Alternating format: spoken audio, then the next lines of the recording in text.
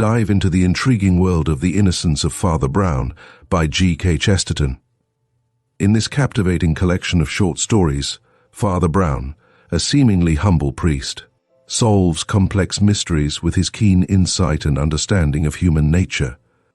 As we unravel each case alongside Father Brown, you'll discover the brilliance behind his unassuming exterior and the clever resolutions that defy expectations.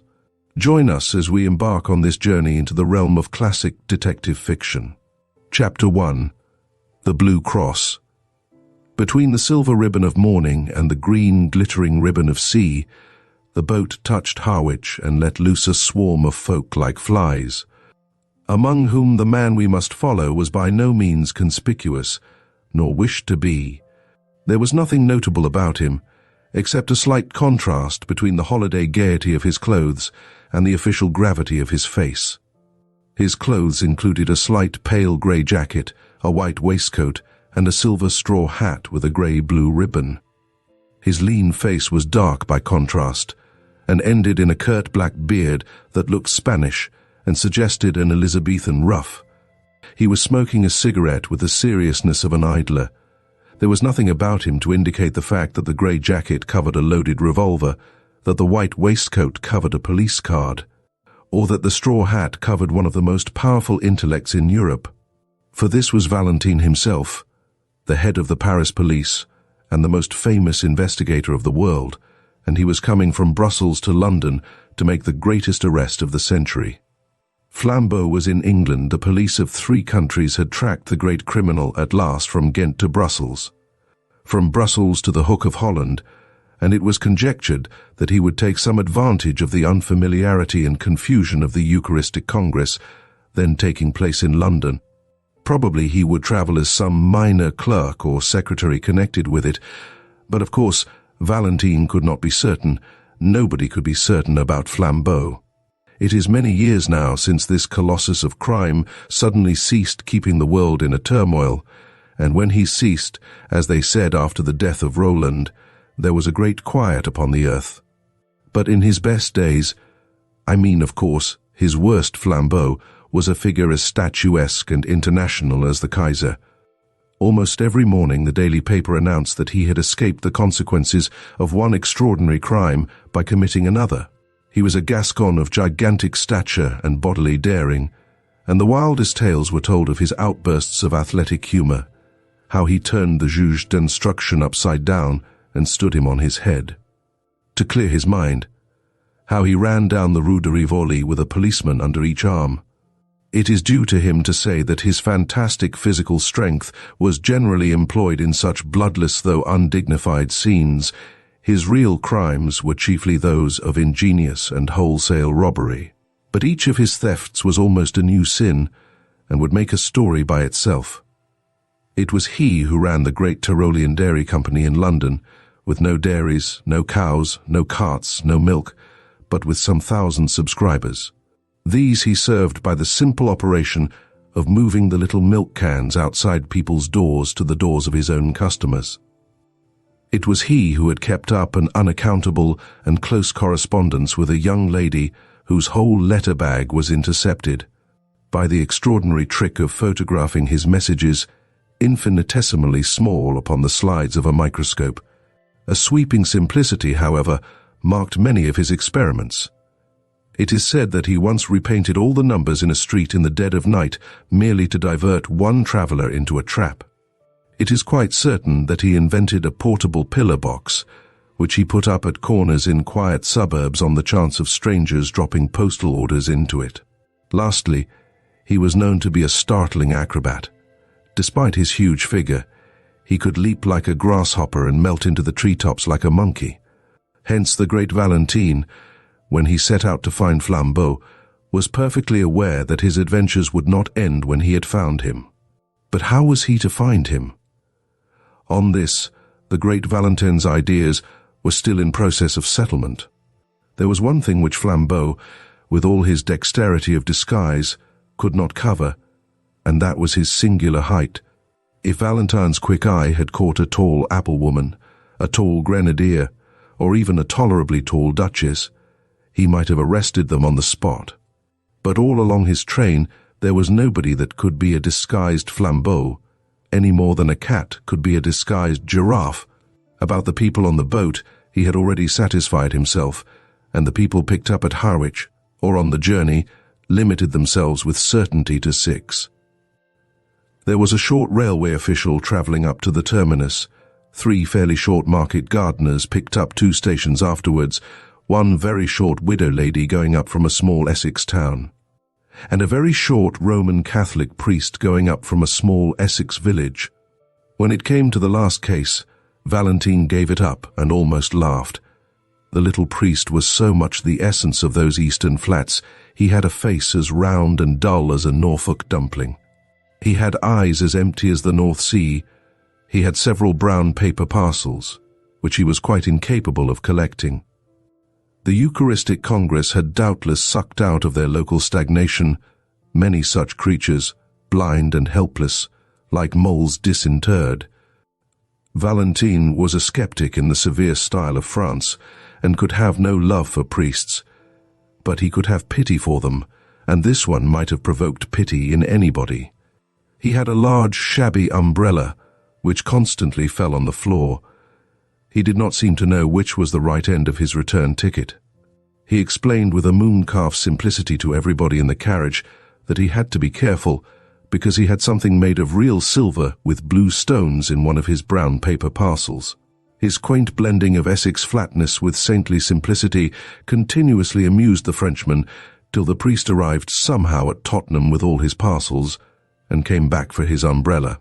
When he did the last, Valentine even had the good nature to warn him not to take care of the silver by telling everybody about it. But to whomever he talked, Valentine kept his eye open for someone else. He looked out steadily for anyone, rich or poor, male or female, who was well up to 6 feet, for Flambeau was 4 inches above it. He alighted at Liverpool Street, however, quite conscientiously secure that he had not missed the criminal so far. He then went to Scotland Yard to regularize his position and arrange for help in case of need. He then lit another cigarette and went for a long stroll in the streets of London. As he was walking in the streets and squares beyond Victoria, he paused suddenly and stood. It was a quaint, quiet square, very typical of London, full of an accidental stillness. The tall, flat houses round looked at once prosperous and uninhabited. The square of shrubbery in the centre looked as deserted as a green Pacific islet. One of the 4 sides was much higher than the rest, like a dais, and the line of this side was broken by one of London's admirable accidents, a restaurant that looked as if it had strayed from Soho. It was an unreasonably attractive object, with dwarf plants in pots and long striped blinds of lemon yellow and white.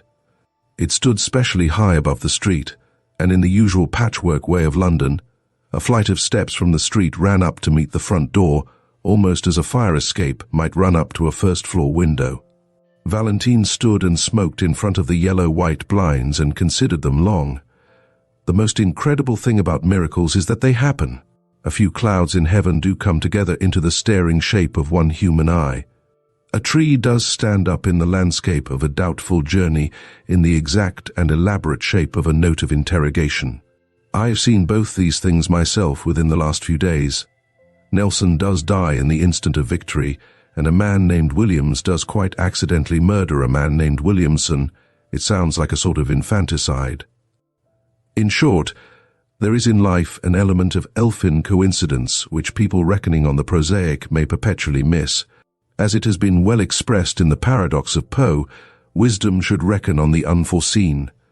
Aristide Valentine was unfathomably French, and the French intelligence is intelligence specially and solely. He was not a thinking machine, for that is a brainless phrase of modern fatalism and materialism. A machine only is a machine because it cannot think. But he was a thinking man, and a plain man at the same time. All his wonderful successes that looked like conjuring had been gained by plodding logic, by clear and commonplace French thought. The French electrify the world, not by starting any paradox. They electrify it by carrying out a truism. They carry a truism so far, as in the French Revolution, but exactly because Valentine understood reason, he understood the limits of reason. Only a man who knows nothing of motors talks of motoring without petrol. Only a man who knows nothing of reason talks of reasoning without strong, undisputed first principles. Here he had no strong first principles. Flambeau had been missed at Harwich, and if he was in London at all, he might be anything from a tall tramp on Wimbledon Common to a tall toastmaster at the Hotel Metropole. In such a naked state of nescience, Valentin had a view and a method of his own. In such cases he reckoned on the unforeseen. In such cases, when he could not follow the train of the reasonable, he coldly and carefully followed the train of the unreasonable. Instead of going to the right places, banks, police stations, rendezvous, he systematically went to the wrong places, knocked at every empty house, turned down every cul-de-sac, went up every lane blocked with rubbish, went round every crescent that led him uselessly out of the way. He defended this crazy course quite logically. He said that if one had a clue, this was the worst way, but if one had no clue at all, it was the best. Because there was just the chance that any oddity that caught the eye of the pursuer might be the same that had caught the eye of the pursued. Somewhere a man must begin, and it had better be just where another man might stop. Something about that flight of steps up to the shop, something about the quietude and quaintness of the restaurant, roused all the detective's rare romantic fancy and made him resolve to strike at random. He went up the steps and, sitting down at a table by the window, asked for a cup of black coffee. It was halfway through the morning, and he had not breakfasted. The slight litter of other breakfasts stood about on the table to remind him of his hunger, and, adding a poached egg to his order, he proceeded musingly to shake some white sugar into his coffee, thinking all the time about Flambeau. He remembered how Flambeau had escaped, once by a pair of nail scissors, and once by a house on fire, once by having to pay for an unstamped letter, and once by getting people to look through a telescope at a comet that might destroy the world. He thought his detective brain as good as the criminal's, which was true, but he fully realized the disadvantage. The criminal is the creative artist, the detective only the critic, he said with a sour smile, and lifted his coffee cup to his lips slowly, and put it down very quickly. He had put salt in it. He looked at the vessel from which the silvery powder had come. It was certainly a sugar basin, as unmistakably meant for sugar as a champagne bottle for champagne. He wondered why they should keep salt in it. He looked to see if there were any more orthodox vessels. Yes, there were 2 salt cellars quite full. Perhaps there was some speciality in the condiment in the salt cellars. He tasted it. It was sugar. Then he looked round at the restaurant with a refreshed air of interest to see if there were any other traces of that singular artistic taste which puts the sugar in the salt cellars and the salt in the sugar basin. Except for an odd splash of some dark fluid on one of the white-papered walls, the whole place appeared neat, cheerful, and ordinary. He rang the bell for the waiter. When that official hurried up, fuzzy-haired and somewhat blear-eyed at that early hour, the detective, who was not without an appreciation of the simpler forms of humor, asked him to taste the sugar and see if it was up to the high reputation of the hotel. The result was that the waiter yawned suddenly and woke up. "Do you play this delicate joke on your customers every morning?" inquired Valentin. "Does changing the salt and sugar never pall on you as a jest?" The waiter, when this irony grew clearer, stammeringly assured him that the establishment had certainly no such intention. It must be a most curious mistake. He picked up the sugar basin and looked at it. He picked up the salt cellar and looked at that, his face growing more and more bewildered. At last he abruptly excused himself, and hurrying away, returned in a few seconds with the proprietor. The proprietor also examined the sugar basin, and then the salt cellar. The proprietor also looked bewildered. Suddenly the waiter seemed to grow inarticulate with a rush of words. "I think," he stuttered eagerly, "I think it is those 2 clergymen." "What 2 clergymen?" "The 2 clergymen," said the waiter, "that threw soup at the wall." "Threw soup at the wall," repeated Valentin, feeling sure this must be some singular Italian metaphor. "Yes, yes," said the attendant excitedly, and pointed at the dark splash on the white paper. "Threw it over there on the wall." Valentin looked his query at the proprietor, who came to his rescue with fuller reports.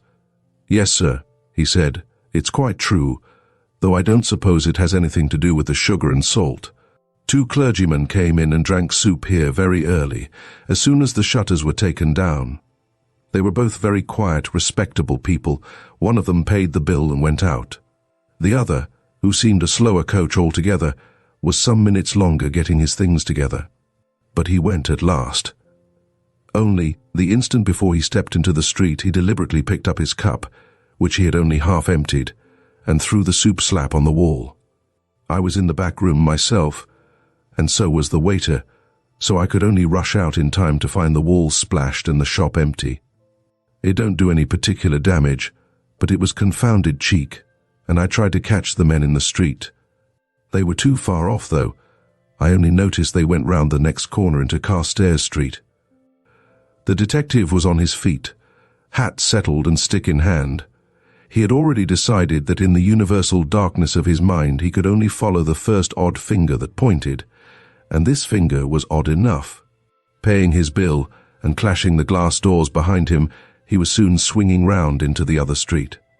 It was fortunate that even in such fevered moments his eye was cool and quick. Something in a shop front went by him like a mere flash, yet he went back to look at it. The shop was a popular greengrocer and fruiterer's, an array of goods set out in the open air and plainly ticketed with their names and prices. In the 2 most prominent compartments were 2 heaps, of oranges and of nuts respectively. On the heap of nuts lay a scrap of cardboard on which was written in bold blue chalk, "Best tangerine oranges, 2 a penny." On the oranges was the equally clear and exact description, "Finest Brazil nuts, 4D, ALB." Valentine looked at these 2 placards and fancied he had met this highly subtle form of humor before, and that somewhat recently. He drew the attention of the red-faced fruiterer, who was looking rather sullenly up and down the street, to this inaccuracy in his advertisements. The fruiterer said nothing, but sharply put each card into its proper place. The detective, leaning elegantly on his walking cane, continued to scrutinize the shop. At last he said, "Pray excuse my apparent irrelevance, my good sir, but I should like to ask you a question in experimental psychology and the association of ideas." The red-faced shopman regarded him with an eye of menace, but he continued gaily, swinging his cane. "Why," he pursued, "why are 2 tickets wrongly placed in a greengrocer's shop like a shovel hat that has come to London for a holiday? Or, in case I do not make myself clear, what is the mystical association which connects the idea of nuts marked as oranges with the idea of 2 clergymen, one tall and the other short?" The eyes of the tradesman stood out of his head like a snail's. He really seemed for an instant likely to fling himself upon the stranger. At last he stammered angrily, "I don't know what you have to do with it, but if you're one of their friends, you can tell 'em from me that I'll knock their silly eads off, parsons or no parsons, if they upset my apples again." "Indeed?" asked the detective with great sympathy. "Did they upset your apples?" "One of 'em did," said the heated shopman, "rolled 'em all over the street. I'd have caught the fool but for having to pick 'em up." "Which way did these parsons go?" asked Valentine. "Up that second road on the left-hand side and then across the square," said the other promptly. "Thanks," replied Valentine, and vanished like a fairy. On the other side of the second square he found a policeman and said, "This is urgent, constable. Have you seen 2 clergymen in shovel hats?" The policeman began to chuckle heavily. "I have, sir, and if you asked me, one of 'em was drunk. He stood in the middle of the road that bewildered that." "Which way did they go?" snapped Valentine. "They took one of them yellow buses over there," answered the man. "Them that go to Hampstead." Valentine produced his official card and said very rapidly, "Call up 2 of your men to come with me in pursuit," and crossed the road with such contagious energy that the ponderous policeman was moved to almost agile obedience. In a minute and a half the French detective was joined on the opposite pavement by an inspector and a man in plain clothes. "Well, sir," began the former with smiling importance, "and what may—" Valentine pointed suddenly with his cane. "I'll tell you on the top of that omnibus," he said, and was darting and dodging across the tangle of the traffic. When all three sank panting on the top seats of the yellow vehicle, the inspector said, "We could go 4 times as quick in a taxi." "Quite true," replied their leader placidly, "if we only had an idea of where we were going." "Well, where are you going?" asked the other, staring. Valentine smoked frowningly for a few seconds. Then, removing his cigarette, he said, "If you know what a man's doing, get in front of him. But if you want to guess what he's doing, keep behind him. Stray when he strays, stop when he stops, travel as slowly as he. Then you may see what he saw, and may act as he acted. All we can do is to keep our eyes skinned for a queer thing." "What sort of queer thing do you mean?" asked the inspector.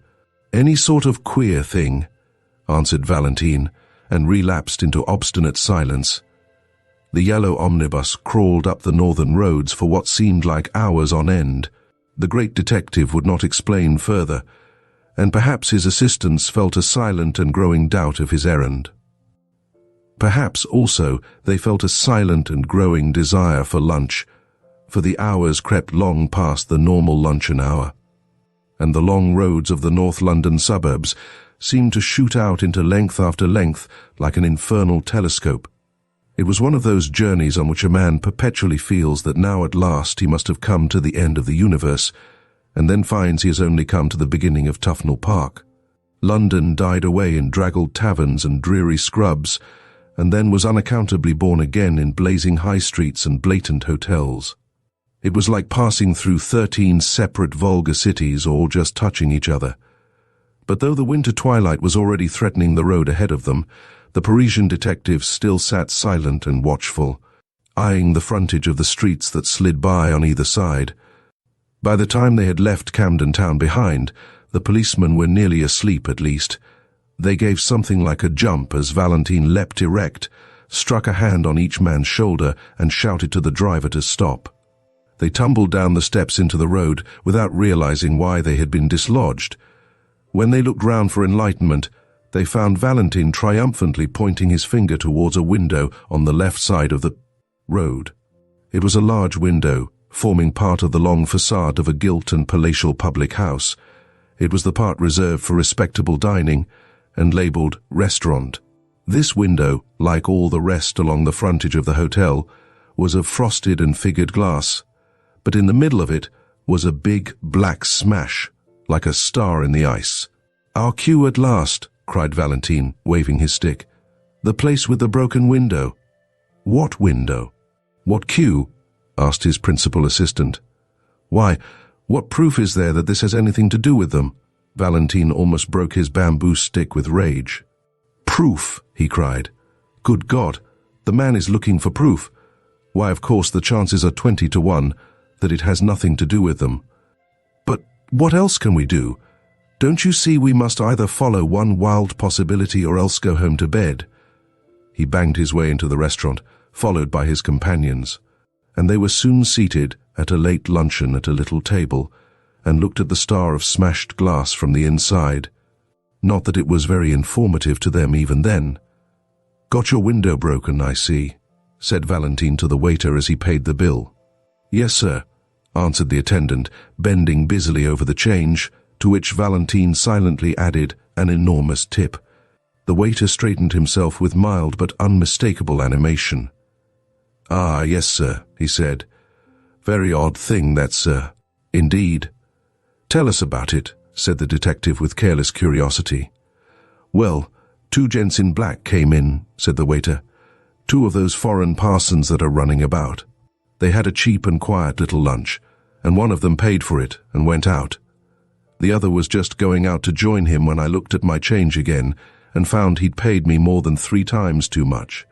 'Here,' I says to the chap who was nearly out of the door, 'you paid too much.' 'Oh,' he says, very cool, 'have we?' 'Yes,' I says, and picks up the bill to show him. Well, that was a knockout." "What do you mean?" asked his interlocutor. "Well, I'd have sworn on 7 Bibles that I'd put 4 seconds on that bill. But now I saw I'd put 14 seconds, as plain as paint." "Well," cried Valentine, moving slowly but with burning eyes, "and then?" "The parson at the door, he says all serene, 'Sorry to confuse your accounts, but it'll pay for the window.'" "What window?" I says. "The one I'm going to break," he says, and smashed that blessed pane with his umbrella. All three inquirers made an exclamation, and the inspector said under his breath, "Are we after escaped lunatics?" The waiter went on with some relish for the ridiculous story. I was so knocked silly for a second I couldn't do anything. The man marched out of the place and joined his friend just round the corner. Then they went so quick up Bullock Street that I couldn't catch them, though I ran round the bars to do it. "Bullock Street," said the detective, and shot up that thoroughfare as quickly as the strange couple he pursued. Their journey now took them through bare brick ways like tunnels, streets with few lights and even with few windows, streets that seemed built out of the blank backs of everything and everywhere. Dusk was deepening, and it was not easy even for the London policemen to guess in what exact direction they were treading. The inspector, however, was pretty certain that they would eventually strike some part of Hampstead Heath. Abruptly, one bulging gas-lit window broke the blue twilight like a bull's-eye lantern, and Valentine stopped an instant before a little garish sweetstuff shop. After an instant's hesitation he went in. He stood amid the gaudy colours of the confectionery with entire gravity, and bought 13 chocolate cigars with a certain care. He was clearly preparing an opening, but he did not need one. An angular, elderly young woman in the shop had regarded his elegant appearance with a merely automatic inquiry. But when she saw the door behind him blocked with the blue uniform of the inspector, her eyes seemed to wake up. "Oh," she said, "if you've come about that parcel, I've sent it off already." "Parcel?" repeated Valentine, and it was his turn to look inquiring. "I mean the parcel the gentleman left, the clergyman gentleman." "For goodness sake," said Valentine, leaning forward with his first real confession of eagerness. "For heaven's sake, tell us what happened exactly."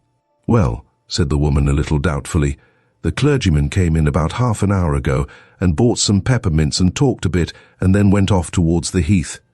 But a second after, one of them runs back into the shop and says, 'Have I left a parcel?' Well, I looked everywhere and couldn't see one, so he says, 'Never mind.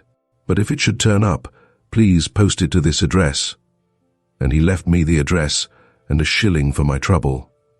And sure enough, though I thought I'd looked everywhere, I found he'd left a brown paper parcel, so I posted it to the place he said. I can't remember the address now. It was somewhere in Westminster. But as the thing seemed so important, I thought perhaps the police had come about it." "So they have," said Valentine shortly. "Is Hampstead Heath near here?" "Straight on for 15 minutes, said the woman, "and you'll come right out on the open." Valentine sprang out of the shop and began to run. The other detectives followed him at a reluctant trot. The street they threaded was so narrow and shut in by shadows that when they came out unexpectedly into the void common and vast sky, they were startled to find the evening still so light and clear. A perfect dome of peacock green sank into gold amid the blackening trees and the dark violet distances. The glowing green tint was just deep enough to pick out in points of crystal 1 or 2 stars. All that was left of the daylight lay in a golden glitter across the edge of Hampstead, and that popular hollow which is called the Vale of Health. The holiday-makers who roamed this region had not wholly dispersed. A few couples sat shapelessly on benches, and here and there a distant girl still shrieked in one of the swings. The glory of heaven deepened and darkened around the sublime vulgarity of man, and standing on the slope and looking across the valley, Valentine beheld the thing which he sought. Among the black and breaking groups in that distance was one especially black which did not break, a group of 2 figures clerically clad.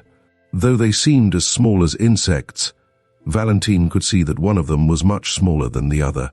Though the other had a student's stoop and an inconspicuous manner, he could see that the man was well over 6 feet high. He shut his teeth and went forward, whirling his stick impatiently. By the time he had substantially diminished the distance and magnified the 2 black figures as in a vast microscope, he had perceived something else, something which startled him, and yet which he had somehow expected. Whoever was the tall priest, there could be no doubt about the identity of the short one. It was his friend of the Harwich train, the stumpy little cure of Essex whom he had warned about his brown paper parcels. Now, so far as this went, everything fitted in finally and rationally enough. Valentine had learned by his inquiries that morning that a Father Brown from Essex was bringing up a silver cross with sapphires, a relic of considerable value, to show some of the foreign priests at the Congress. This undoubtedly was the silver with blue stones, and Father Brown undoubtedly was the little greenhorn in the train. Now, there was nothing wonderful about the fact that what Valentine had found out Flambeau had also found out. Flambeau found out everything. Also, there was nothing wonderful in the fact that when Flambeau heard of a sapphire cross, he should try to steal it. That was the most natural thing in all natural history. And most certainly there was nothing wonderful about the fact that Flambeau should have it all his own way with such a silly sheep as the man with the umbrella and the parcels. He was the sort of man whom anybody could lead on a string to the North Pole.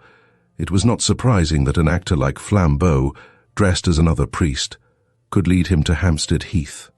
So far the crime seemed clear enough, and while the detective pitied the priest for his helplessness, he almost despised Flambeau for condescending to so gullible a victim. But when Valentine thought of all that had happened in between, of all that had led him to his triumph, he racked his brains for the smallest rhyme or reason in it. What had the stealing of a blue and silver cross from a priest from Essex to do with chucking soup at wallpaper? What had it to do with calling nuts oranges, or with paying for windows first and breaking them afterwards? He had come to the end of his chase, yet somehow he had missed the middle of it. When he failed, which was seldom, he had usually grasped the clue, but nevertheless missed the criminal. Here he had grasped the criminal, but still he could not grasp the clue. The two figures that they followed were crawling like black flies across the huge green contour of a hill. They were evidently sunk in conversation, and perhaps did not notice where they were going, but they were certainly going to the wilder and more silent heights of the heath. As their pursuers gained on them, the latter had to use the undignified attitudes of the deer-stalker, to crouch behind clumps of trees and even to crawl prostrate in deep grass. By these ungainly ingenuities, the hunters even came close enough to the quarry to hear the murmur of the discussion. But no word could be distinguished except the word reason, recurring frequently in a high and almost childish voice. Once over an abrupt dip of land and a dense tangle of thickets, the detectives actually lost the two figures they were following. They did not find the trail again for an agonizing 10 minutes, and then it led round the brow of a great dome of hill overlooking an amphitheater of rich and desolate sunset scenery. Under a tree in this commanding yet neglected spot was an old ramshackle wooden seat. On this seat sat the two priests still in serious speech together. The gorgeous green and gold still clung to the darkening horizon, but the dome above was turning slowly from peacock green to peacock blue, and the stars detached themselves more and more like solid jewels. Mutely motioning to his followers, Valentine contrived to creep up behind the big branching tree and, standing there in deathly silence, heard the words of the strange priests for the first time. After he had listened for a minute and a half, he was gripped by a devilish doubt. Perhaps he had dragged the two English policemen to the wastes of a nocturnal heath on an errand no saner than seeking figs on its thistles. For the two priests were talking exactly like priests, piously, with learning and leisure, about the most aerial enigmas of theology. The little Essex priest spoke the more simply, with his round face turned to the strengthening stars. The other talked with his head bowed, as if he were not even worthy to look at them. But no more innocently clerical conversation could have been heard in any white Italian cloister or black Spanish cathedral. The first he heard was the tale of one of Father Brown's sentences, which ended, "What they really meant in the Middle Ages by the heavens being incorruptible." The taller priest nodded his bowed head and said, "Ah, yes, these modern infidels appeal to their reason. But who can look at those millions of worlds and not feel that there may well be wonderful universes above us where reason is utterly unreasonable?" "No," said the other priest. "Reason is always reasonable, even in the last limbo, in the lost borderland of things. I know that people charge the church with lowering reason, but it is just the other way. Alone on earth, the church makes reason really supreme. Alone on earth, The Church affirms that God himself is bound by reason. The other priest raised his austere face to the spangled sky and said, "Yet who knows if in that infinite universe—" "Only infinite physically," said the little priest, turning sharply in his seat. "Not infinite in the sense of escaping from the laws of truth." Valentine behind his tree was tearing his fingernails with silent fury. He seemed almost to hear the sniggers of the English detectives whom he had brought so far on a fantastic guess, only to listen to the metaphysical gossip of two mild old parsons. In his impatience he lost the equally elaborate answer of the tall cleric, and when he listened again it was again Father Brown who was speaking. "Reason and justice grip the remotest and the loneliest star. Look at those stars. Don't they look as if they were single diamonds and sapphires? Well, you can imagine any mad botany or geology you please. Think of forests of adamant with leaves of brilliance.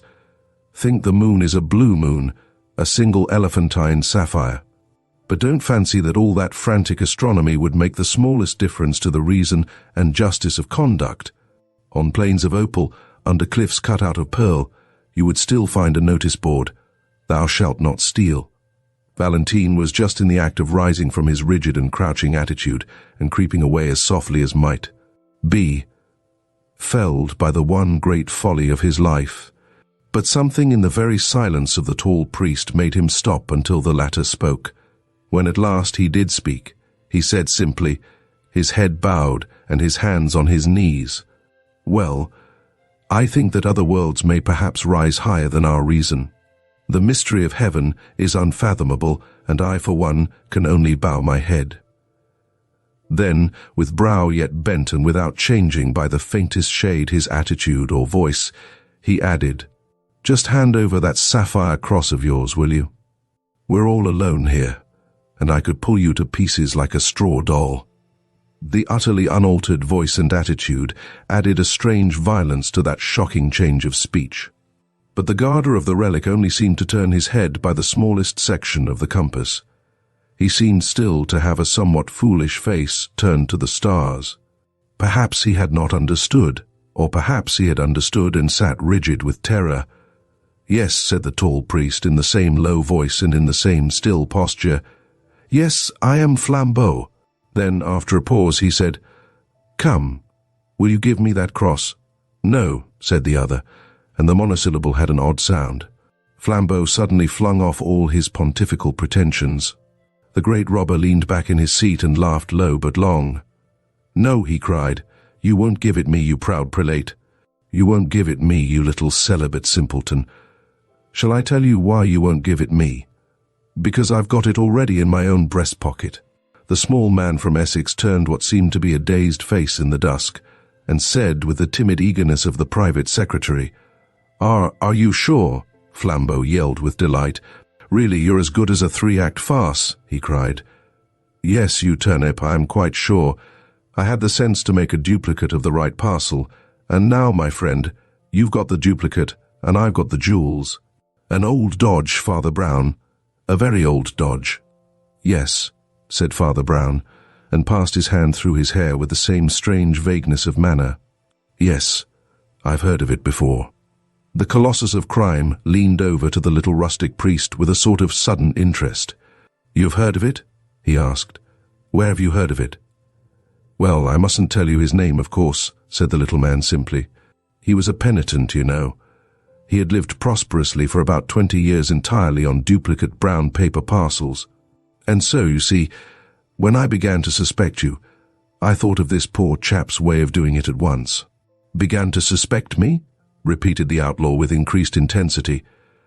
"Did you really have the gumption to suspect me just because I brought you up to this bare part of the heath?" "No, no," said Brown with an air of apology. "You see, I suspected you when we first met. It's that little bulge up the sleeve where you people have the spiked bracelet." "How in Tartarus?" cried Flambeau. "Did you ever hear of the spiked bracelet?" "Oh, one's little flock, you know," said Father Brown, arching his eyebrows rather blankly. "When I was a curate in Hartlepool, there were 3 of them with spiked bracelets. So, as I suspected you from the first, don't you see, I made sure that the cross should go safe anyhow. I'm afraid I watched you, you know. So at last I saw you change the parcels. Then don't you see, I changed them back again. And then I left the right one behind." "Left it behind?" repeated Flambeau, and for the first time there was another note in his voice beside his triumph. "Well, it was like this," said the little priest, speaking in the same unaffected way. "I went back to that sweet shop and asked if I'd left a parcel, and gave them a particular address if it turned up. Well, I knew I hadn't, but when I went away again I did. So, instead of running after me with that valuable parcel, they have sent it flying to a friend of mine in Westminster."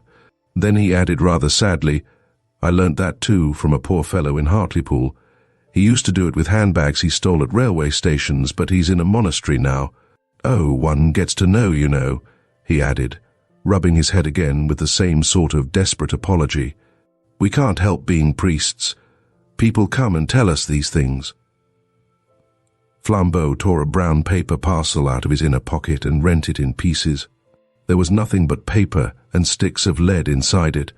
He sprang to his feet with a gigantic gesture and cried, "I don't believe you. I don't believe a bumpkin like you could manage all that. I believe you've still got the stuff on you, and if you don't give it up, why, we're all alone and I'll take it by force." "No," said Father Brown simply, and stood up also. "You won't take it by force. First, because I really haven't still got it. And second, because we are not alone." Flambeau stopped in his stride forward. "Behind that tree," said Father Brown, pointing, "are 2 strong policemen and the greatest detective alive. How did they come here, do you ask? Why, I brought them, of course. How did I do it? Why, I'll tell you if you like. Lord bless you, we have to know 20 such things when we work among the criminal classes. Well, I wasn't sure you were a thief, and it would never do to make a scandal against one of our own clergy. So I just tested you to see if anything would make you show yourself. A man generally makes a small scene if he finds salt in his coffee. If he doesn't, he has some reason for keeping quiet. I changed the salt and sugar, and you kept quiet. A man generally objects if his bill is 3 times too big. If he pays it, he has some motive for passing unnoticed. I altered your bill, and you paid it." The world seemed waiting for Flambeau to leap like a tiger, but he was held back as by a spell he was stunned with the utmost curiosity. "Well," went on Father Brown with lumbering lucidity, "as you wouldn't leave any tracks for the police, of course somebody had to. At every place we went to, I took care to do something that would get us talked about for the rest of the day. I didn't do much harm, a splashed wall, spilt apples, a broken window, but I saved the cross, as the cross will always be saved. It is at Westminster by now. I rather wonder you didn't stop it with the donkey's whistle." "With the what?" asked Flambeau. "I'm glad you've never heard of it," said the priest, making a face. "It's a foul thing. I'm sure you're too good a man for a whistler. I couldn't have counted it even with the spots myself. I'm not strong enough in the legs." "What on earth are you talking about?" asked the other. "Well, I did think you'd know the spots," said Father Brown, agreeably surprised. "Oh, you can't have gone so very wrong yet." "How in blazes do you know all these horrors?" cried Flambeau. The shadow of a smile crossed the round, simple face of his clerical opponent. "Oh, by being a celibate simpleton, I suppose," he said. "Has it never struck you that a man who does next to nothing but hear men's real sins is not likely to be wholly unaware of human evil? But as a matter of fact, another part of my trade, too, made me sure you weren't a priest." "What?" asked the thief, almost gaping. "You attacked reason," said Father Brown. "It's bad theology." And even as he turned away to collect his property, the 3 policemen came out from under the twilight trees. Flambeau was an artist and a sportsman. He stepped back and swept Valentine a great bow. "Do not bow to me, mon ami," said Valentine with silver clearness. "Let us both bow to our master." And they both stood an instant uncovered, while the little Essex priest blinked about for his umbrella.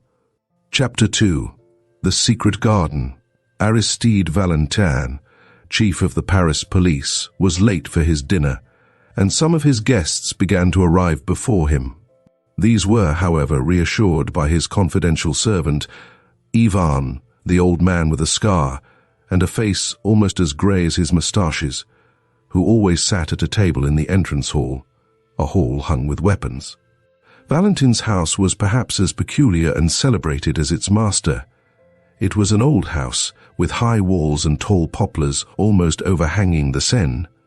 But the oddity, and perhaps the police value, of its architecture was this, that there was no ultimate exit at all except through this front door, which was guarded by Ivan and the armory. The garden was large and elaborate, and there were many exits from the house into the garden. But there was no exit from the garden into the world outside. All round it ran a tall, smooth, unscalable wall, with special spikes at the top. No bad garden, perhaps, for a man to reflect in whom some 100 criminals had sworn to kill. As Ivan explained to the guests, their host had telephoned that he was detained for 10 minutes.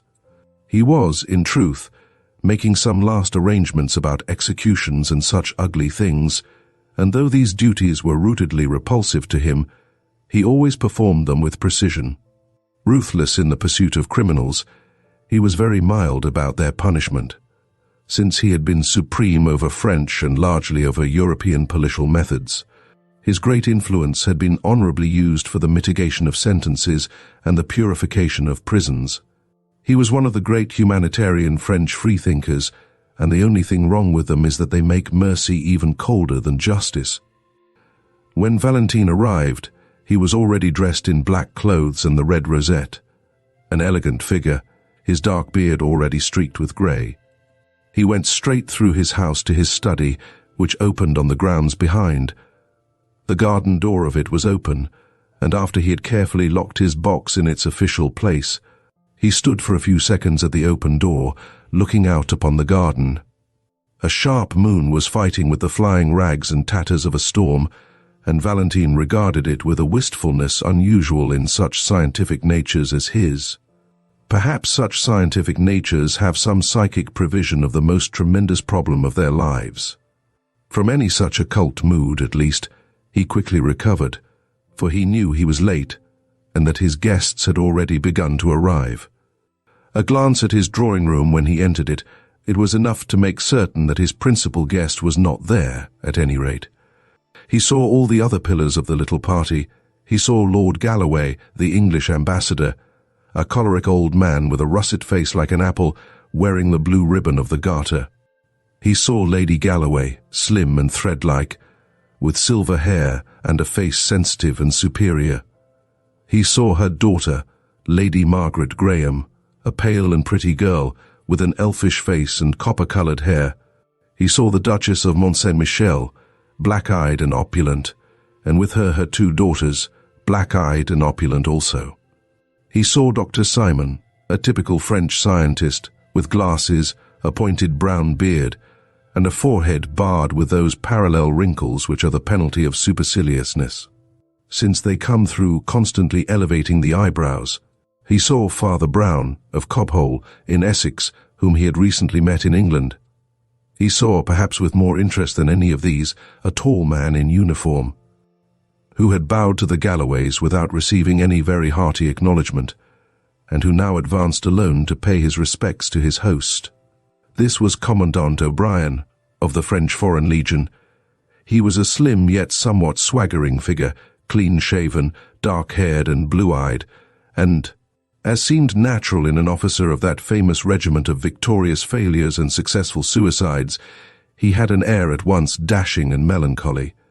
He was by birth an Irish gentleman, and in boyhood had known the Galloways, especially Margaret Graham. He had left his country after some crash of debts, and now expressed his complete freedom from British etiquette by swinging about in uniform, sabre and spurs. When he bowed to the ambassador's family, Lord and Lady Galloway bent stiffly, and Lady Margaret looked away. But for whatever old causes such people might be interested in each other, their distinguished host was not specially interested in them. No one of them, at least, was in his eyes the guest of the evening. Valentin was expecting, for special reasons, a man of worldwide fame, whose friendship he had secured during some of his great detective tours and triumphs in the United States. He was expecting Julius K. Brain, that multi-millionaire whose colossal and even crushing endowments of small religions have occasioned so much easy sport and easier solemnity for the American and English papers. Nobody could quite make out whether Mr. Brain was an atheist or a Mormon or a Christian Scientist, but he was ready to pour money into any intellectual vessel, so long as it was an untried vessel. One of his hobbies was to wait for the American Shakespeare, a hobby more patient than angling. He admired Walt Whitman, but thought that Luke P. Tanner of Paris, PA, was more progressive than Whitman any day. He liked anything that he thought progressive. He thought Valentine progressive, thereby doing him a grave injustice. The solid appearance of Julius K. Brain in the room was as decisive as a dinner bell. He had this great quality, which very few of us can claim, that his presence was as big as his absence. He was a huge fellow, as fat as he was tall, clad in complete evening black, without so much relief as a watch chain or a ring. His hair was white and well brushed back like a German's. His face was red, fierce and cherubic, with one dark tuft under the lower lip that threw up that otherwise infantile visage with an effect theatrical and even Mephistophelian. Not long, however, did that salon merely stare at the celebrated American. His lateness had already become a domestic problem, and he was sent with all speed into the dining room with Lady Galloway on his arm. Except on one point, the Galloways were genial and casual enough. So long as Lady Margaret did not take the arm of that adventurer O'Brien, her father was quite satisfied. And she had not done so. She had decorously gone in with Dr. Simon. Nevertheless, old Lord Galloway was restless and almost rude. He was diplomatic enough during dinner, but when, over the cigars, three of the younger men, Simon the doctor, Brown the priest, and the detrimental O'Brien, the exile in a foreign uniform, all melted away to mix with the ladies or smoke in the conservatory, then the English diplomatist grew very undiplomatic indeed. He was stung every 60 seconds with the thought that the scamp O'Brien might be signaling to Margaret somehow. He did not attempt to imagine how. He was left over the coffee with Brain, the hoary Yankee who believed in all religions, and Valentine, the grizzled Frenchman who believed in none. They could argue with each other, but neither could appeal to him. After a time this progressive logomachy had reached a crisis of tedium. Lord Galloway got up also and sought the drawing-room. He lost his way in long passages for some 6 or 8 minutes, till he heard the high-pitched, didactic voice of the doctor, and then the dull voice of the priest, followed by general laughter. They also, he thought with a curse, were probably arguing about science and religion. But the instant he opened the salon door, he saw only one thing. He saw what not there. He saw that Commandant O'Brien was absent, and that Lady Margaret was absent too.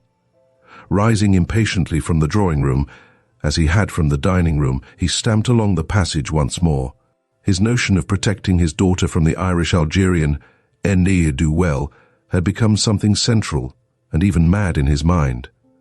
As he went towards the back of the house, where was Valentine's study, he was surprised to meet his daughter, who swept past with a white, scornful face, which was a second enigma. If she had been with O'Brien, where was O'Brien? If she had not been with O'Brien, where had she been?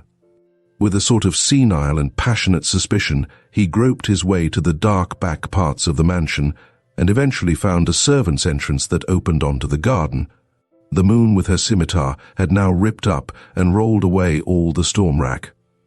The argent light lit up all 4 corners of the garden.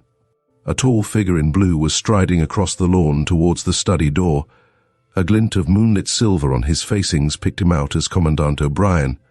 He vanished through the French windows into the house, leaving Lord Galloway in an indescribable temper, at once virulent and vague. The blue and silver garden, like a scene in a theatre, seemed to taunt him with all that tyrannic tenderness against which his worldly authority was at war. The length and grace of the Irishman's stride enraged him, as if he were a rival instead of a father. The moonlight maddened him. He was trapped as if by magic into a garden of troubadours, a Watteau fairyland, and willing to shake off such amorous imbecilities by speech, he stepped briskly after his enemy. As he did so, he tripped over some tree or stone in the grass, looked down at it first with irritation, and then a second time with curiosity.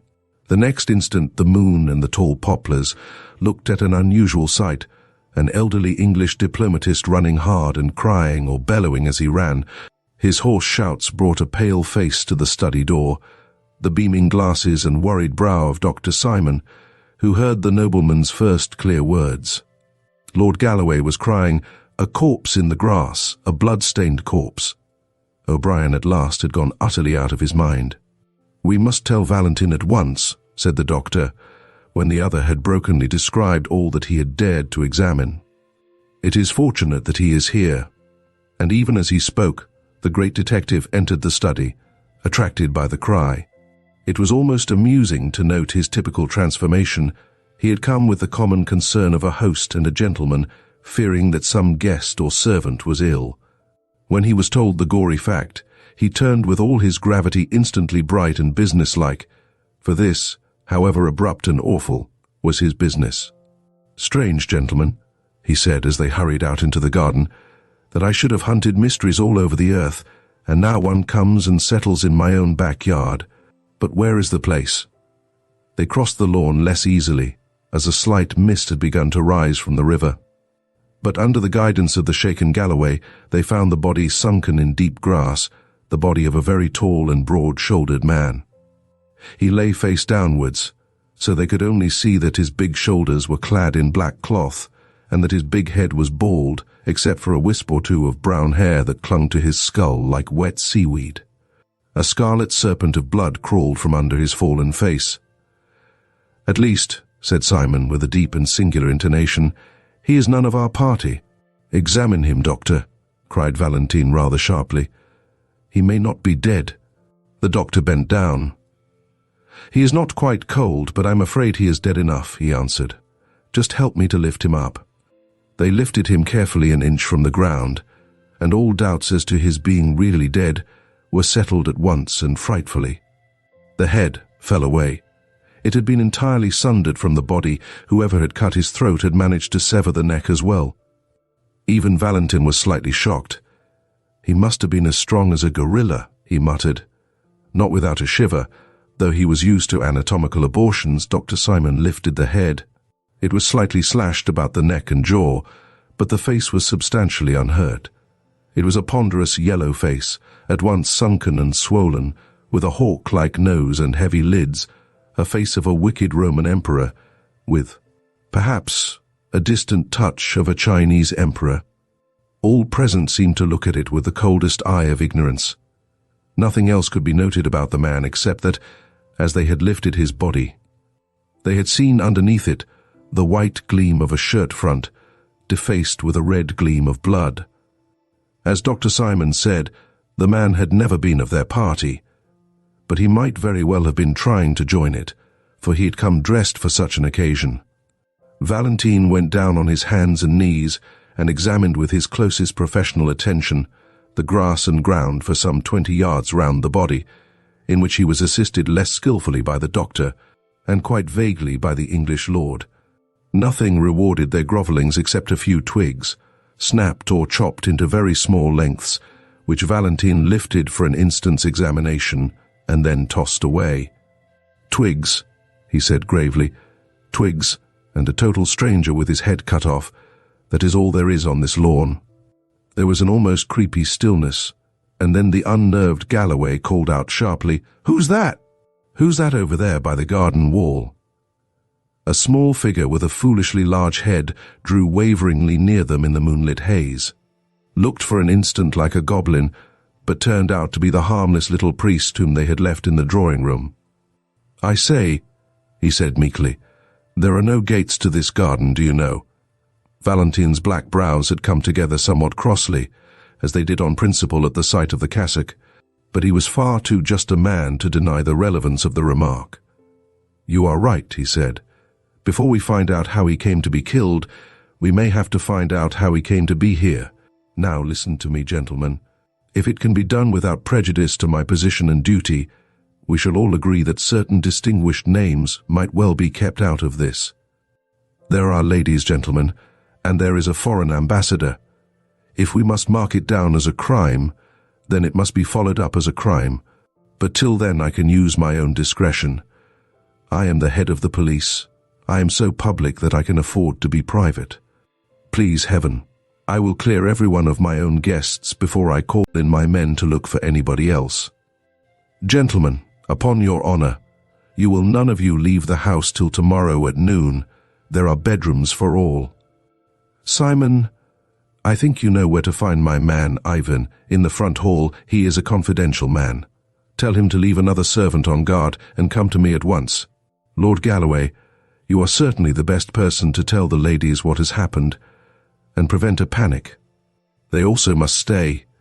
Father Brown and I will remain with the body. When this spirit of the captain spoke in Valentine, he was obeyed like a bugle. Dr. Simon went through to the armory and routed out Ivan, the public detective's private detective. Galloway went to the drawing room and told the terrible news tactfully enough, so that by the time the company assembled there, the ladies were already startled and already soothed. Meanwhile, the good priest and the good atheist stood at the head and foot of the dead man, motionless in the moonlight, like symbolic statues of their two philosophies of death. Ivan, the confidential man with the scar and the moustaches, came out of the house like a cannonball and came racing across the lawn to Valentine like a dog to his master. His livid face was quite lively with the glow of this domestic detective story, and it was with almost unpleasant eagerness that he asked his master's permission to examine the remains. Yes, look if you like, Ivan, said Valentine, but don't be long. We must go in and thrash this out in the house. Ivan lifted the head and then almost let it drop. Why, he gasped. No, it isn't. It can't be. Do you know this man, sir? No, said Valentine indifferently. We had better go inside. Between them they carried the corpse to a sofa in the study and then all made their way to the drawing room. The detective sat down at a desk quietly and even without hesitation, but his eye was the iron eye of a judge at assize. He made a few rapid notes upon paper in front of him and then said shortly, Is everybody here? Not Mr. Brain, said the Duchess of Mont Saint-Michel, looking round. No, said Lord Galloway in a hoarse, harsh voice. And not Mr. Neil O'Brien, I fancy.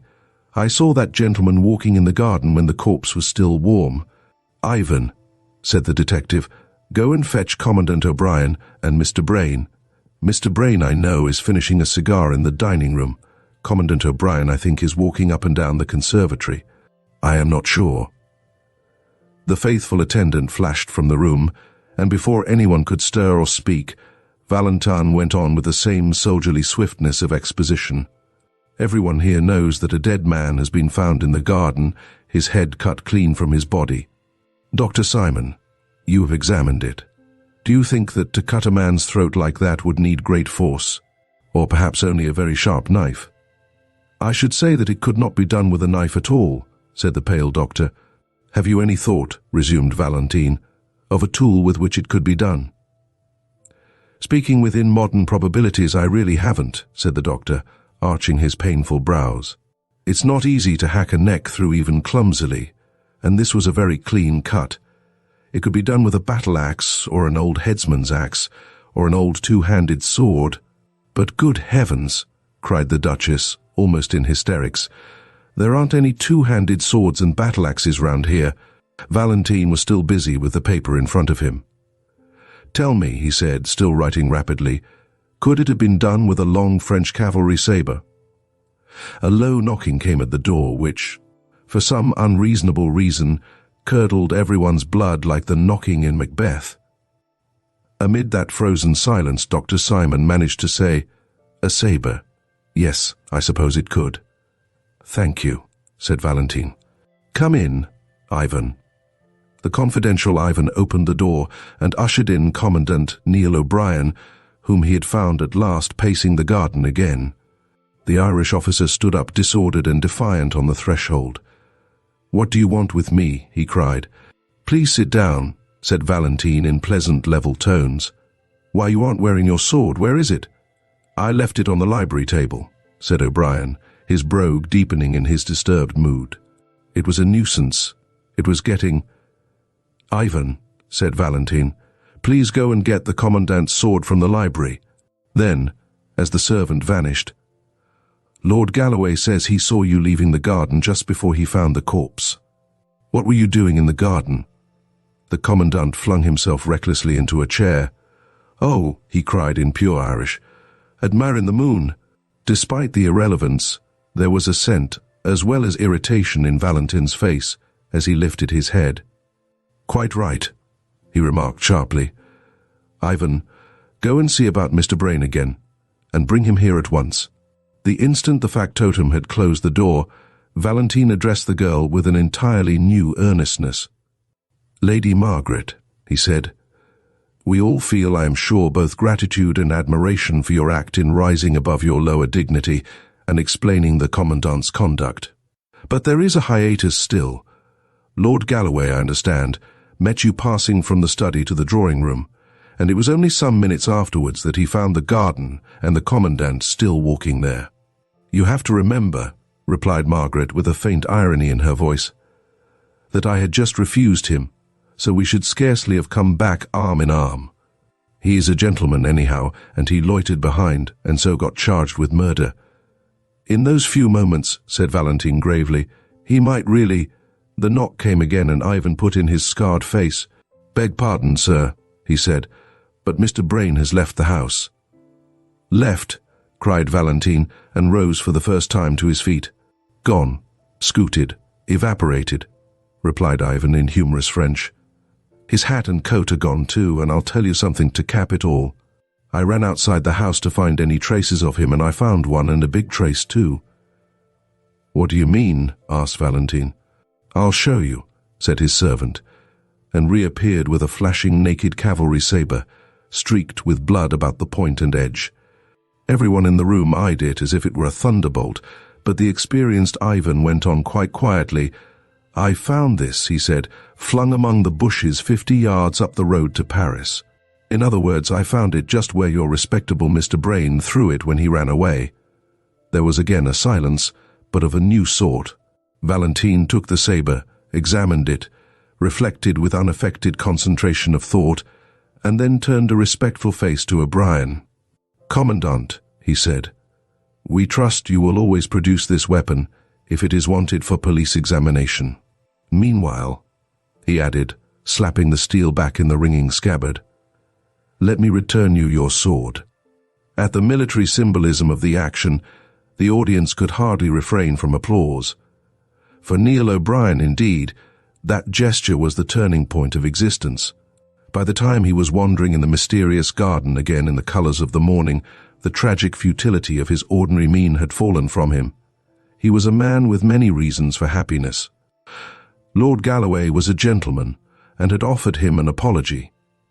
Lady Margaret was something better than a lady, a woman at least, and had perhaps given him something better than an apology.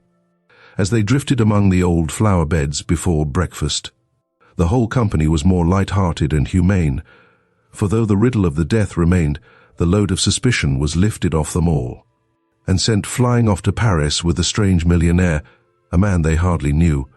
The devil was cast out of the house. He had cast himself out. Still, the riddle remained, and when O'Brien threw himself on a garden seat beside Dr. Simon, that keenly scientific person at once resumed it. He did not get much talk out of O'Brien, whose thoughts were on pleasanter things. "I can't say it interests me much," said the Irishman frankly, "especially as it seems pretty plain now. Apparently Brain hated this stranger for some reason, lured him into the garden, and killed him with my sword. Then he fled to the city, tossing the sword away as he went. By the way, Ivan tells me the dead man had a Yankee dollar in his pocket. So he was a countryman of Brain's, and that seems to clinch it. I don't see any difficulties about the business." "There are 5 colossal difficulties," said the doctor quietly, "like high walls within walls. Don't mistake me. I don't doubt that Brain did it. His flight, I fancy, proves that. But as to how he did it, first difficulty, why should a man kill another man with a great hulking saber, when he can almost kill him with a pocket knife and put it back in his pocket? Second difficulty, why was there no noise or outcry? Does a man commonly see another come up waving a scimitar and offer no remarks? Third difficulty, a servant watched the front door all the evening, and a rat cannot get into Valentin's garden anywhere. How did the dead man get into the garden? Fourth difficulty, given the same conditions, how did Brain get out of the garden? And the fifth, said Neil, with eyes fixed on the English priest who was coming slowly up the path. Is a trifle, I suppose, said the doctor, but I think an odd one. When I first saw how the head had been slashed, I supposed the assassin had struck more than once. But on examination I found many cuts across the truncated section. In other words, they were struck after the head was off. Did Brain hate his foe so fiendishly that he stood sabring his body in the moonlight? Horrible, said O'Brien, and shuddered. The little priest, Brown, had arrived while they were talking, and had waited with characteristic shyness till they had finished. Then he said awkwardly, I say, I'm sorry to interrupt, but I was sent to tell you the news. News? Repeated Simon, and stared at him rather painfully through his glasses. Yes, I'm sorry, said Father Brown mildly. There's been another murder, you know. Both men on the seat sprang up, leaving it rocking. And what's stranger still, continued the priest, with his dull eye on the rhododendrons, it's the same disgusting sort. It's another beheading. They found the second head actually bleeding into the river, a few yards along Brain's road to Paris, so they suppose that he— Great heaven, cried O'Brien. Is Brain a monomaniac? There are American vendettas, said the priest impassively. Then he added, They want you to come to the library and see it. Commandant O'Brien followed the others towards the inquest, feeling decidedly sick. As a soldier, he loathed all this secretive carnage. Where were these extravagant amputations going to stop? First one head was hacked off, and then another. In this case, he told himself bitterly, it was not true that two heads were better than one.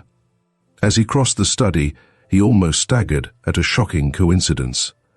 Upon Valentin's table lay the coloured picture of yet a third bleeding head, and it was the head of Valentin himself. A second glance showed him it was only a nationalist paper called The Guillotine, which every week showed one of its political opponents with rolling eyes and writhing features just after execution. For Valentin was an anti-clerical of some note. But O'Brien was an Irishman, with a kind of chastity even in his sins, and his gorge rose against that great brutality of the intellect which belongs only to France. He felt Paris as a whole, from the grotesques on the Gothic churches to the gross caricatures in the newspapers. He remembered the gigantic jests of the Revolution. He saw the whole city as one ugly energy, from the sanguinary sketch lying on Valentin's table up to where, above a mountain and forest of gargoyles, the great devil grins on Notre Dame. The library was long, low, and dark. What light entered it shot from under low blinds, and had still some of the ruddy tinge of morning. Valentin and his servant Ivan were waiting for them at the upper end of a long, slightly sloping desk, on which lay the mortal remains, looking enormous in the twilight.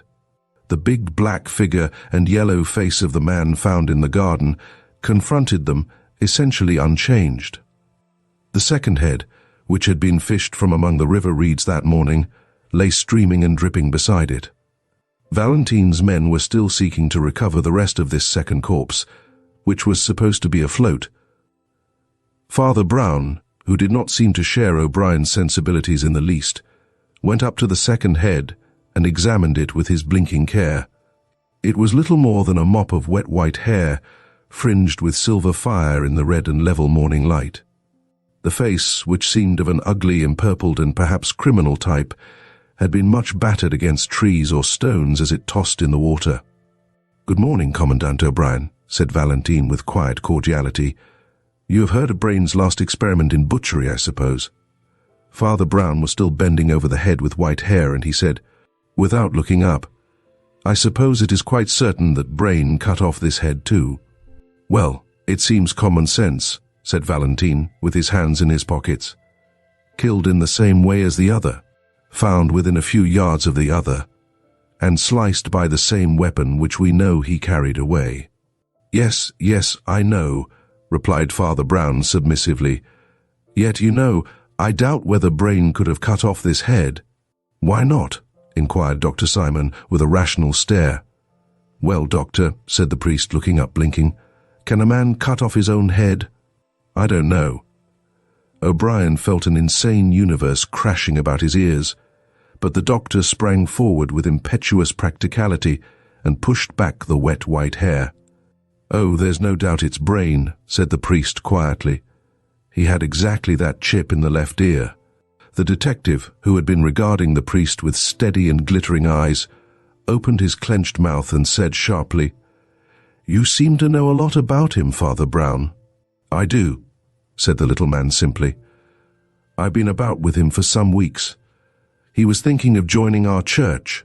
The star of the fanatic sprang into Valentine's eyes. He strode towards the priest with clenched hands. "And perhaps," he cried with a blasting sneer, "perhaps he was also thinking of leaving all his money to your church." "Perhaps he was," said Brown stolidly.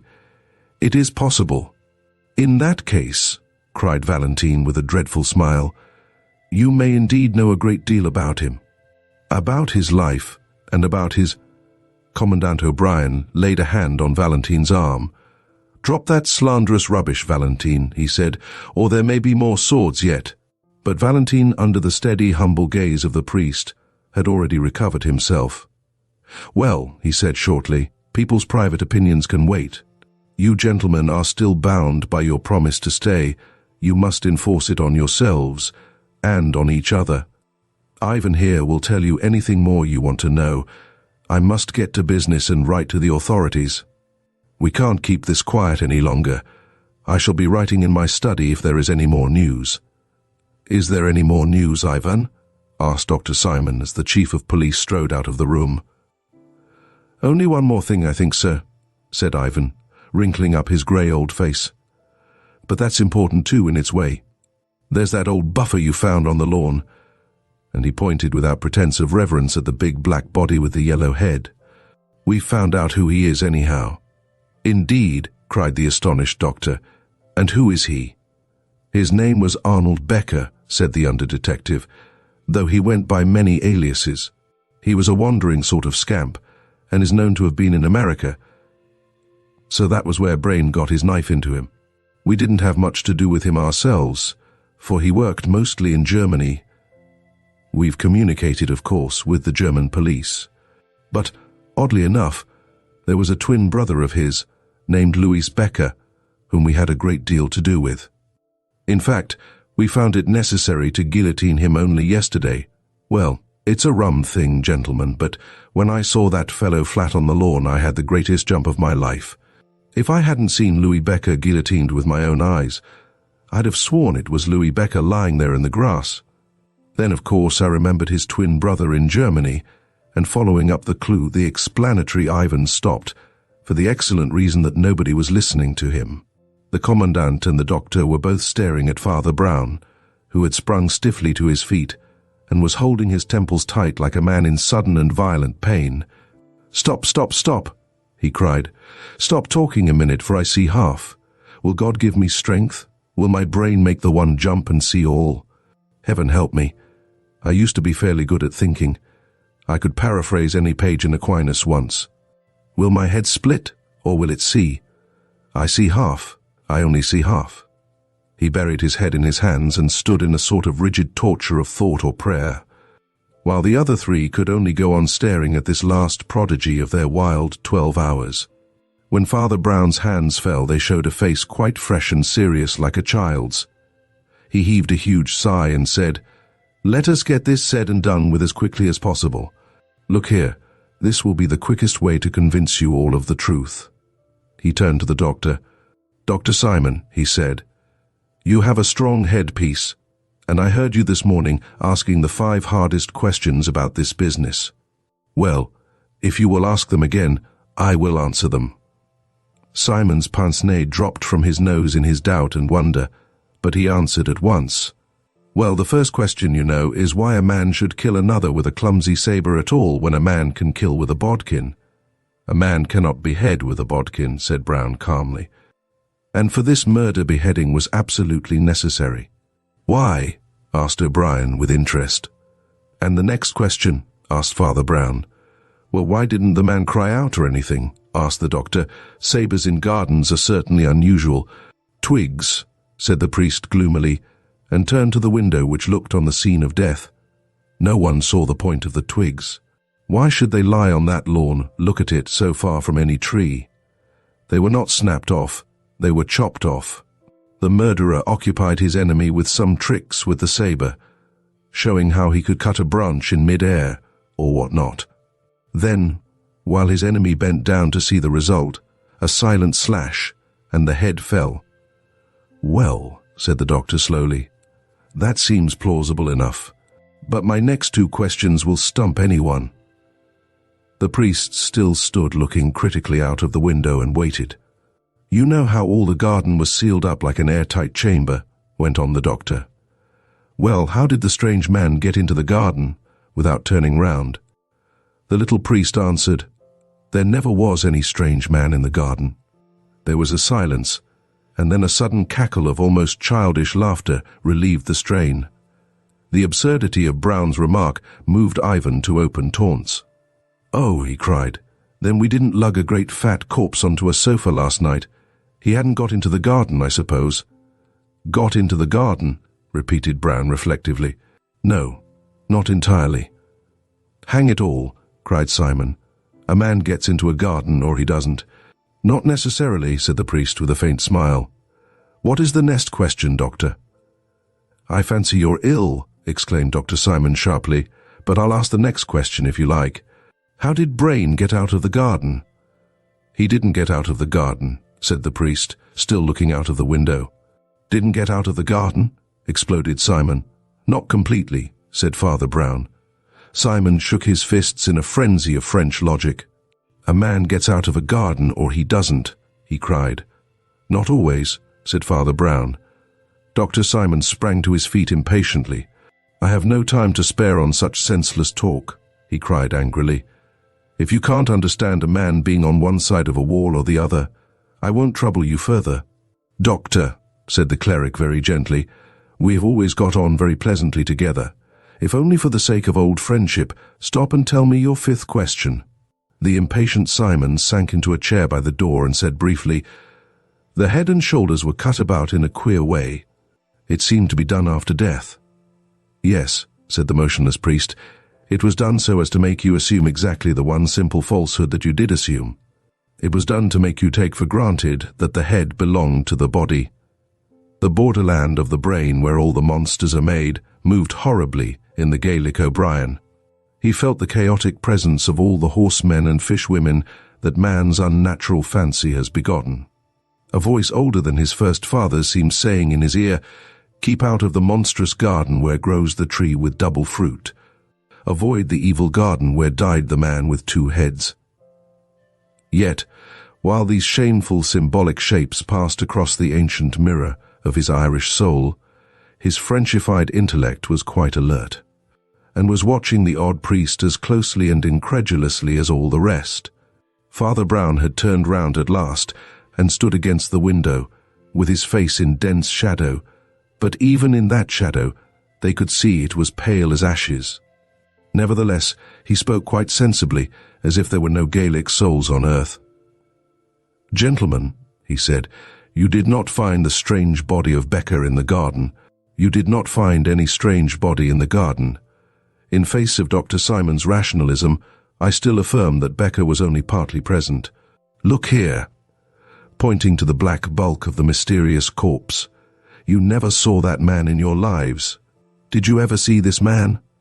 He rapidly rolled away the bald yellow head of the unknown and put in its place the white-maned head beside it. And there, complete, unified, unmistakable, lay Julius K. Brain. The murderer, went on Brown quietly, hacked off his enemy's head and flung the sword far over the wall. But he was too clever to fling the sword only. He flung the head over the wall also. Then he had only to clap on another head to the corpse, and as he insisted on a private inquest, you all imagined a totally new man. Clap on another head, said O'Brien, staring. What other head? Heads don't grow on garden bushes, do they? No, said Father Brown huskily and looking at his boots. There is only one place where they grow. They grow in the basket of the guillotine, beside which the chief of police, Aristide Valentin, was standing not an hour before the murder.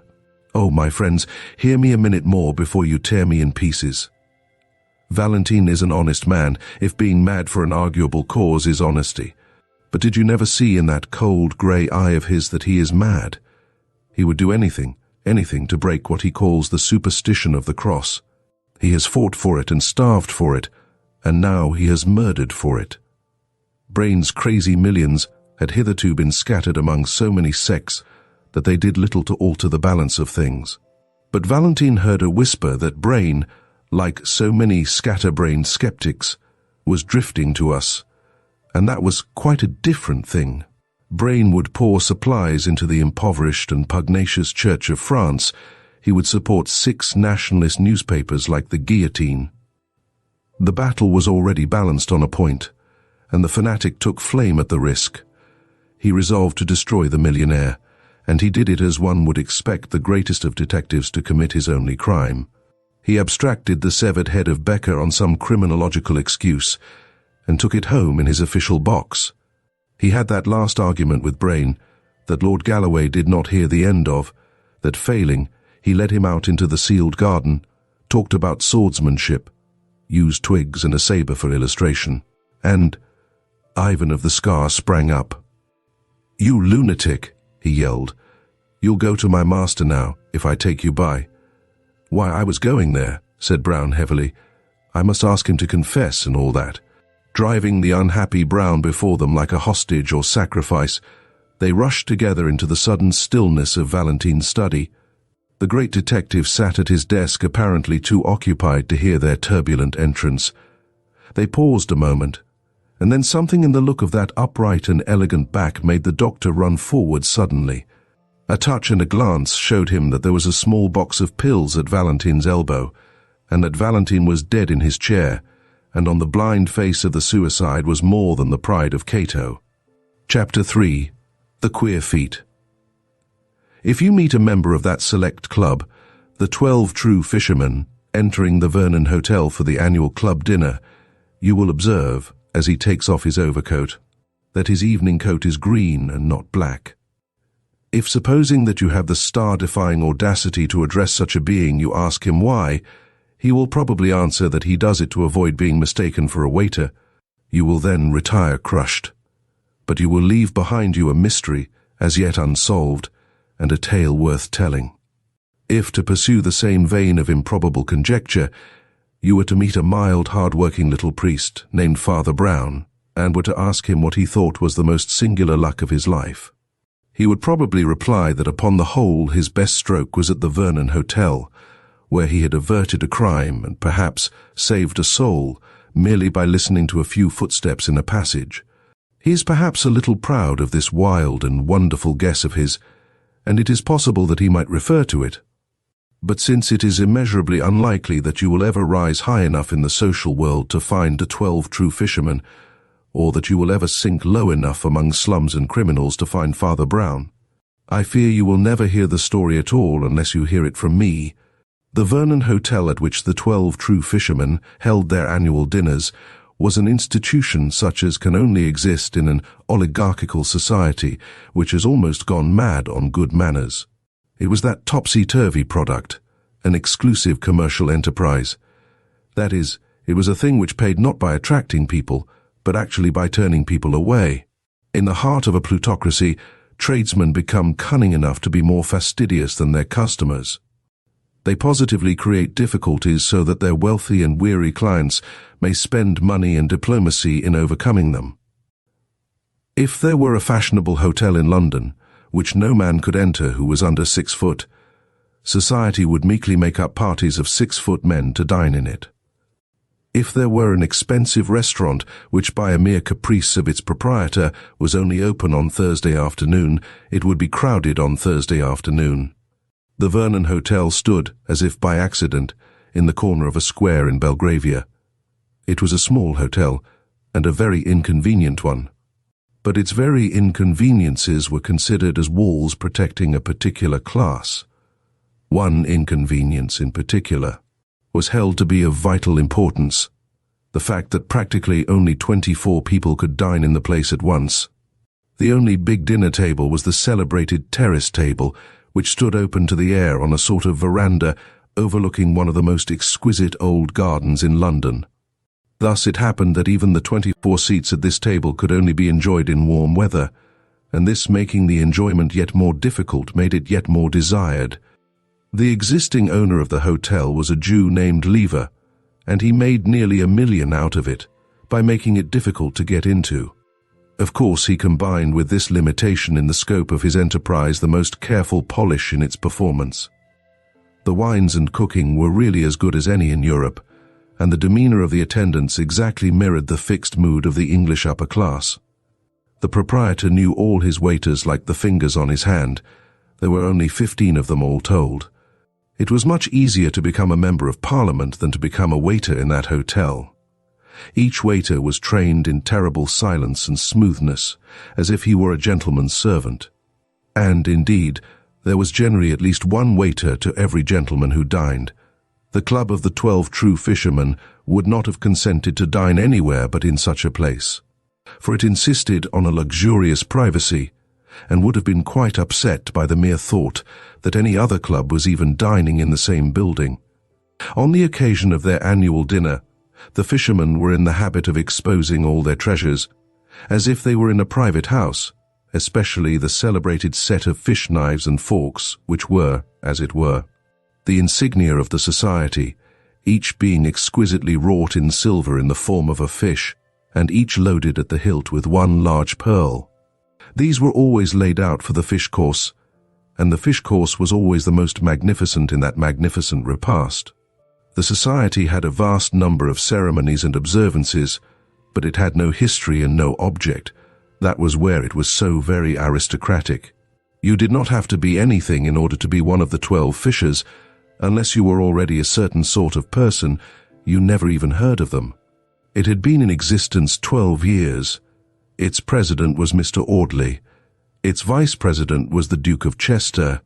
If I have in any degree conveyed the atmosphere of this appalling hotel, the reader may feel a natural wonder as to how I came to know anything about it, and may even speculate as to how so ordinary a person as my friend Father Brown came to find himself in that golden galley.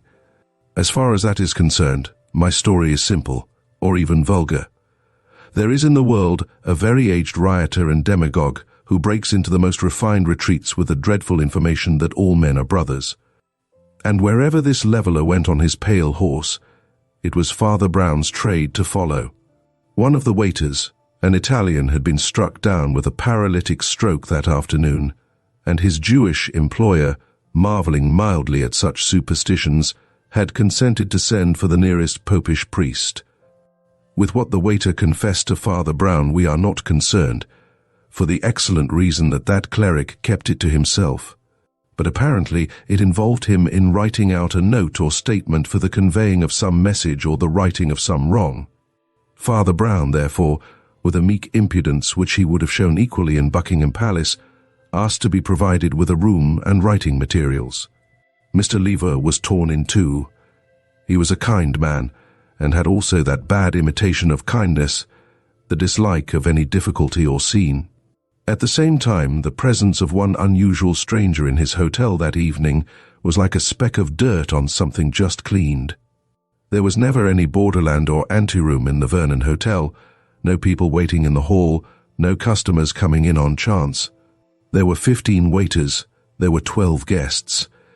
It would be as startling to find a new guest in the hotel that night as to find a new brother taking breakfast or tea in one's own family. Moreover, the priest's appearance was second-rate, and his clothes muddy. A mere glimpse of him afar off might precipitate a crisis in the club. Mr. Lever at last hit on a plan to cover, since he might not obliterate, the disgrace. When you enter, as you never will, the Vernon Hotel, you pass down a short passage decorated with a few dingy but important pictures, and come to the main vestibule and lounge, which opens on your right into passages leading to the public rooms, and on your left to a similar passage pointing to the kitchens and offices of the hotel. Immediately on your left hand is the corner of a glass office, which abuts upon the lounge, a house within a house, so to speak, like the old hotel bar which probably once occupied its place. In this office sat the representative of the proprietor. Nobody in this place ever appeared in person if he could help it, and just beyond the office, on the way to the servants' quarters, was the gentleman's cloakroom, the last boundary of the gentleman's domain. But between the office and the cloakroom was a small private room without other outlet, sometimes used by the proprietor for delicate and important matters, such as lending a duke £1,000 or declining to lend him sixpence. It is a mark of the magnificent tolerance of Mr. Lever that he permitted this holy place to be for about half an hour profaned by a mere priest, scribbling away on a piece of paper. The story which Father Brown was writing down was very likely a much better story than this one, only it will never be known. I can merely state that it was very nearly as long, and that the last 2 or 3 paragraphs of it were the least exciting and absorbing. For it was by the time that he had reached these that the priest began a little to allow his thoughts to wander, and his animal senses, which were commonly keen, to awaken. The time of darkness and dinner was drawing on.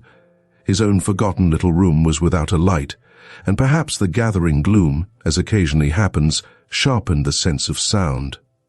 As Father Brown wrote the last and least essential part of his document, he caught himself writing to the rhythm of a recurrent noise outside, just as one sometimes thinks to the tune of a railway train.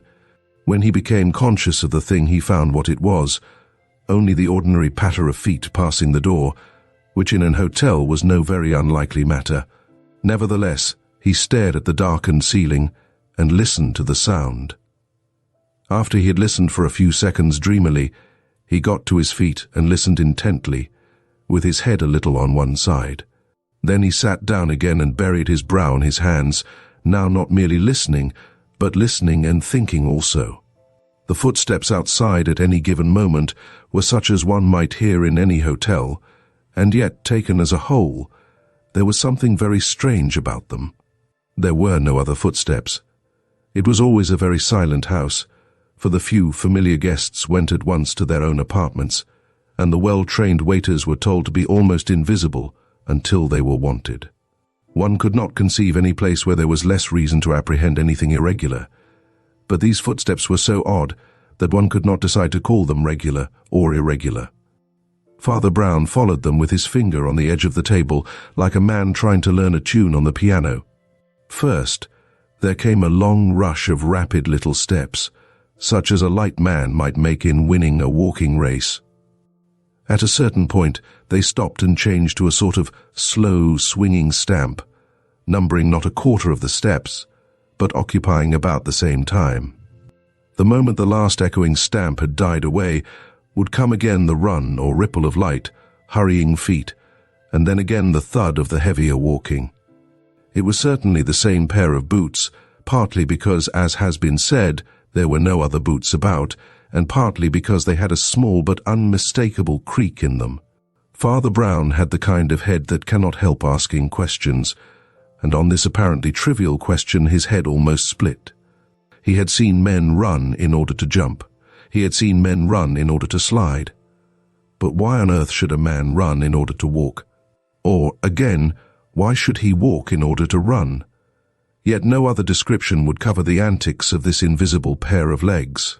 The man was either walking very fast down one half of the corridor in order to walk very slow down the other half, or he was walking very slow at one end to have the rapture of walking fast at the other.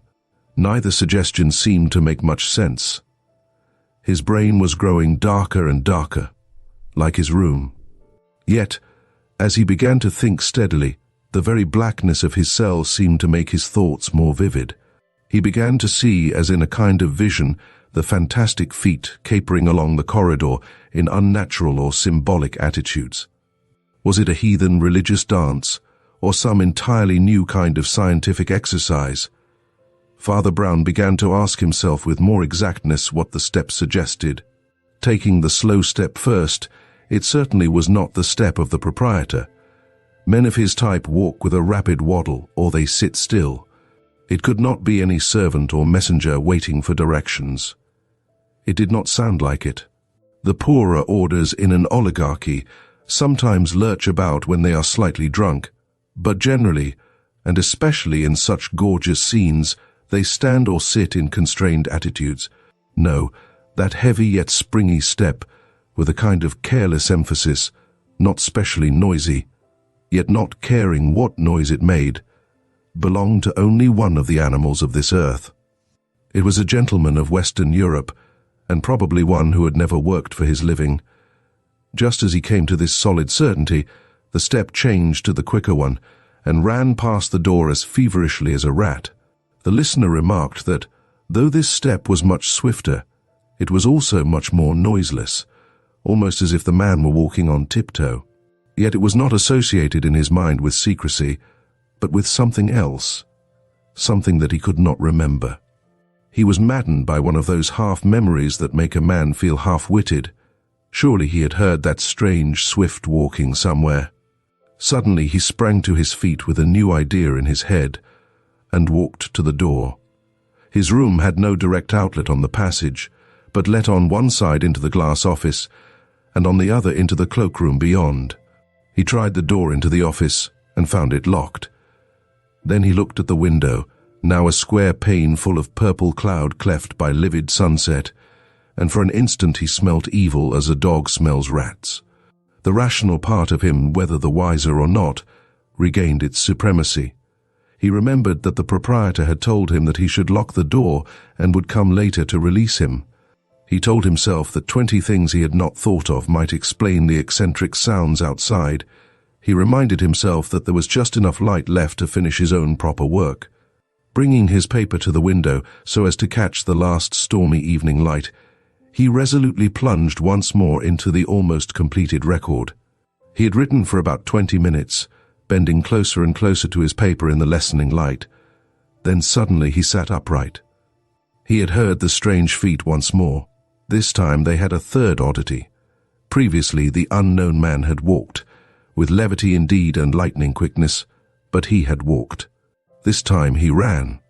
One could hear the swift, soft, bounding steps coming along the corridor, like the pads of a fleeing and leaping panther. Whoever was coming was a very strong, active man, in still yet tearing excitement. Yet, when the sound had swept up to the office like a sort of whispering whirlwind, it suddenly changed again to the old slow, swaggering stamp. Father Brown flung down his paper, and knowing the office door to be locked, went at once into the cloakroom on the other side. The attendant of this place was temporarily absent, probably because the only guests were at dinner and his office was a sinecure.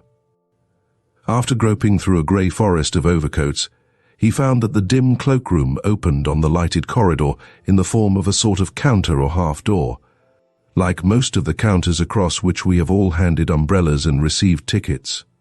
There was a light immediately above the semicircular arch of this opening. It threw little illumination on Father Brown himself, who seemed a mere dark outline against the dim sunset window behind him. But it threw an almost theatrical light on the man who stood outside the cloakroom in the corridor. He was an elegant man in very plain evening dress, tall, but with an air of not taking up much room. One felt that he could have slid along like a shadow, where many smaller men would have been obvious and obstructive. His face, now flung back in the lamplight, was swarthy and vivacious, the face of a foreigner. His figure was good, his manners good-humoured and confident. A critic could only say that his black coat was a shade below his figure and manners, and even bulged and bagged in an odd way. The moment he caught sight of Brown's black silhouette against the sunset, he tossed down a scrap of paper with a number and called out with amiable authority, "I want my hat and coat, please. I find I have to go away at once." Father Brown took the paper without a word, and obediently went to look for the coat. It was not the first menial work he had done in his life. He brought it and laid it on the counter. Meanwhile, the strange gentleman, who had been feeling in his waistcoat pocket, said laughing, "I haven't got any silver, you can keep this." And he threw down half a sovereign and caught up his coat. Father Brown's figure remained quite dark and still, but in that instant he had lost his head. His head was always most valuable when he had lost it. In such moments he put 2 and 2 together and made 4 million. Often the Catholic Church, which is wedded to common sense, did not approve of it. Often, he did not approve of it himself, but it was real inspiration, important at rare crises, when whosoever shall lose his head, the same shall save it. "I think, sir," he said civilly, "that you have some silver in your pocket." The tall gentleman stared. "Hang it," he cried, "if I choose to give you gold, why should you complain?" "Because silver is sometimes more valuable than gold," said the priest mildly.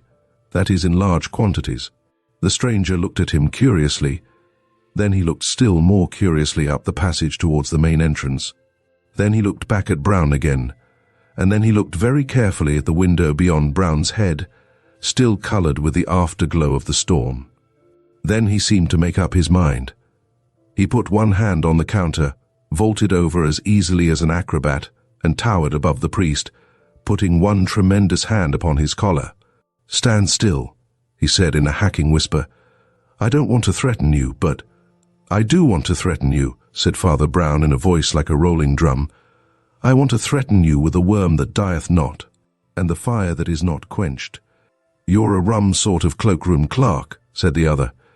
"I am a priest, Monsieur Flambeau," said Brown, "and I am ready to hear your confession." The other stood gasping for a few moments, and then staggered back into a chair.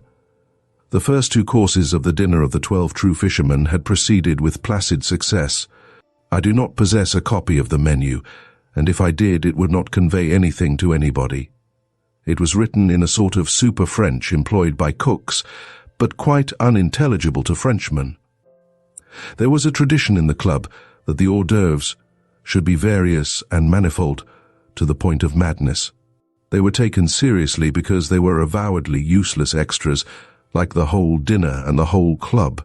There was also a tradition that the soup course should be light and unpretending, a sort of simple and austere vigil for the feast of fish that was to come. The talk was that strange, slight talk which governs the British Empire, which governs it in secret, and yet would scarcely enlighten an ordinary Englishman, even if he could overhear it. Cabinet ministers on both sides were alluded to by their Christian names with a sort of bored benignity. The radical Chancellor of the Exchequer, whom the whole Tory party was supposed to be cursing for his extortions, was praised for his minor poetry or his saddle in the hunting field. The Tory leader, whom all Liberals were supposed to hate as a tyrant, was discussed and on the whole praised as a Liberal. It seemed somehow that politicians were very important, and yet anything seemed important about them except their politics. Mr. Audley, the chairman, was an amiable, elderly man who still wore Gladstone collars. He was a kind of symbol of all that phantasmal and yet fixed society. He had never done anything, not even anything wrong. He was not fast. He was not even particularly rich. He was simply in the thing, and there was an end of it. No party could ignore him, and if he had wished to be in the cabinet, he certainly would have been put there. The Duke of Chester, the vice-president, was a young and rising politician. That is to say, he was a pleasant youth, with flat, fair hair and a freckled face, with moderate intelligence and enormous estates. In public, his appearances were always successful, and his principle was simple enough. When he thought of a joke, he made it, and was called brilliant. When he could not think of a joke, he said that this was no time for trifling, and was called able. In private, in a club of his own class, he was simply quite pleasantly frank and silly, like a schoolboy. Mr. Audley, never having been in politics, treated them a little more seriously. Sometimes he even embarrassed the company by phrases suggesting that there was some difference between a Liberal and a Conservative. He himself was a Conservative, even in private life. He had a roll of grey hair over the back of his collar, like certain old-fashioned statesmen, and seen from behind he looked like the man the Empire wants. Seen from the front he looked like a mild, self-indulgent bachelor with rooms in the Albany, which he was. As has been remarked, there were 24 seats at the terrace table and only 12 members of the club. Thus they could occupy the terrace in the most luxurious style of all, being ranged along the inner side of the table with no one opposite, commanding an uninterrupted view of the garden, the colours of which were still vivid, though evening was closing in somewhat luridly for the time of year. The chairman sat in the centre of the line, and the vice president at the right-hand end of it. When the 12 guests first trooped into their seats, it was the custom, for some unknown reason, for all the 15 waiters to stand lining the wall like troops presenting arms to the king, while the fat proprietor stood and bowed to the club with radiant surprise, as if he had never heard of them before. But before the first chink of knife and fork, this army of retainers had vanished, only the 1 or 2 required to collect and distribute the plates darting about in deathly silence. Mr. Lever, the proprietor, of course, had disappeared in convulsions of courtesy long before. It would be exaggerative, indeed irreverent, to say that he ever positively appeared again. But when the important course, the fish course, was being brought on, there was, how shall I put it, a vivid shadow, a projection of his personality, which told that he was hovering near. The sacred fish course consisted, to the eyes of the vulgar, in a sort of monstrous pudding, about the size and shape of a wedding cake, in which some considerable number of interesting fishes had finally lost the shapes which God had given to them.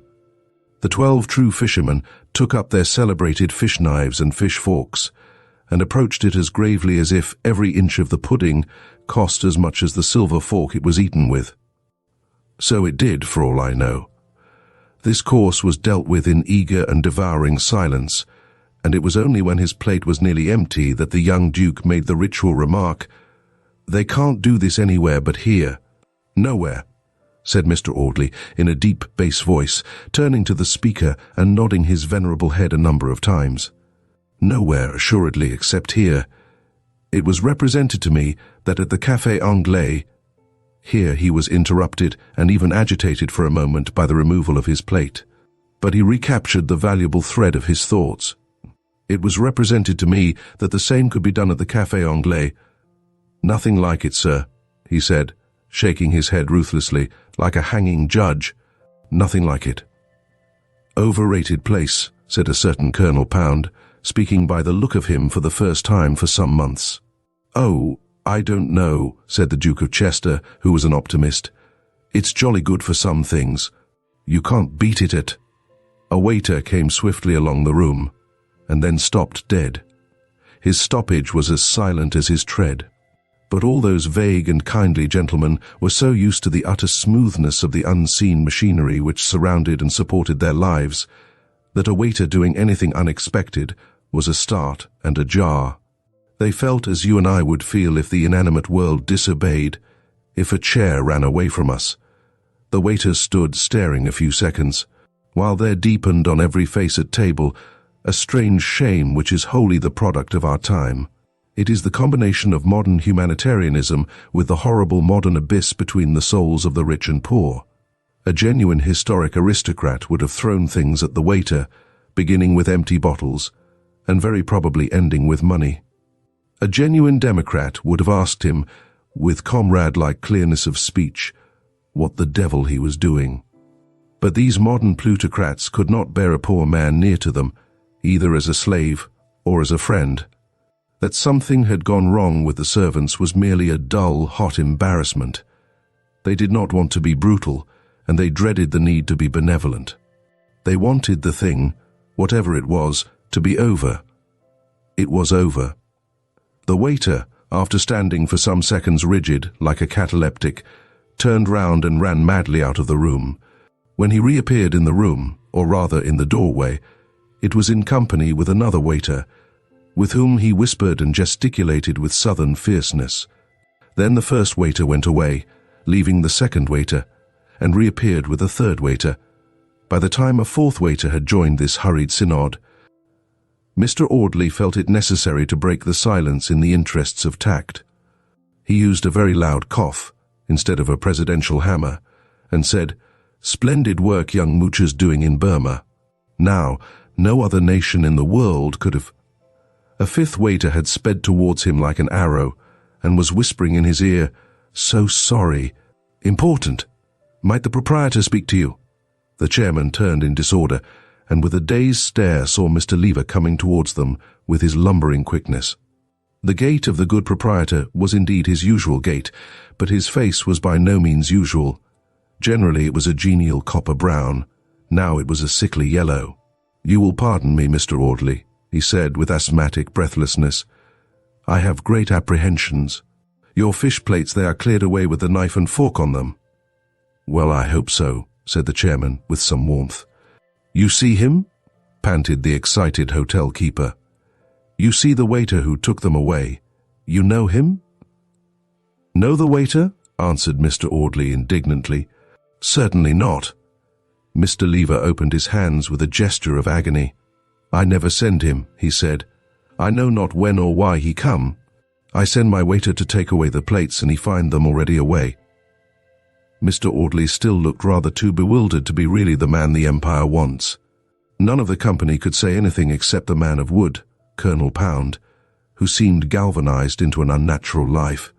He rose rigidly from his chair, leaving all the rest sitting, screwed his eyeglass into his eye, and spoke in a raucous undertone, as if he had half forgotten how to speak. "Do you mean," he said, "that somebody has stolen our silver fish service?" The proprietor repeated the open-handed gesture with even greater helplessness, and in a flash all the men at the table were on their feet. "Are all your waiters here?" demanded the colonel, in his low, harsh accent. "Yes, they're all here." "I noticed it myself," cried the young duke, pushing his boyish face into the inmost ring. "Always count 'em as I come in. They look so queer, standing up against the wall." "But surely one cannot exactly remember," began Mr. Audley with heavy hesitation. "I remember exactly, I tell you," cried the Duke excitedly. "There never have been more than 15 waiters at this place, and there were no more than 15 tonight, I'll swear, no more and no less." The proprietor turned upon him, quaking in a kind of palsy of surprise. You say, he stammered, "that you see all my 15 waiters?" "As usual," assented the Duke. "What is the matter with that?" "Nothing," said Lever with a deepening accent. "Only you did not. For one of them is dead upstairs." There was a shocking stillness for an instant in that room. It may be, so supernatural is the word death, that each of those idle men looked for a second at his soul and saw it as a small dried pea. One of them, the Duke, I think, even said with the idiotic kindness of wealth, "Is there anything we can do?" "He has had a priest," said the Jew, not untouched. Then, as to the clang of doom, they awoke to their own position. For a few weird seconds they had really felt as if the 15th waiter might be the ghost of the dead man upstairs. They had been dumb under that oppression, for ghosts were to them an embarrassment, like beggars. But the remembrance of the silver broke the spell of the miraculous, broke it abruptly and with a brutal reaction. The colonel flung over his chair and strode to the door. "If there was a 15th man here, friends," he said, "that 15th fellow was a thief. Down at once to the front and back doors and secure everything, then we'll talk. The 24 pearls of the club are worth recovering." Mr. Audley seemed at first to hesitate about whether it was gentlemanly to be in such a hurry about anything, but, seeing the Duke dash down the stairs with youthful energy, he followed with a more mature motion. At the same instant, a 6th waiter ran into the room and declared that he had found the pile of fish plates on a sideboard with no trace of the silver. The crowd of diners and attendants that tumbled helter-skelter down the passages divided into 2 groups. Most of the fishermen followed the proprietor to the front room to demand news of any exit. Colonel Pound with the chairman, the vice-president, and 1 or 2 others darted down the corridor leading to the servants' quarters as the more likely line of escape. As they did so, they passed the dim alcove or cavern of the cloakroom and saw a short, black-coated figure, presumably an attendant, standing a little way back in the shadow of it. "Hallo there," called out the Duke. "Have you seen anyone pass?" The short figure did not answer the question directly, but merely said, "Perhaps I have got what you are looking for, gentlemen." They paused, wavering and wondering, while he quietly went to the back of the cloakroom and came back with both hands full of shining silver, which he laid out on the counter as calmly as a salesman. It took the form of a dozen quaintly shaped forks and knives. You, began the colonel, quite thrown off his balance at last. Then he peered into the dim little room and saw 2 things. First, that the short, black-clad man was dressed like a clergyman.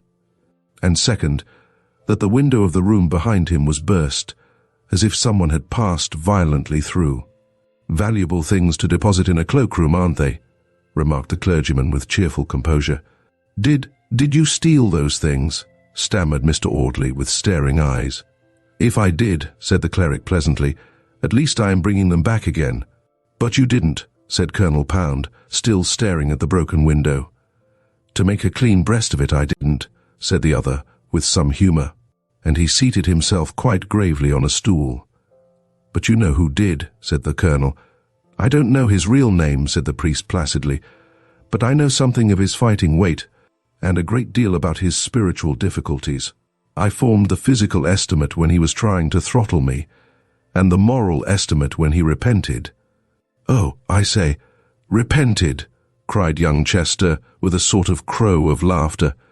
Father Brown got to his feet, putting his hands behind him. "Odd, isn't it," he said, "that a thief and a vagabond should repent, when so many who are rich and secure remain hard and frivolous, and without fruit for God or man. But there, if you will excuse me, you trespass a little upon my province. If you doubt the penitence as a practical fact, there are your knives and forks. You are the 12 true fishers, and there are all your silver fish. But he has made me a fisher of men. Did you catch this man?" asked the colonel, frowning. Father Brown looked him full in his frowning face. "Yes," he said, "I caught him, with an unseen hook and an invisible line which is long enough to let him wander to the ends of the world, and still to bring him back with a twitch upon the thread." There was a long silence. All the other men present drifted away to carry the recovered silver to their comrades, or to consult the proprietor about the queer condition of affairs. But the grim-faced colonel still sat sideways on the counter, swinging his long, lank legs and biting his dark moustache. At last he said quietly to the priest, "He must have been a clever fellow, but I think I know a cleverer." "He was a clever fellow," answered the other, "but I am not quite sure of what other you mean." "I mean you," said the colonel with a short laugh. "I don't want to get the fellow jailed. Make yourself easy about that. But I'd give a good many silver forks to know exactly how you fell into this affair, and how you got the stuff out of him. I reckon you're the most up-to-date devil of the present company." Father Brown seemed rather to like the saturnine candor of the soldier. "Well," he said, smiling, "I mustn't tell you anything of the man's identity, or his own story, of course, but there's no particular reason why I shouldn't tell you of the mere outside facts which I found out for myself." He hopped over the barrier with unexpected activity, and sat beside Colonel Pound, kicking his short legs like a little boy on a gate. He began to tell the story as easily as if he were telling it to an old friend by a Christmas fire. "You see, Colonel," he said, "I was shut up in that small room there doing some writing, when I heard a pair of feet in this passage doing a dance that was as queer as the dance of death. First came quick, funny little steps, like a man walking on tiptoe for a wager. Then came slow, careless, creaking steps, as of a big man walking about with a cigar. But they were both made by the same feet, I swear, and they came in rotation, first the run, and then the walk, and then the run again.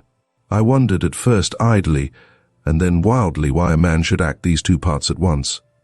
One walk I knew. It was just like yours, Colonel.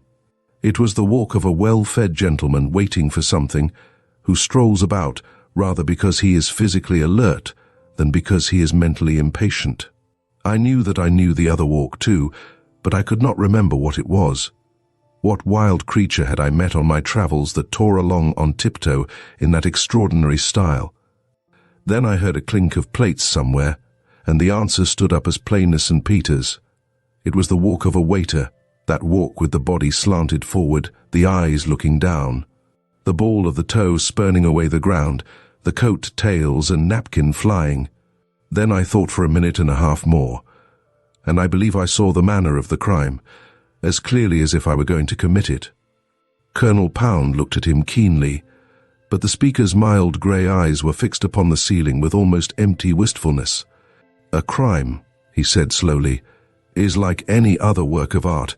Don't look surprised. Crimes are by no means the only works of art that come from an infernal workshop. But every work of art, divine or diabolic, has one indispensable mark. I mean that the center of it is simple, however much the fulfillment may be complicated. Thus, in Hamlet, let us say, the grotesqueness of the gravedigger, the flowers of the mad girl, the fantastic finery of Osric. The pallor of the ghost and the grin of the skull are all oddities in a sort of tangled wreath round one plain tragic figure of a man in black. Well, this also, he said, getting slowly down from his seat with a smile, this also is the plain tragedy of a man in black. Yes, he went on, seeing the Colonel look up in some wonder. The whole of this tale turns on a black coat. In this, as in Hamlet, there are the rococo excrescences, yourselves, let us say. There is the dead waiter, who was there when he could not be there. There is the invisible hand that swept your table clear of silver and melted into air. But every clever crime is founded ultimately on some one quite simple fact, some fact that is not itself mysterious. The mystification comes in covering it up, in leading men's thoughts away from it. This large and subtle and in the ordinary course most profitable crime was built on the plain fact that a gentleman's evening dress is the same as a waiter's. All the rest was acting, and thundering good acting too. Still, said the Colonel, getting up and frowning at his boots, I am not sure that I understand. Colonel, said Father Brown, I tell you that this archangel of impudence who stole your forks walked up and down this passage 20 times in the blaze of all the lamps, in the glare of all the eyes. He did not go and hide in dim corners where suspicion might have searched for him. He kept constantly on the move in the lighted corridors, and everywhere that he went he seemed to be there by right. Don't ask me what he was like. You have seen him yourself 6 or 7 times tonight. You were waiting with all the other grand people in the reception room at the end of the passage there, with the terrace just beyond. Whenever he came among you, gentlemen, he came in the lightning style of a waiter, with bent head, flapping napkin and flying feet. He shot out onto the terrace, did something to the tablecloth, and shot back again towards the office and the waiters' quarters. By the time he had come under the eye of the office clerk and the waiters, he had become another man in every inch of his body, in every instinctive gesture. He strolled among the servants with the absent-minded insolence which they have all seen in their patrons. It was no new thing to them that a swell from the dinner party should pace all parts of the house, like an animal at the zoo. They know that nothing marks the smart set more than a habit of walking where one chooses. When he was magnificently weary of walking down that particular passage, he would wheel round and pace back past the office. In the shadow of the arch just beyond, he was altered as by a blast of magic, and went hurrying forward again among the 12 fishermen, an obsequious attendant. Why should the gentleman look at a chance waiter? Why should the waiters suspect a first-rate walking gentleman? Once or twice he played the coolest tricks. In the proprietor's private quarters, he called out breezily for a siphon of soda water, saying he was thirsty. He said genially that he would carry it himself. And he did. He carried it quickly and correctly through the thick of you, a waiter with an obvious errand. Of course, it could not have been kept up long, but it only had to be kept up till the end of the fish course. His worst moment was when the waiters stood in a row, but even then he contrived to lean against the wall just round the corner in such a way that for that important instant the waiters thought him a gentleman, while the gentleman thought him a waiter. The rest went like winking. If any waiter caught him away from the table, that waiter caught a languid aristocrat. He had only to time himself 2 minutes before the fish was cleared, become a swift servant, and clear it himself. He put the plates down on a sideboard, stuffed the silver in his breast pocket, giving it a bulgy look, and ran like a hare. I heard him coming, till he came to the cloakroom. There he had only to be a plutocrat again, a plutocrat called away suddenly on business. He had only to give his ticket to the cloakroom attendant and go out again elegantly as he had come in. Only I happened to be the cloakroom attendant. What did you do to him? Cried the Colonel with unusual intensity. What did he tell you? I beg your pardon, said the priest immovably. That is where the story ends. And the interesting story begins, muttered Pound. I think I understand his professional trick, but I don't seem to have got hold of yours. I must be going, said Father Brown. They walked together along the passage to the entrance hall, where they saw the fresh, freckled face of the Duke of Chester, who was bounding buoyantly along towards them. "Come along, Pound," he cried breathlessly. "I've been looking for you everywhere. The dinner's going again in spanking style, and old Audley has got to make a speech in honor of the forks being saved. We want to start some new ceremony, don't you know, to commemorate the occasion. I say, you really got the goods back. What do you suggest?" "Why," said the Colonel, eyeing him with a certain sardonic approval, "I should suggest that henceforward we wear green coats instead of black. One never knows what mistakes may arise when one looks so like a waiter." "Oh, hang it all," said the young man. "A gentleman never looks like a waiter." "Nor a waiter like a gentleman, I suppose," said Colonel Pound, with the same lowering laughter on his face. "Reverend Sir, your friend must have been very smart to act the gentleman." Father Brown buttoned up his commonplace overcoat to the neck, for the night was stormy, and took his commonplace umbrella from the stand. "Yes," he said, "it must be very hard work to be a gentleman. But, do you know, I have sometimes thought that it may be almost as laborious to be a waiter." And saying good evening, he pushed open the heavy doors of that palace of pleasures. The golden gates closed behind him, and he went at a brisk walk through the damp, dark streets in search of a penny omnibus. Chapter 4. The Flying Stars. "The most beautiful crime I ever committed," Flambeau would say in his highly moral old age, "was also by a singular coincidence my last. It was committed at Christmas.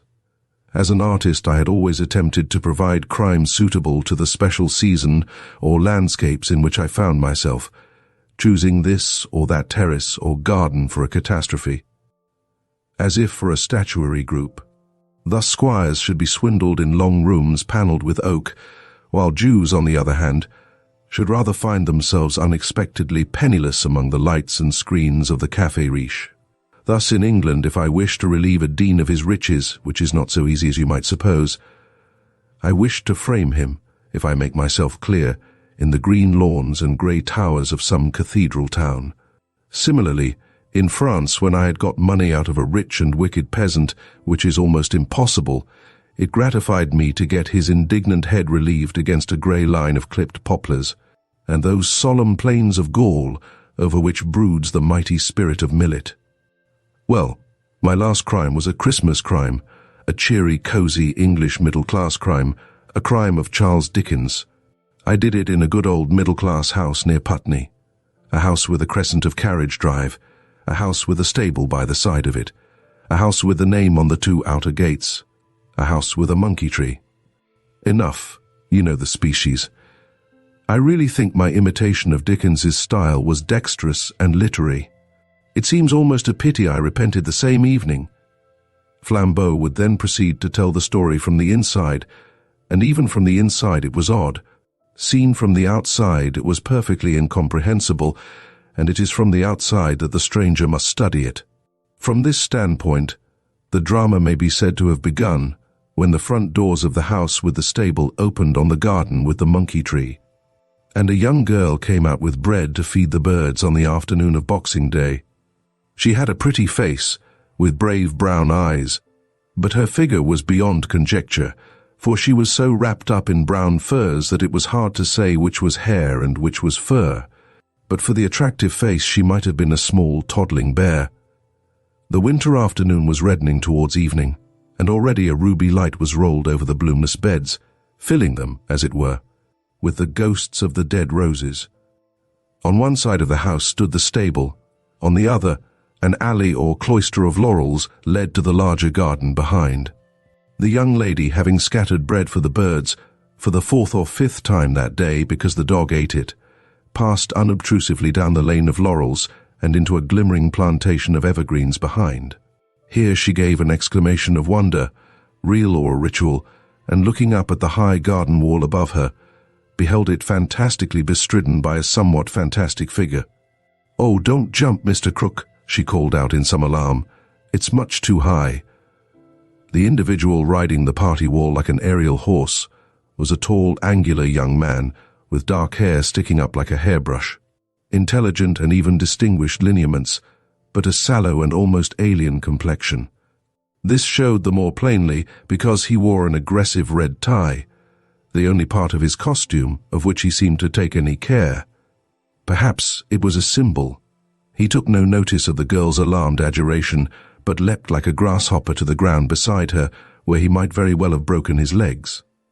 "I think I was meant to be a burglar," he said placidly, "and I have no doubt I should have been if I hadn't happened to be born in that nice house next door. I can't see any harm in it anyhow." "How can you say such things?" she remonstrated. "Well," said the young man, "if you're born on the wrong side of the wall, I can't see that it's wrong to climb over it." "I never know what you will say or do next," she said. "I don't often know myself," replied Mr. Crook, "but then I am on the right side of the wall now." "And which is the right side of the wall?" asked the young lady, smiling. "Whichever side you are on," said the young man named Crook. As they went together through the laurels towards the front garden, a motor horn sounded thrice, coming nearer and nearer, and a car of splendid speed, great elegance, and a pale green colour swept up to the front doors like a bird, and stood throbbing. "Hullo, hullo," said the young man with the red tie. "Here's somebody born on the right side anyhow. I didn't know, Miss Adams, that your Santa Claus was so modern as this." "Oh, that's my godfather, Sir Leopold Fisher. He always comes on Boxing Day." Then, after an innocent pause, which unconsciously betrayed some lack of enthusiasm, Ruby Adams added, "He is very kind." John Crook, journalist, had heard of that eminent city magnate, and it was not his fault if the city magnate had not heard of him. For in certain articles in the Clarion or the New Age, Sir Leopold had been dealt with austerely. But he said nothing, and grimly watched the unloading of the motor car, which was rather a long process. A large, neat chauffeur in green got out from the front, and a small, neat manservant in grey got out from the back, and between them they deposited Sir Leopold on the doorstep and began to unpack him, like some very carefully protected parcel. Rugs enough to stock a bazaar, furs of all the beasts of the forest, and scarves of all the colours of the rainbow were unwrapped one by one, till they revealed something resembling the human form. The form of a friendly but foreign-looking old gentleman, with a grey goat-like beard and a beaming smile, who rubbed his big fur gloves together. Long before this revelation was complete, the two big doors of the porch had opened in the middle, and Colonel Adams, father of the furry young lady, had come out himself to invite his eminent guest inside. He was a tall, sunburnt, and very silent man, who wore a red smoking cap like a fez, making him look like one of the English sirdars or pashas in Egypt. With him was his brother-in-law, lately come from Canada, a big and rather boisterous young gentleman farmer, with a yellow beard, by name James Blount. With him also was the more insignificant figure of the priest from the neighbouring Roman church, for the colonel's late wife had been a Catholic, and the children, as is common in such cases, had been trained to follow her. Everything seemed undistinguished about the priest, even down to his name, which was Brown, yet the colonel had always found something companionable about him, and frequently asked him to such family gatherings. In the large entrance hall of the house there was ample room, even for Sir Leopold, and the removal of his wraps. Porch and vestibule, indeed, were unduly large in proportion to the house, and formed, as it were, a big room with the front door at one end, and the bottom of the staircase at the other. In front of the large hall fire, over which hung the colonel's sword, the process was completed, and the company, including the saturnine Crook, presented to Sir Leopold Fisher. That venerable financier, however, still seemed struggling with portions of his well-lined attire, and at length produced from a very interior tailcoat pocket a black oval case, which he radiantly explained to be his Christmas present for his goddaughter. With an unaffected vainglory that had something disarming about it, he held out the case before them all. It flew open at a touch and half blinded them. It was just as if a crystal fountain had spurted in their eyes. In a nest of orange velvet lay like 3 eggs, 3 white and vivid diamonds that seemed to set the very air on fire all round them. Fisher stood beaming benevolently and drinking deep of the astonishment and ecstasy of the girl, the grim admiration and gruff thanks of the colonel, the wonder of the whole group. "I'll put 'em back now, my dear," said Fisher, returning the case to the tails of his coat. "I had to be careful of 'em coming down.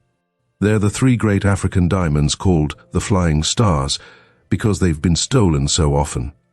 All the big criminals are on the track, but even the rough men about in the streets and hotels could hardly have kept their hands off them. I might have lost them on the road here. It was quite possible." "Quite natural, I should say," growled the man in the red tie. "I shouldn't blame 'em if they had taken 'em. When they ask for bread, and you don't even give them a stone, I think they might take the stone for themselves." "I won't have you talking like that," cried the girl, who was in a curious glow. "You've only talked like that since you became a horrid what's-his-name. You know what I mean. What do you call a man who wants to embrace the chimney-sweep?" "A saint," said Father Brown. "I think," said Sir Leopold with a supercilious smile, "that Ruby means a socialist." "A radical does not mean a man who lives on radishes," remarked Crook, with some impatience. "And a conservative does not mean a man who preserves jam. Neither, I assure you, does a socialist mean a man who desires a social evening with a chimney-sweep. A socialist means a man who wants all the chimneys swept, and all the chimney-sweeps paid for it." "But who won't allow you," put in the priest in a low voice, "to own your own soot?" Crook looked at him with an eye of interest and even respect. "Does one want to own soot?" he asked. "One might," answered Brown, with speculation in his eye. "I've heard that gardeners use it, and I once made 6 children happy at Christmas when the conjurer didn't come, entirely with soot applied externally." "Oh, splendid!" cried Ruby. "Oh, I wish you'd do it to this company." The boisterous Canadian Mr. Blount was lifting his loud voice in applause, and the astonished financier his in some considerable deprecation, when a knock sounded at the double front doors. The priest opened them, and they showed again the front garden of evergreens, monkey tree and all, now gathering gloom against a gorgeous violet sunset. The scene thus framed was so coloured and quaint, like a back scene in a play, that they forgot a moment the insignificant figure standing in the door. He was dusty-looking and in a frayed coat, evidently a common messenger. "Any of you gentlemen Mr. Blount?" he asked, and held forward a letter doubtfully. Mr. Blount started and stopped in his shout of assent. Ripping up the envelope with evident astonishment, he read it. His face clouded a little and then cleared, and he turned to his brother-in-law and host. "I'm sick at being such a nuisance, Colonel," he said, with the cheery colonial conventions, "but would it upset you if an old acquaintance called on me here tonight on business? In point of fact, it's Florian, that famous French acrobat and comic actor. I knew him years ago out west. He was a French-Canadian by birth, and he seems to have business for me, though I hardly guess what." Of course," replied the Colonel carelessly. "My dear chap, any friend of yours. No doubt he will prove an acquisition." "He'll black his face if that's what you mean," cried Blount, laughing. "I don't doubt he'd black everyone else's eyes. I don't care, I'm not refined. I like the jolly old pantomime where a man sits on his top hat." "Not on mine, please," said Sir Leopold Fisher with dignity. "Well, well," observed Crook airily. "Don't let's quarrel. There are lower jokes than sitting on a top hat." Dislike of the red-tied youth, born of his predatory opinions and evident intimacy with the pretty godchild, led Fisher to say, in his most sarcastic, magisterial manner, "No doubt you have found something much lower than sitting on a top hat. What is it, pray?" "Letting a top hat sit on you, for instance," said the socialist. Now, cried the Canadian farmer with his barbarian benevolence. "Don't let's spoil a jolly evening. What I say is, let's do something for the company tonight.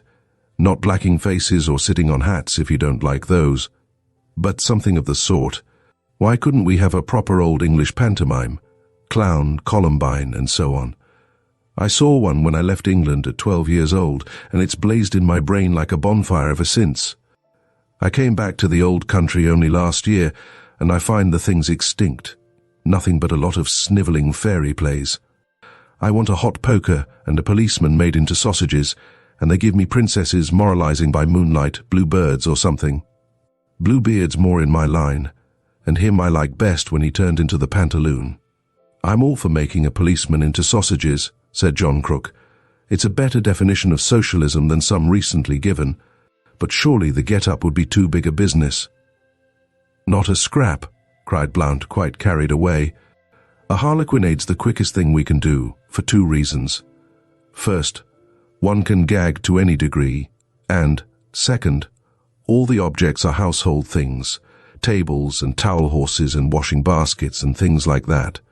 "That's true," admitted Crook, nodding eagerly and walking about, "but I'm afraid I can't have my policeman's uniform. Haven't killed a policeman lately." Blount frowned thoughtfully a space and then smote his thigh. "Yes, we can," he cried. "I've got Florian's address here, and he knows every costumier in London. I'll phone him to bring a police dress when he comes." And he went bounding away to the telephone. "Oh, it's glorious, godfather," cried Ruby, almost dancing. "I'll be Columbine and you shall be Pantaloon."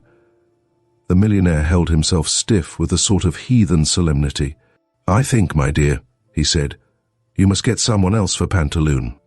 "I will be Pantaloon if you like," said Colonel Adams, taking his cigar out of his mouth and speaking for the first and last time. "You ought to have a statue," cried the Canadian as he came back, radiant from the telephone. "There, we are all fitted. Mr. Crook shall be clown. He's a journalist and knows all the oldest jokes. I can be Harlequin. That only wants long legs and jumping about. My friend Florian phones he's bringing the police costume. He's changing on the way. We can act it in this very hall, the audience sitting on those broad stairs opposite, one row above another. These front doors can be the back scene, either open or shut. Shut, you see an English interior. Open, a moonlit garden. It all goes by magic." And snatching a chance piece of billiard chalk from his pocket, he ran it across the hall floor, halfway between the front door and the staircase, to mark the line of the footlights.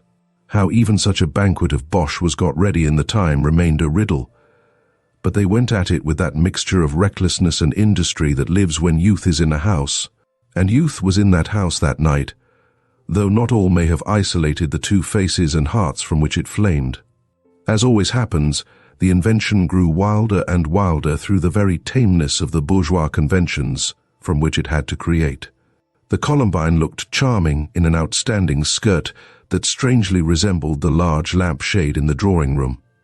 The clown and Pantaloon made themselves white with flour from the cook, and red with rouge from some other domestic, who remained, like all true Christian benefactors, anonymous.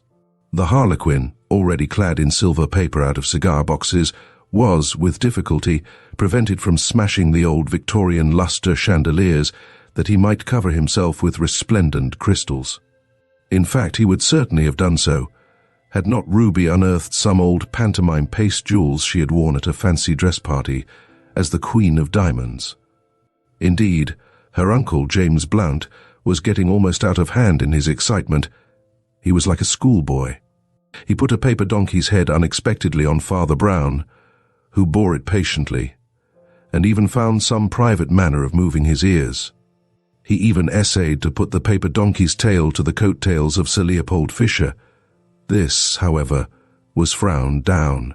"Uncle is too absurd," cried Ruby to Crook, round whose shoulders she had seriously placed a string of sausages. "Why is he so wild?" "He is Harlequin to your Columbine," said Crook. "I am only the clown who makes the old jokes." "I wish you were the Harlequin," she said, and left the string of sausages swinging. Father Brown, though he knew every detail done behind the scenes, and had even evoked applause by his transformation of a pillow into a pantomime baby, went round to the front and sat among the audience with all the solemn expectation of a child at his first matinee. The spectators were few, relations, 1 or 2 local friends, and the servants. Sir Leopold sat in the front seat, his full and still fur-collared figure largely obscuring the view of the little cleric behind him, but it has never been settled by artistic authorities whether the cleric lost much. The pantomime was utterly chaotic, yet not contemptible.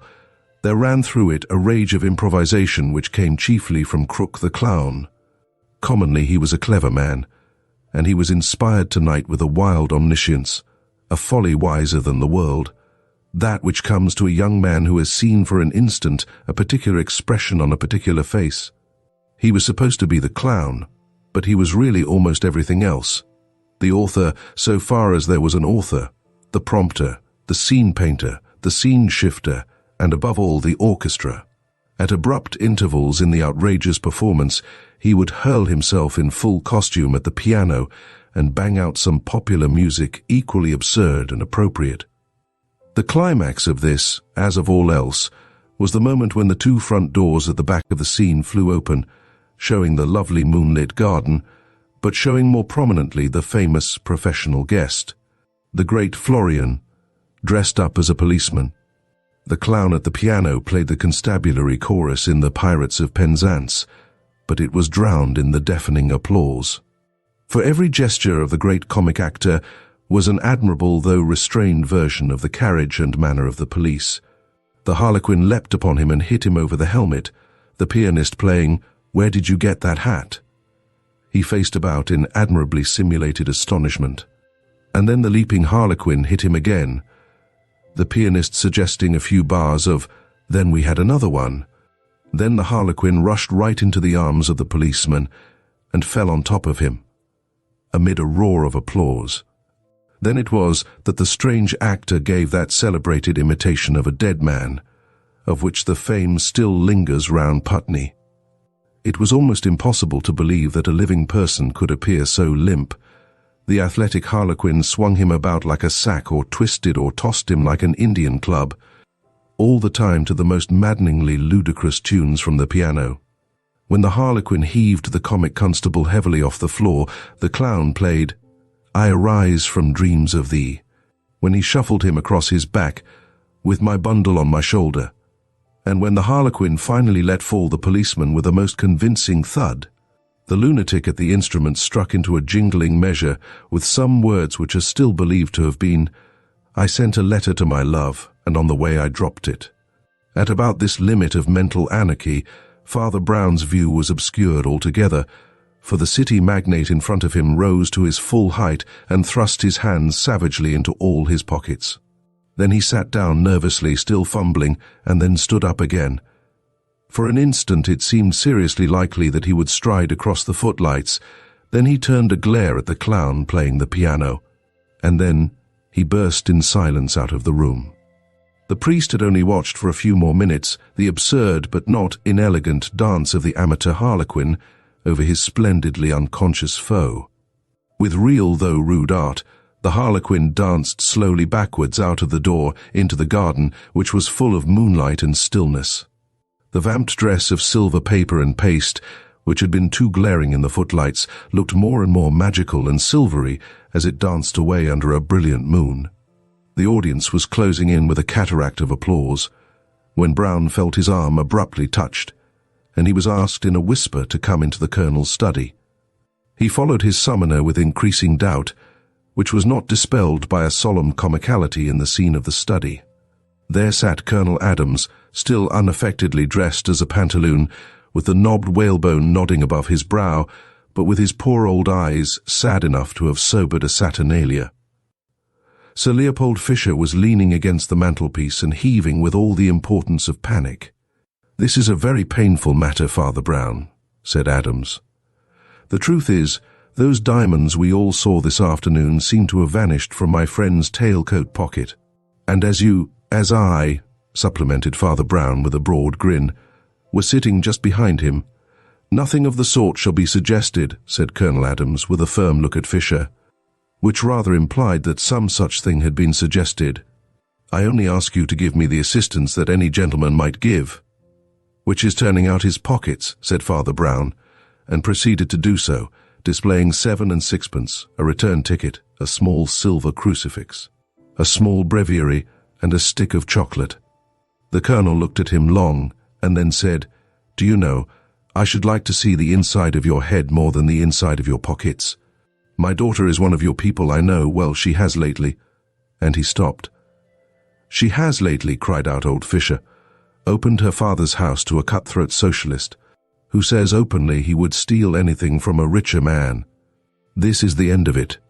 Here is the richer man, and none the richer. If you want the inside of my head, you can have it," said Brown rather wearily. "What it's worth you can say afterwards. But the first thing I find in that disused pocket is this, that men who mean to steal diamonds don't talk socialism.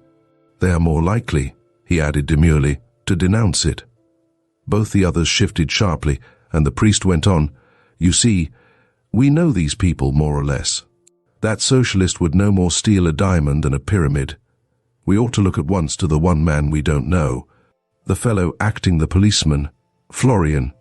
Where is he exactly at this minute, I wonder?" The pantaloon sprang erect and strode out of the room. An interlude ensued, during which the millionaire stared at the priest, and the priest at his breviary. Then the pantaloon returned and said with staccato gravity, "The policeman is still lying on the stage. The curtain has gone up and down 6 times. He is still lying there."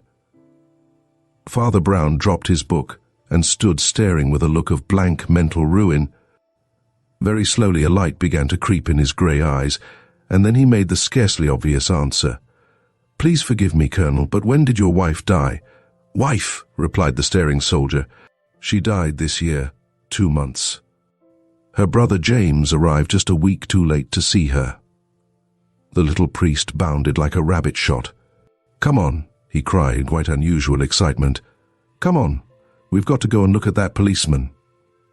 They rushed on to the now curtained stage, breaking rudely past the Columbine and clown, who seemed whispering quite contentedly, and Father Brown bent over the prostrate comic policeman. "Chloroform," he said as he rose. "I only guessed it, just now." There was a startled stillness, and then the colonel said slowly, "Please say seriously what all this means." Father Brown suddenly shouted with laughter, then stopped, and only struggled with it for instants during the rest of his speech. "Gentlemen," he gasped, "there's not much time to talk. I must run after the criminal. But this great French actor who played the policeman, this clever corpse the Harlequin waltzed with and dandled and threw about, his voice again failed him, and he turned his back to run. "He was," called Fisher inquiringly. "A real policeman," said Father Brown, and ran away into the dark. There were hollows and bowers at the extreme end of that leafy garden, in which the laurels and other immortal shrubs showed against sapphire sky and silver moon, even in that midwinter warm colours as of the south.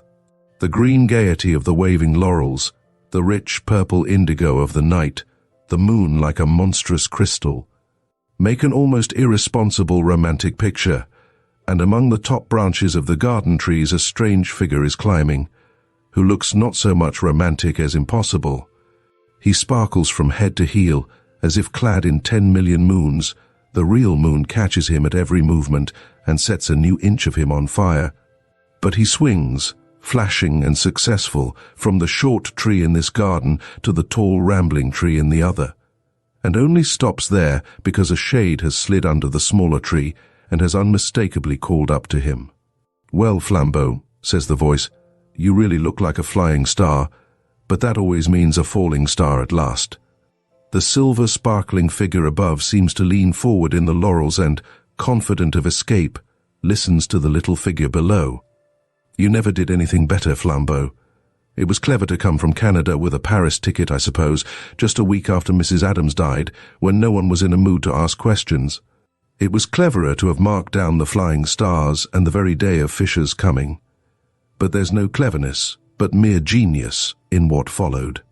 Stealing the stones, I suppose, was nothing to you.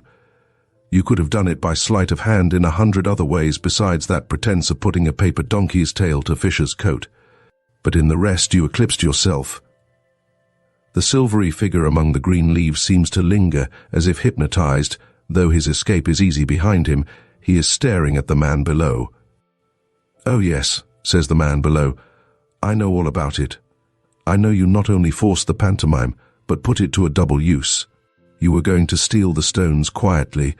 News came by an accomplice that you were already suspected, and a capable police officer was coming to rout you up that very night. A common thief would have been thankful for the warning and fled, but you are a poet. You already had the clever notion of hiding the jewels in a blaze of false stage jewelry. Now, you saw that if the dress were a harlequin's, the appearance of a policeman would be quite in keeping.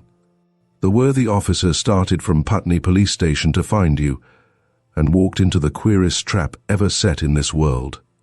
When the front door opened, he walked straight onto the stage of a Christmas pantomime where he could be kicked, clubbed, stunned, and drugged by the dancing harlequin, amid roars of laughter from all the most respectable people in Putney.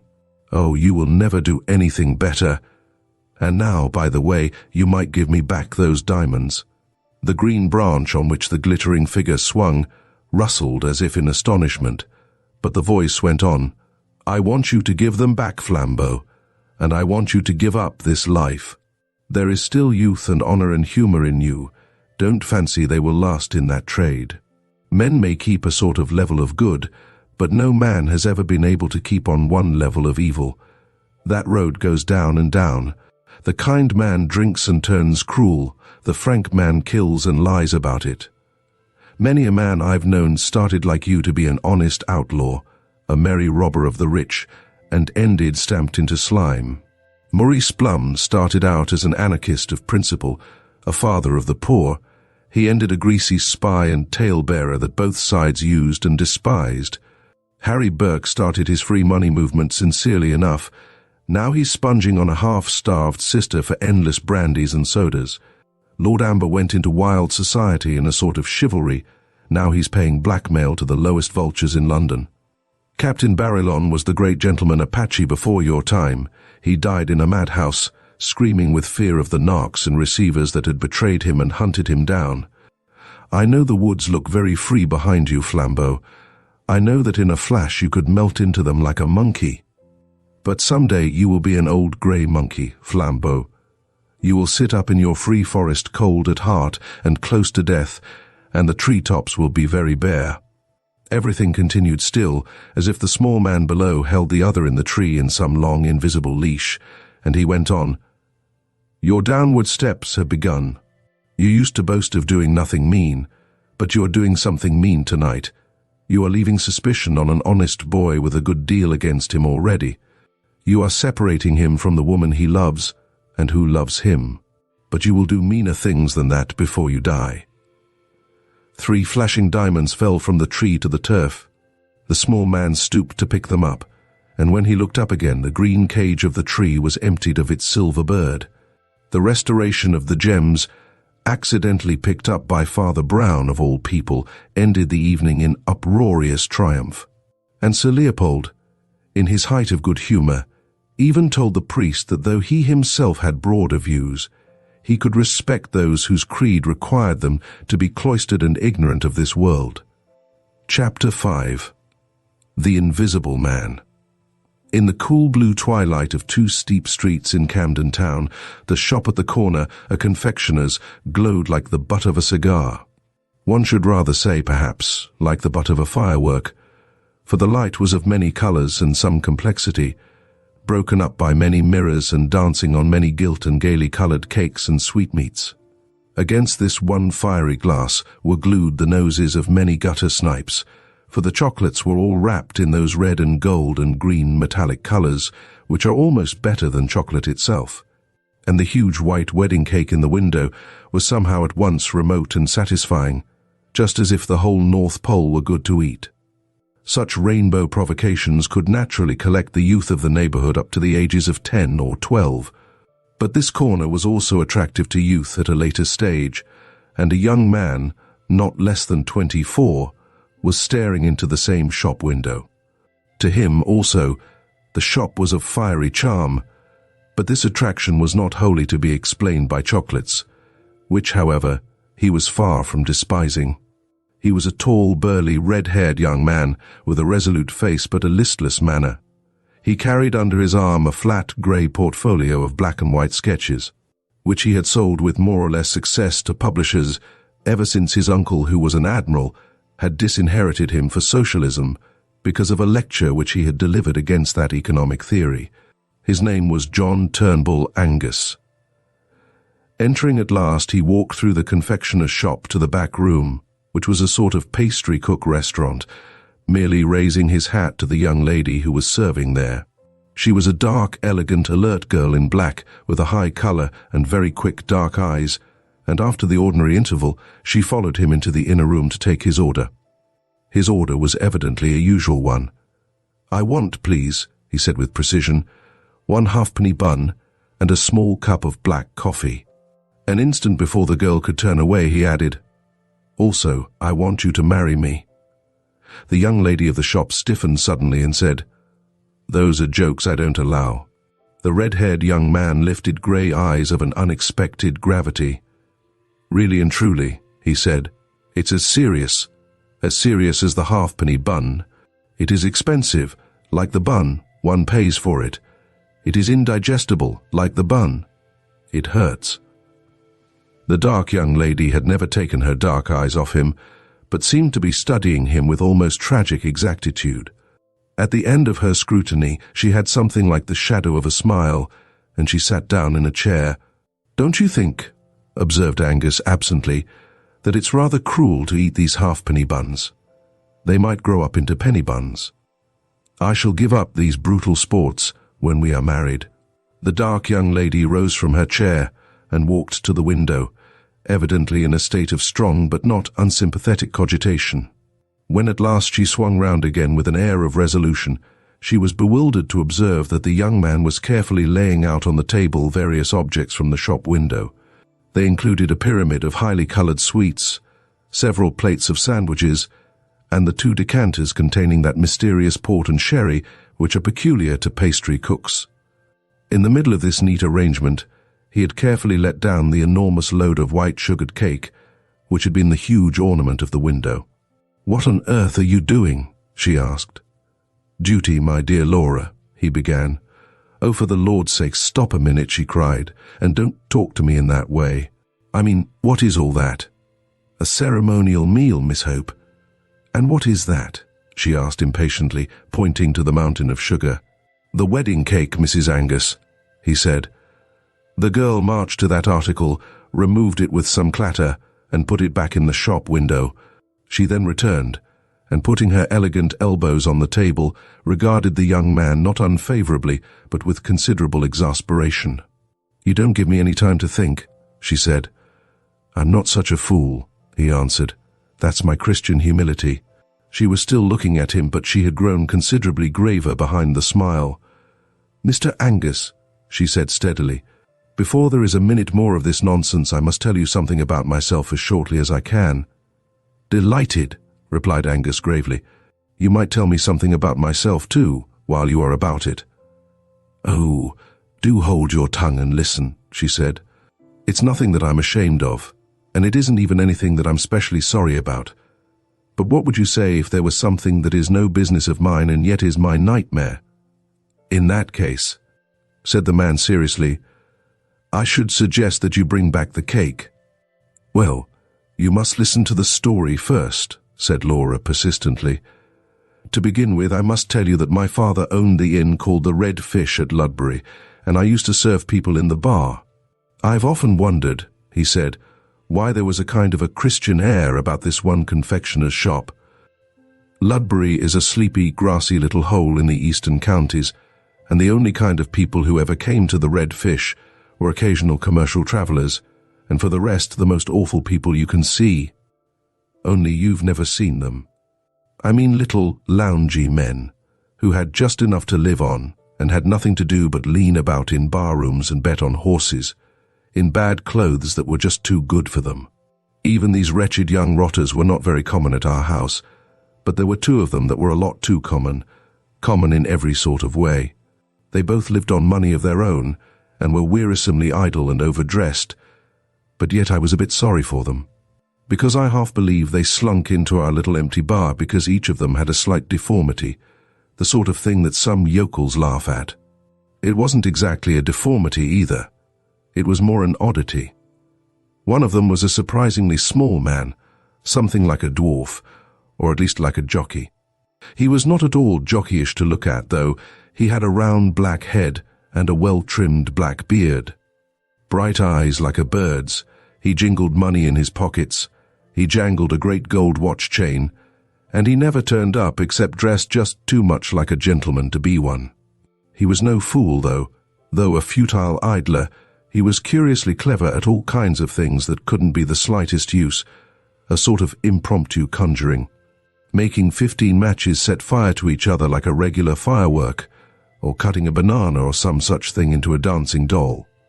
His name was Isidore Smythe, and I can see him still, with his little dark face, just coming up to the counter, making a jumping kangaroo out of 5 cigars.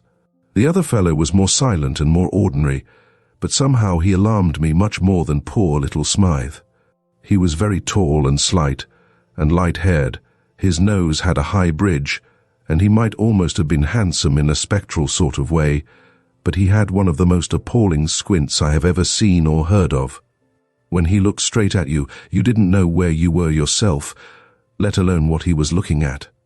I fancy this sort of disfigurement embittered the poor chap a little, for while Smythe was ready to show off his monkey tricks anywhere, James Welkin, that was the squinting man's name, never did anything except soak in our bar parlour and go for great walks by himself in the flat grey country all round. All the same, I think Smythe too was a little sensitive about being so small, though he carried it off more smartly. And so it was that I was really puzzled, as well as startled, and very sorry, when they both offered to marry me in the same week. Well, I did what I've since thought was perhaps a silly thing, but after all, these freaks were my friends in a way, and I had a horror of their thinking I refused them for the real reason, which was that they were so impossibly ugly. So I made up some gas of another sort about never meaning to marry anyone who hadn't carved his way in the world. I said it was a point of principle with me not to live on money that was just inherited like theirs. 2 days after I had talked in this well-meaning sort of way, the whole trouble began. The first thing I heard was that both of them had gone off to seek their fortunes, as if they were in some silly fairy tale. Well, I've never seen either of them from that day to this. But I've had 2 letters from the little man called Smythe, and really they were rather exciting. Ever heard of the other man? Asked Angus. No, he never wrote, said the girl, after an instant's hesitation. Smythe's first letter was simply to say that he had started out walking with Welkin to London, but Welkin was such a good walker that the little man dropped out of it and took a rest by the roadside.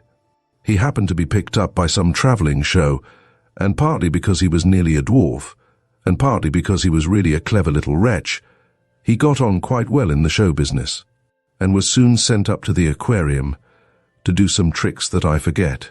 That was his first letter. His second was much more of a startler, and I only got it last week. The man called Angus emptied his coffee cup and regarded her with mild and patient eyes. Her own mouth took a slight twist of laughter as she resumed, I suppose you've seen on the hoardings all about this Smith's Silent Service? Or you must be the only person that hasn't. Oh, I don't know much about it. It's some clockwork invention for doing all the housework by machinery. You know the sort of thing. Press a button, a butler who never drinks. Turn a handle, 10 housemaids who never flirt. You must have seen the advertisements. Well, whatever these machines are, they are making pots of money, and they are making it all for that little imp whom I knew down in Ludbury. I can't help feeling pleased the poor little chap has fallen on his feet, but the plain fact is, I'm in terror of his turning up any minute and telling me he's carved his way in the world. As he certainly has. And the other man, repeated Angus with a sort of obstinate quietude. Laura Hope got to her feet suddenly. My friend, she said, I think you are a witch. Yes, you are quite right. I have not seen a line of the other man's writing, and I have no more notion than the dead of what or where he is. But it is of him that I am frightened. It is he who is all about my path. It is he who has half driven me mad. Indeed, I think he has driven me mad, for I have felt him where he could not have been, and I have heard his voice when he could not have spoken. Well, my dear, said the young man cheerfully, if he was Satan himself, he is done, for now you have told somebody. One goes mad all alone, old girl. But when was it you fancied you felt and heard our squinting friend? I heard James Welkin laugh as plainly as I hear you speak, said the girl steadily. There was nobody there, for I stood just outside the shop at the corner and could see down both streets at once. I had forgotten how he laughed, though his laugh was as odd as his squint. I had not thought of him for nearly a year, but it's a solemn truth that a few seconds later the first letter came from his rival. "Did you ever make the spectre speak or squeak or anything?" asked Angus with some interest. Laura suddenly shuddered, and then said, with an unshaken voice, "Yes, just when I had finished reading the second letter from Isidore Smythe announcing his success. Just then, I heard Welkin say, 'He shan't have you, though.' It was quite plain, as if he were in the room. It is awful. I think I must be mad." "If you really were mad," said the young man, "you would think you must be sane. But certainly there seems to me to be something a little rum about this unseen gentleman. 2 heads are better than 1. I spare you allusions to any other organs, and really, if you would allow me, as a sturdy, practical man, to bring back the wedding cake out of the window." Even as he spoke, there was a sort of steely shriek in the street outside, and a small motor, driven at devilish speed, shot up to the door of the shop and stuck there. In the same flash of time, a small man in a shiny top hat stood stamping in the outer room. Angus, who had hitherto maintained hilarious ease from motives of mental hygiene, revealed the strain of his soul by striding abruptly out of the inner room and confronting the newcomer. A glance at him was quite sufficient to confirm the savage guesswork of a man in love. This very dapper but dwarfish figure, with the spike of black beard carried insolently forward, the clever unrestful eyes, the neat but very nervous fingers, could be none other than the man just described to him, Isidore Smythe, who made dolls out of banana skins and matchboxes, Isidore Smythe, who made millions out of undrinking butlers and unflirting housemaids of metal. For a moment the 2 men, instinctively understanding each other's air of possession, looked at each other with that curious cold generosity which is the soul of rivalry. Mr. Smythe, however, made no allusion to the ultimate ground of their antagonism, but said simply and explosively, "Has Miss Hope seen that thing on the window?" "On the window," repeated the staring Angus. "There's no time to explain other things," said the small millionaire shortly. "There's some tomfoolery going on here that has to be investigated." He pointed his polished walking stick at the window, recently depleted by the bridal preparations of Mr. Angus. And that gentleman was astonished to see along the front of the glass a long strip of paper pasted, which had certainly not been on the window when he looked through it some time before. Following the energetic Smythe outside into the street, he found that some 1.5 yards of stamp paper had been carefully gummed along the glass outside, and on this was written in straggly characters, "If you marry Smythe, he will die." "Laura," said Angus, putting his big red head into the shop, "you're not mad." "It's the writing of that fellow Welkin," said Smythe gruffly. "I haven't seen him for years, but he's always bothering me. 5 times in the last fortnight he's had threatening letters left at my flat, and I can't even find out who leaves them, let alone if it is Welkin himself. The porter of the flat swears that no suspicious characters have been seen, and here he has pasted up a sort of dado on a public shop window while the people in the shop—" "Quite so," said Angus modestly, "while the people in the shop were having tea. Well, sir, I can assure you I appreciate your common sense in dealing so directly with the matter. We can talk about other things afterwards. The fellow cannot be very far off yet, for I swear there was no paper there when I went last to the window 10 or 15 minutes ago. On the other hand, he's too far off to be chased, as we don't even know the direction. If you'll take my advice, Mr. Smythe, you'll put this at once in the hands of some energetic inquiry man, private rather than public. I know an extremely clever fellow who is set up in business 5 minutes from here in your car. His name's Flambeau, and though his youth was a bit stormy, he's a strictly honest man now, and his brains are worth money. He lives in Lucknow Mansions, Hampstead." "That is odd," said the little man, arching his black eyebrows. "I live myself in Himalaya Mansions, round the corner. Perhaps you might care to come with me. I can go to my rooms and sort out these queer Welkin documents, while you run round and get your friend the detective." "You are very good," said Angus politely. "Well, the sooner we act the better." Both men, with a queer kind of impromptu fairness, took the same sort of formal farewell of the lady, and both jumped into the brisk little car. As Smythe took the handles and they turned the great corner of the street, Angus was amused to see a gigantesque poster of Smythe's silent service, with a picture of a huge headless iron doll, carrying a saucepan with the legend, A cook who is never cross.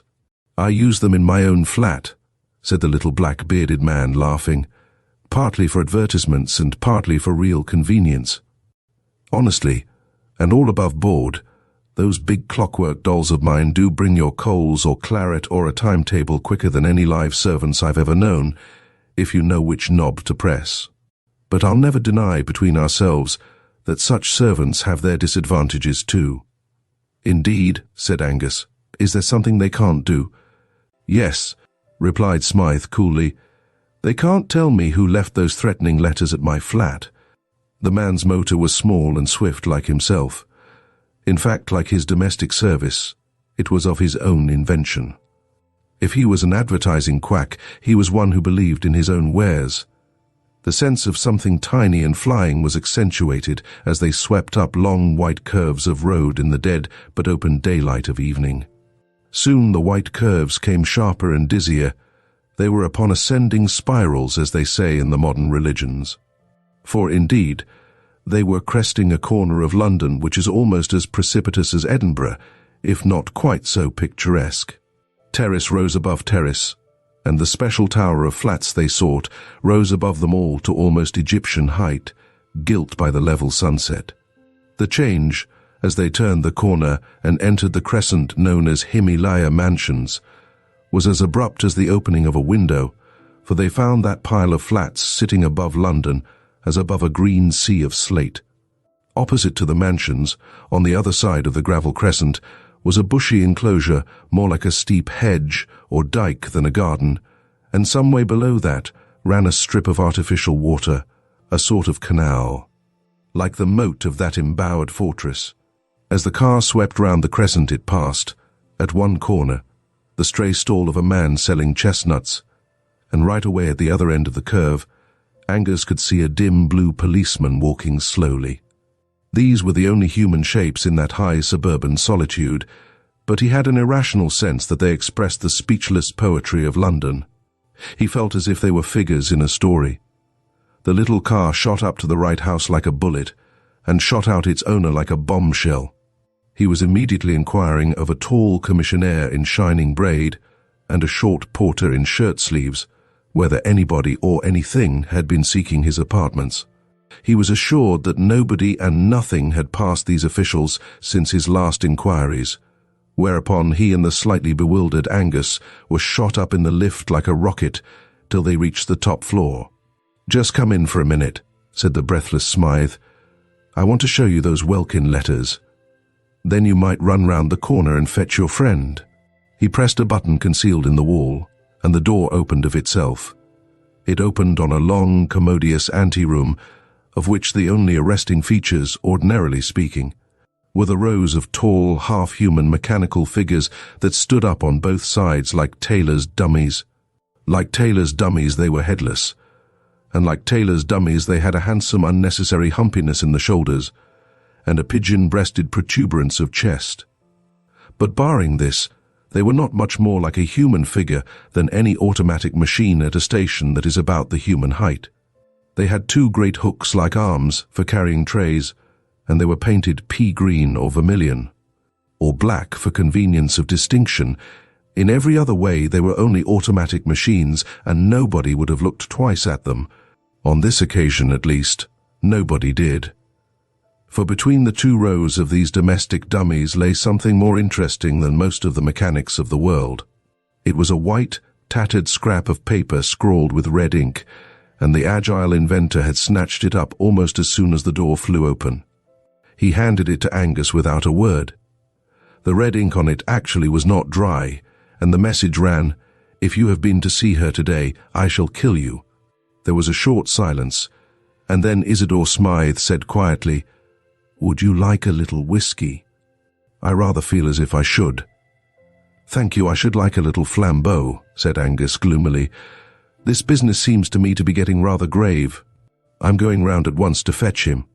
"Right you are," said the other with admirable cheerfulness. "Bring him round here as quick as you can." But as Angus closed the front door behind him, he saw Smythe push back a button, and one of the clockwork images glided from its place and slid along a groove in the floor carrying a tray with siphon and decanter. There did seem something a trifle weird about leaving the little man alone among those dead servants who were coming to life as the door closed. 6 steps down from Smythe's landing, the man in shirt-sleeves was doing something with a pail. Angus stopped to extract a promise, fortified with a prospective bribe, that he would remain in that place until the return with the detective, and would keep count of any kind of stranger coming up those stairs. Dashing down to the front hall, he then laid similar charges of vigilance on the commissionaire at the front door, from whom he learned the simplifying circumstances that there was no back door. Not content with this, he captured the floating policeman and induced him to stand opposite the entrance and watch it, and finally paused an instant for a pennyworth of chestnuts and an inquiry as to the probable length of the merchant's stay in the neighborhood. The chestnut seller, turning up the collar of his coat, told him he should probably be moving shortly, as he thought it was going to snow. Indeed, the evening was growing grey and bitter, but Angus, with all his eloquence, proceeded to nail the chestnut man to his post. "Keep yourself warm on your own chestnuts," he said earnestly. "Eat up your whole stock. I'll make it worth your while. I'll give you a sovereign if you'll wait here till I come back, and then tell me whether any man, woman, or child has gone into that house where the commissionaire is standing." He then walked away smartly, with a last look at the besieged tower. "I've made a ring round that room anyhow," he said. "They can't all 4 of them be Mr. Welkin's accomplices." Lucknow Mansions were, so to speak, on a lower platform of that hill of houses, of which Himalaya Mansions might be called the peak. Mr. Flambeau's semi-official flat was on the ground floor, and presented in every way a marked contrast to the American machinery and cold hotel-like luxury of the flat of the silent service. Flambeau, who was a friend of Angus, received him in a rococo artistic den behind his office, of which the ornaments were sabres, harquebuses, Eastern curiosities, flasks of Italian wine, savage cooking pots, a plumy Persian cat, and a small, dusty-looking Roman Catholic priest, who looked particularly out of place. "This is my friend, Father Brown," said Flambeau. "I've often wanted you to meet him. Splendid weather this, a little cold for southerners like me."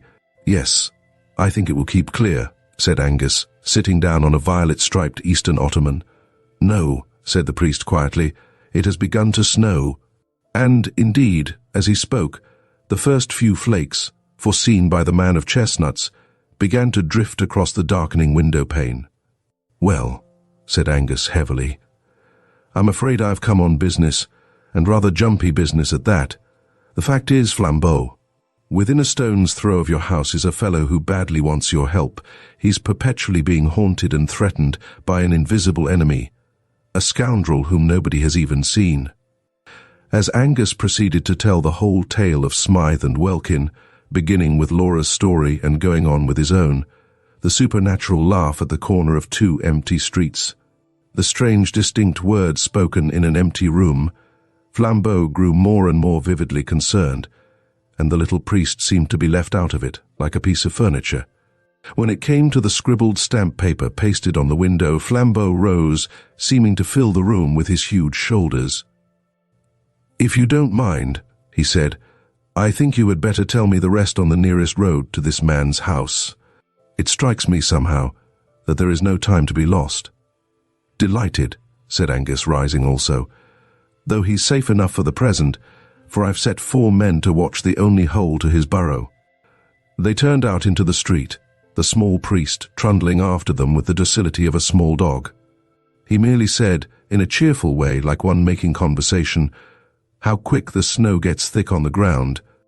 As they threaded the steep side streets already powdered with silver, Angus finished his story, and by the time they reached the crescent with the towering flats, he had leisure to turn his attention to the 4 sentinels. The chestnut seller, both before and after receiving a sovereign, swore stubbornly that he had watched the door and seen no visitor enter. The policeman was even more emphatic. He said he had had experience of crooks of all kinds, in top hats and in rags. He wasn't so green as to expect suspicious characters to look suspicious. He looked out for anybody, and, so help him, there had been nobody. And when all 3 men gathered round the gilded commissionaire, who still stood smiling astride of the porch, The verdict was more final still. "I've got a right to ask any man, duke or dustman, what he wants in these flats," said the genial and gold-laced giant, "and I'll swear there's been nobody to ask since this gentleman went away." The unimportant Father Brown, who stood back, looking modestly at the pavement, here ventured to say meekly, "Has nobody been up and down stairs, then, since the snow began to fall? It began while we were all round at Flambeau's." "Nobody's been in here, sir, you can take it from me," said the official with beaming authority. "Then I wonder what that is," said the priest, and stared at the ground blankly like a fish. The others all looked down also, and Flambeau used a fierce exclamation and a French gesture. For it was unquestionably true that down the middle of the entrance guarded by the man in gold lace, actually between the arrogant stretched legs of that colossus, ran a stringy pattern of grey footprints stamped upon the white snow.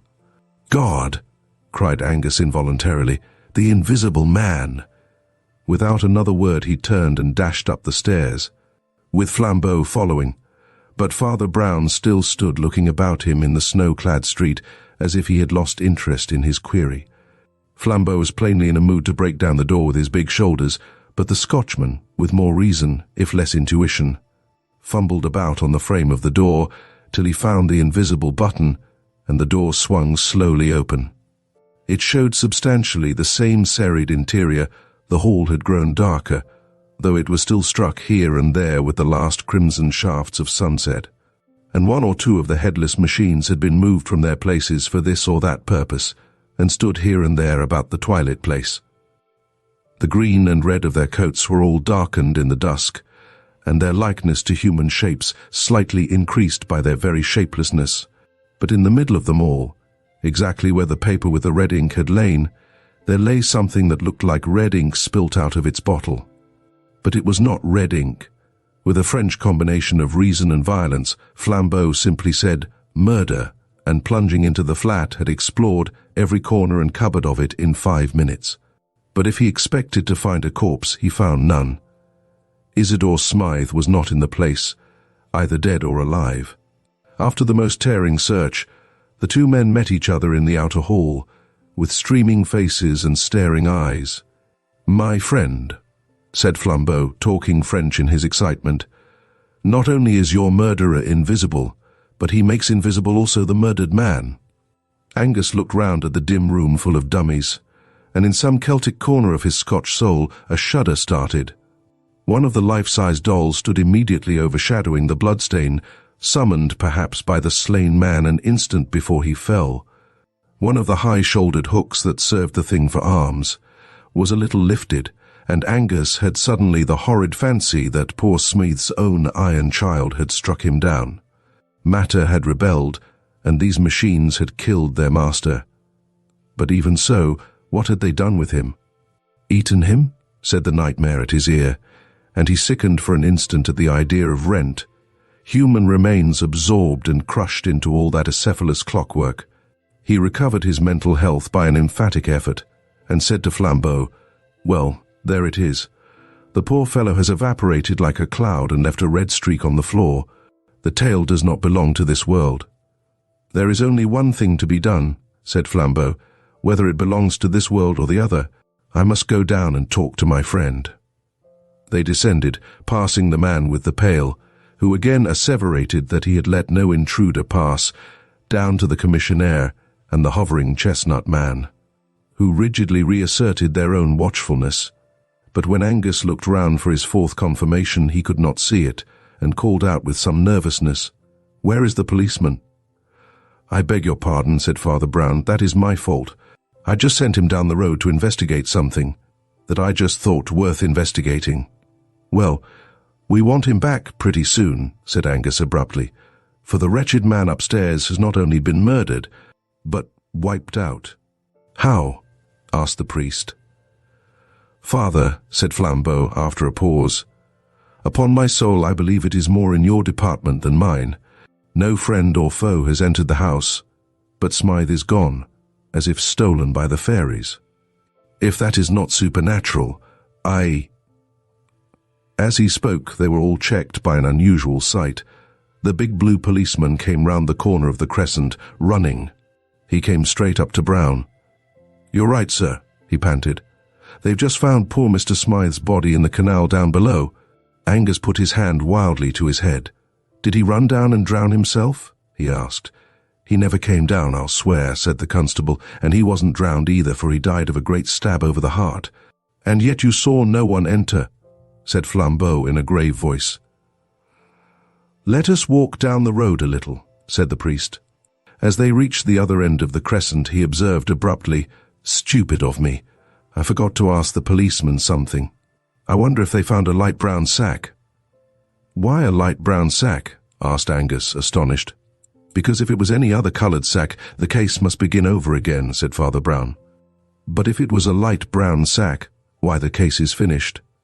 "I am pleased to hear it," said Angus with hearty irony. "It hasn't begun so far as I am concerned." "You must tell us all about it," said Flambeau with a strange, heavy simplicity, like a child. Unconsciously, they were walking with quickening steps down the long sweep of road on the other side of the high crescent, Father Brown leading briskly, though in silence. At last he said with an almost touching vagueness, "Well, I'm afraid you'll think it so prosy. We always begin at the abstract end of things, and you can't begin this story anywhere else. Have you ever noticed this, that people never answer what you say?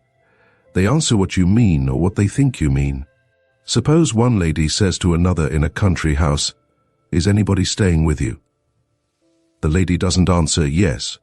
The butler, the 3 footmen, the parlour-maid and so on, though the parlour-maid may be in the room, or the butler behind her chair. She says, 'There is nobody staying with us,' meaning nobody of the sort you mean. But suppose a doctor inquiring into an epidemic asks, 'Who is staying in the house?' Then the lady will remember the butler, the parlour-maid, and the rest. All language is used like that. You never get a question answered literally, even when you get it answered truly. When those 4 quite honest men said that no man had gone into the mansions, they did not really mean that no man had gone into them. They meant no man whom they could suspect of being your man. A man did go into the house and did come out of it, but they never noticed him." "An invisible man?" inquired Angus, raising his red eyebrows. "A mentally invisible man," said Father Brown, a minute or two after he resumed in the same unassuming voice, "like a man thinking his way. Of course you can't think of such a man until you do think of him. That's where his cleverness comes in. But I came to think of him through 2 or 3 little things in the tale Mr. Angus told us. First, there was the fact that this Welkin went for long walks, and then there was the vast lot of stamp paper on the window. And then, most of all, there were the 2 things the young lady said, things that couldn't be true. Don't get annoyed," he added hastily, noting a sudden movement of the Scotchman's head. "She thought they were true. A person can't be quite alone in a street a second before she receives a letter. She can't be quite alone in a street when she starts reading a letter just received. There must be somebody pretty near her. He must be mentally invisible." "Why must there be somebody near her?" asked Angus. "Because," said Father Brown, "barring carrier pigeons, somebody must have brought her the letter." "Do you really mean to say," asked Flambeau with energy, "that Welkin carried his rival's letters to his lady?" "Yes," said the priest. "Welkin carried his rival's letters to his lady. You see, he had to." "Oh, I can't stand much more of this," exploded Flambeau. "Who is this fellow? What does he look like? What is the usual get-up of a mentally invisible man?" "He is dressed rather handsomely in red, blue and gold," replied the priest promptly with precision, "and in this striking, and even showy costume he entered Himalaya mansions under 8 human eyes. He killed Smythe in cold blood, and came down into the street again carrying the dead body in his arms." "Reverend sir," cried Angus, standing still, "are you raving mad, or am I?" "You are not mad," said Brown, "only a little unobservant. You have not noticed such a man as this, for example." He took 3 quick strides forward, and put his hand on the shoulder of an ordinary passing postman who had bustled by them unnoticed under the shade of the trees. "Nobody ever notices postmen somehow," he said thoughtfully, "yet they have passions like other men, and even carry large bags where a small corpse can be stowed quite easily." The postman, instead of turning naturally, had ducked and tumbled against the garden fence. He was a lean, fair, bearded man of very ordinary appearance, but as he turned an alarmed face over his shoulder, all three men were fixed with an almost fiendish squint. Flambeau went back to his sabres, purple rugs and Persian cat, having many things to attend to. John Turnbull Angus went back to the lady at the shop, with whom that imprudent young man contrives to be extremely comfortable. But Father Brown walked those snow-covered hills under the stars for many hours with a murderer, and what they said to each other will never be known. Chapter 6. The Honor of Israel Gow. A stormy evening of olive and silver was closing in, as Father Brown, wrapped in a grey Scotch plaid, came to the end of a grey Scotch valley and beheld the strange castle of Glengyle. It stopped one end of the glen or hollow like a blind alley, and it looked like the end of the world. Rising in steep roofs and spires of sea-green slate in the manner of the old French-Scotch chateau, it reminded an Englishman of the sinister steeple-hats of witches in fairy tales, and the pine woods that rocked round the green turrets looked, by comparison, as black as numberless flocks of ravens. This note of a dreamy, almost a sleepy devilry was no mere fancy from the landscape, for there did rest on the place one of those clouds of pride and madness and mysterious sorrow which lie more heavily on the noble houses of Scotland than on any other of the children of men. For Scotland has a double dose of the poison called heredity, the sense of blood in the aristocrat, and the sense of doom in the Calvinist. The priest had snatched a day from his business at Glasgow to meet his friend Flambeau, the amateur detective, who was at Glengyle Castle with another more formal officer investigating the life and death of the late Earl of Glengyle. That mysterious person was the last representative of a race whose valor, insanity, and violent cunning had made them terrible even among the sinister nobility of their nation in the 16th century. None were deeper in that labyrinthine ambition, in chamber within chamber of that palace of lies that was built up around Mary Queen of Scots. The rhyme in the countryside attested the motive and the result of their machinations candidly, as green sap to the symmetries is red gold at the Ogilvies. For many centuries there had never been a decent lord in Glengyle Castle, and with the Victorian era one would have thought that all eccentricities were exhausted. The last Glengyle, however, satisfied his tribal tradition by doing the only thing that was left for him to do. He disappeared. I do not mean that he went abroad. By all accounts he was still in the castle, if he was anywhere. But though his name was in the church register and the big red peerage, nobody ever saw him under the sun. If anyone saw him, it was a solitary man-servant, something between a groom and a gardener. He was so deaf that the more businesslike assumed him to be dumb, while the more penetrating declared him to be half-witted. A gaunt, red-haired labourer, with a dogged jaw and chin, but quite blank blue eyes, he went by the name of Israel Gow, and was the one silent servant on that deserted estate. But the energy with which he dug potatoes, and the regularity with which he disappeared into the kitchen, gave people an impression that he was providing for the meals of a superior, and that the strange earl was still concealed in the castle.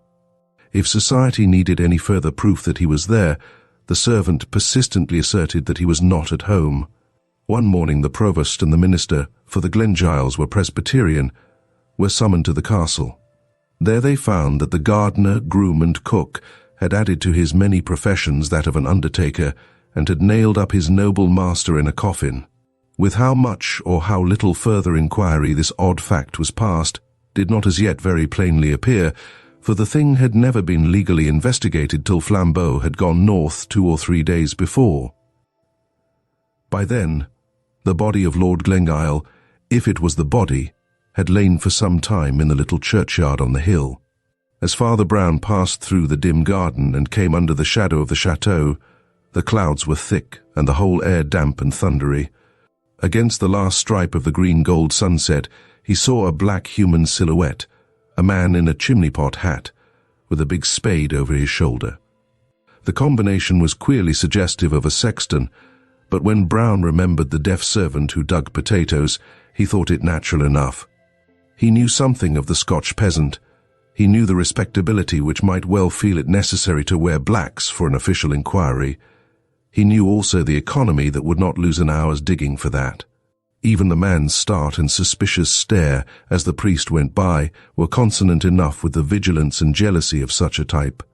The great door was opened by Flambeau himself, who had with him a lean man with iron-grey hair and papers in his hand, Inspector Craven from Scotland Yard. The entrance hall was mostly stripped and empty, but the pale, sneering faces of one or two of the wicked Ogilvies looked down out of black periwigs and blackening canvas. Following them into an inner room, Father Brown found that the allies had been seated at a long oak table, of which their end was covered with scribbled papers, flanked with whiskey and cigars. Through the whole of its remaining length, it was occupied by detached objects arranged at intervals, objects about as inexplicable as any objects could be. One looked like a small heap of glittering broken glass. Another looked like a high heap of brown dust. A third appeared to be a plain stick of wood. "You seem to have a sort of geological museum here," he said as he sat down, jerking his head briefly in the direction of the brown dust and the crystalline fragments. "Not a geological museum," replied Flambeau. "Say a psychological museum." "Oh, for the Lord's sake," cried the police detective, laughing. "Don't let's begin with such long words." "Don't you know what psychology means?" asked Flambeau with friendly surprise. "Psychology means being off your chump." "Still, I hardly follow," replied the official. "Well," said Flambeau with decision, "I mean that we've only found out one thing about Lord Glengyle. He was a maniac." The black silhouette of Gow, with his top hat and spade, passed the window, dimly outlined against the darkening sky. Father Brown stared passively at it and answered, "I can understand there must have been something odd about the man, or he wouldn't have buried himself alive, nor been in such a hurry to bury himself dead.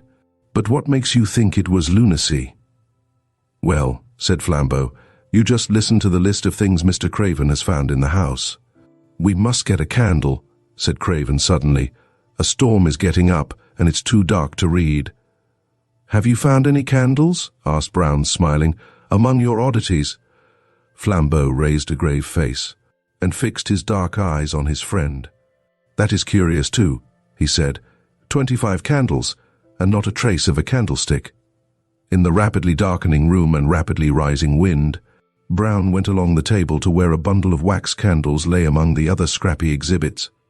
As he did so, he bent accidentally over the heap of red-brown dust, and a sharp sneeze cracked the silence. "Hullo," he said, "snuff." He took one of the candles, lit it carefully, came back and stuck it in the neck of the whiskey bottle.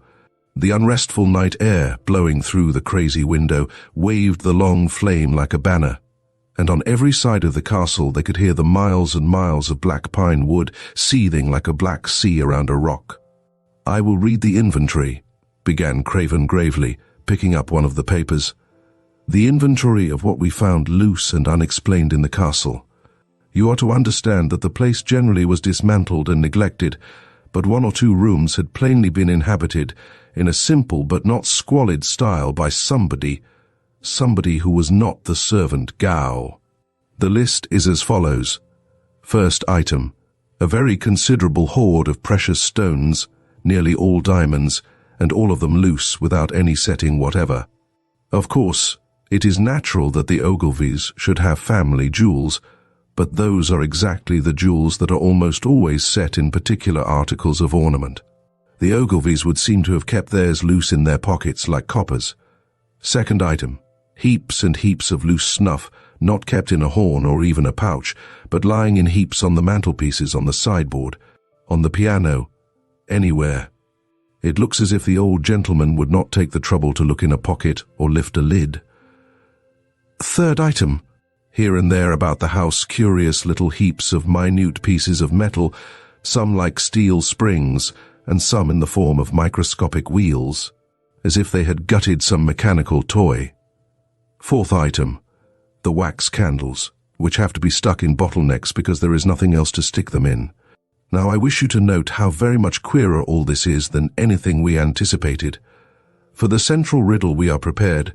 We have all seen at a glance that there was something wrong about the last Earl. We have come here to find out whether he really lived here, whether he really died here, whether that red-haired scarecrow who did his burying had anything to do with his dying. But suppose the worst in all this, the most lurid or melodramatic solution you like.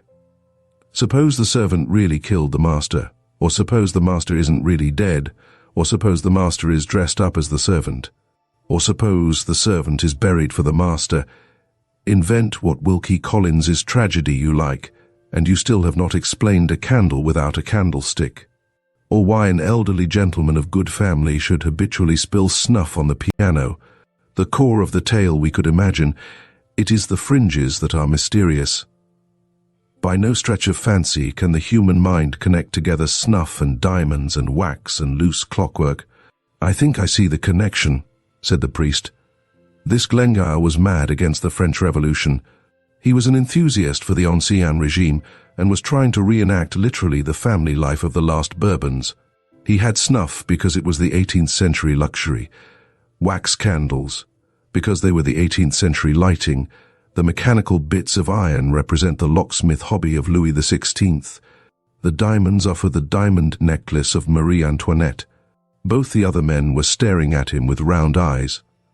"What a perfectly extraordinary notion," cried Flambeau. "Do you really think that is the truth?" "I am perfectly sure it isn't," answered Father Brown. "Only you said that nobody could connect snuff and diamonds and clockwork and candles. I give you that connection offhand. The real truth, I am very sure, lies deeper." He paused a moment and listened to the wailing of the wind in the turrets. Then he said, "The late Earl of Glengyle was a thief. He lived a second and darker life as a desperate housebreaker. He did not have any candlesticks because he only used these candles cut short in the little lantern he carried. The snuff he employed, as the fiercest French criminals have used pepper, to fling it suddenly in dense masses in the face of a captor or pursuer. But the final proof is in the curious coincidence of the diamonds and the small steel wheels. Surely that makes everything plain to you? Diamonds and small steel wheels are the only two instruments with which you can cut out a pane of glass. The bough of a broken pine tree lashed heavily in the blast against the window pane behind them, as if in parody of a burglar, but they did not turn round. Their eyes were fastened on Father Brown. "Diamonds and small wheels," repeated Craven, ruminating. "Is that all that makes you think it the true explanation?" "I don't think it the true explanation," replied the priest placidly. "But you said that nobody could connect the four things. The true tale, of course, is something much more humdrum. Glengyle had found, or thought he had found, precious stones on his estate. Somebody had bamboozled him with those loose brilliants, saying they were found in the castle caverns. The little wheels are some diamond-cutting affair. He had to do the thing very roughly and in a small way with the help of a few shepherds or rude fellows on these hills. Snuff is the one great luxury of such Scotch shepherds. It's the one thing with which you can bribe them. They didn't have candlesticks because they didn't want them. They held the candles in their hands when they explored the caves." "Is that all?" asked Flambeau after a long pause. "Have we got to the dull truth at last?" "Oh no," said Father Brown. As the wind died in the most distant pine woods with a long hoot as of mockery, Father Brown, with an utterly impassive face, went on, "I only suggested that because you said one could not plausibly connect snuff with clockwork or candles with bright stones. 10 false philosophies will fit the universe. 10 false theories will fit Glengyle Castle. But we want the real explanation of the castle and the universe. But are there no other exhibits?" Craven laughed, and Flambeau rose smiling to his feet and strolled down the long table. "Items 5, 6, 7, etc." He said, "and certainly more varied than instructive. A curious collection, not of lead pencils, but of the lead out of lead pencils. A senseless stick of bamboo with the top rather splintered. It might be the instrument of the crime. Only there isn't any crime. The only other things are a few old missals and little Catholic pictures, which the Ogilvies kept, I suppose, from the Middle Ages, their family pride being stronger than their Puritanism. We only put them in the museum because they seem curiously cut about and defaced." The heady tempest without drove a dreadful rack of clouds across Glengyle, and threw the long room into darkness as Father Brown picked up the little illuminated pages to examine them. He spoke before the drift of darkness had passed, but it was the voice of an utterly new man. "Mr. Craven," said he, talking like a man 10 years younger, "you have got a legal warrant, haven't you, to go up and examine that grave? The sooner we do it, the better, and get to the bottom of this horrible affair. If I were you, I should start now." "Now?" repeated the astonished detective. "And why now?" "Because this is serious," answered Brown. "This is not spilt snuff or loose pebbles that might be there for 100 reasons. There is only one reason I know of for this being done, and the reason goes down to the roots of the world. These religious pictures are not just dirtied or torn or scrawled over, which might be done in idleness or bigotry, by children or by Protestants. These have been treated very carefully, and very queerly. In every place where the great ornamented name of God comes in the old illuminations, it has been elaborately taken out. The only other thing that has been removed is the halo round the head of the child Jesus. Therefore, I say, let us get our warrant and our spade and our hatchet and go up and break open that coffin." "What do you mean?" demanded the London officer. "I mean," answered the little priest, and his voice seemed to rise slightly in the roar of the gale. "I mean that the great devil of the universe may be sitting on the top tower of this castle at this moment, as big as 100 elephants, and roaring like the apocalypse. There is black magic somewhere at the bottom of this." "Black magic," repeated Flambeau in a low voice, for he was too enlightened a man not to know of such things. "But what can these other things mean?" "Oh, something damnable, I suppose," replied Brown impatiently. "How should I know? How can I guess all their mazes down below?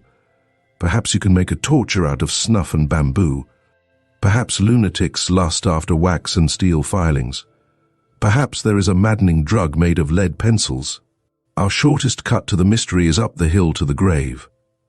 His comrades hardly knew that they had obeyed and followed him till a blast of the night wind nearly flung them on their faces in the garden. Nevertheless, they had obeyed him like automata, for Craven found a hatchet in his hand, and the warrant in his pocket. Flambeau was carrying the heavy spade of the strange gardener. Father Brown was carrying the little gilt book from which had been torn the name of God. The path up the hill to the churchyard was crooked but short.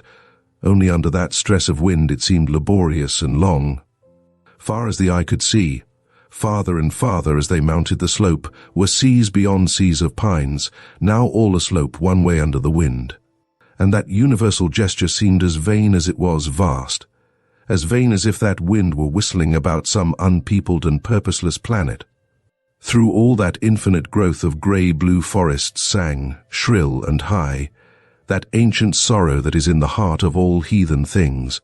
One could fancy that the voices from the underworld of unfathomable foliage were cries of the lost and wandering pagan gods, gods who had gone roaming in that irrational forest, and who will never find their way back to heaven. "You see," said Father Brown in low but easy tone, "Scotch people before Scotland existed were a curious lot. In fact, they're a curious lot still. But in the prehistoric times I fancy they really worshipped demons. That," he added genially, "is why they jumped at the Puritan theology." "My friend," said Flambeau, turning in a kind of fury, "what does all that snuff mean?" "My friend," replied Brown with equal seriousness, "there is one mark of all genuine religions, materialism. Now, devil worship is a perfectly genuine religion." They had come up on the grassy scalp of the hill, one of the few bald spots that stood clear of the crashing and roaring pine forest. A mean enclosure, partly timber and partly wire, rattled in the tempest to tell them the border of the graveyard. But by the time Inspector Craven had come to the corner of the grave and Flambeau had planted his spade point downwards and leaned on it, they were both almost as shaken as the shaky wood and wire. At the foot of the grave grew great tall thistles, grey and silver in their decay. Once or twice, when a ball of thistledown broke under the breeze and flew past him, Craven jumped slightly as if it had been an arrow. Flambeau drove the blade of his spade through the whistling grass into the wet clay below. Then he seemed to stop and lean on it as on a staff. "Go on," said the priest very gently. "We are only trying to find the truth. What are you afraid of?" "I'm afraid of finding it," said Flambeau. The London detective spoke suddenly in a high crowing voice that was meant to be conversational and cheery. "I wonder why he really did hide himself like that. Something nasty, I suppose. Was he a leper?" "Something worse than that," said Flambeau. "And what do you imagine," asked the other, "would be worse than a leper?" "I don't imagine it," said Flambeau. He dug for some dreadful minutes in silence, and then said in a choked voice, "I'm afraid of his not being the right shape. Nor was that piece of paper, you know," said Father Brown quietly. "And we survived even that piece of paper." Flambeau dug on with a blind energy, but the tempest had shouldered away the choking grey clouds that clung to the hills like smoke and revealed grey fields of faint starlight before he cleared the shape of a rude timber coffin and somehow tipped it up upon the turf. Craven stepped forward with his axe. A thistle top touched him, and he flinched.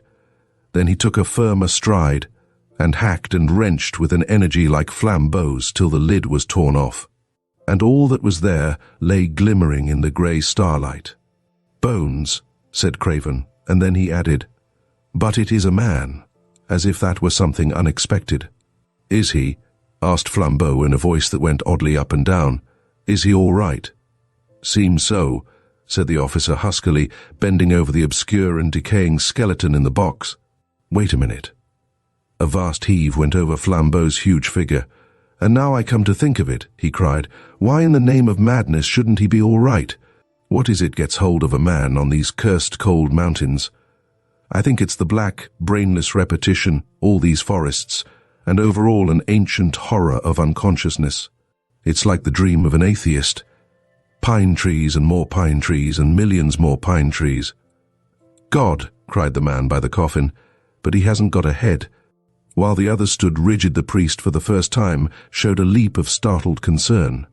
"No head," he repeated. "No head?" As if he had almost expected some other deficiency. Half-witted visions of a headless baby born to Glengyle, of a headless youth hiding himself in the castle, of a headless man pacing those ancient halls, or that gorgeous garden, passed in panorama through their minds. But even in that stiffened instant, the tale took no root in them, and seemed to have no reason in it.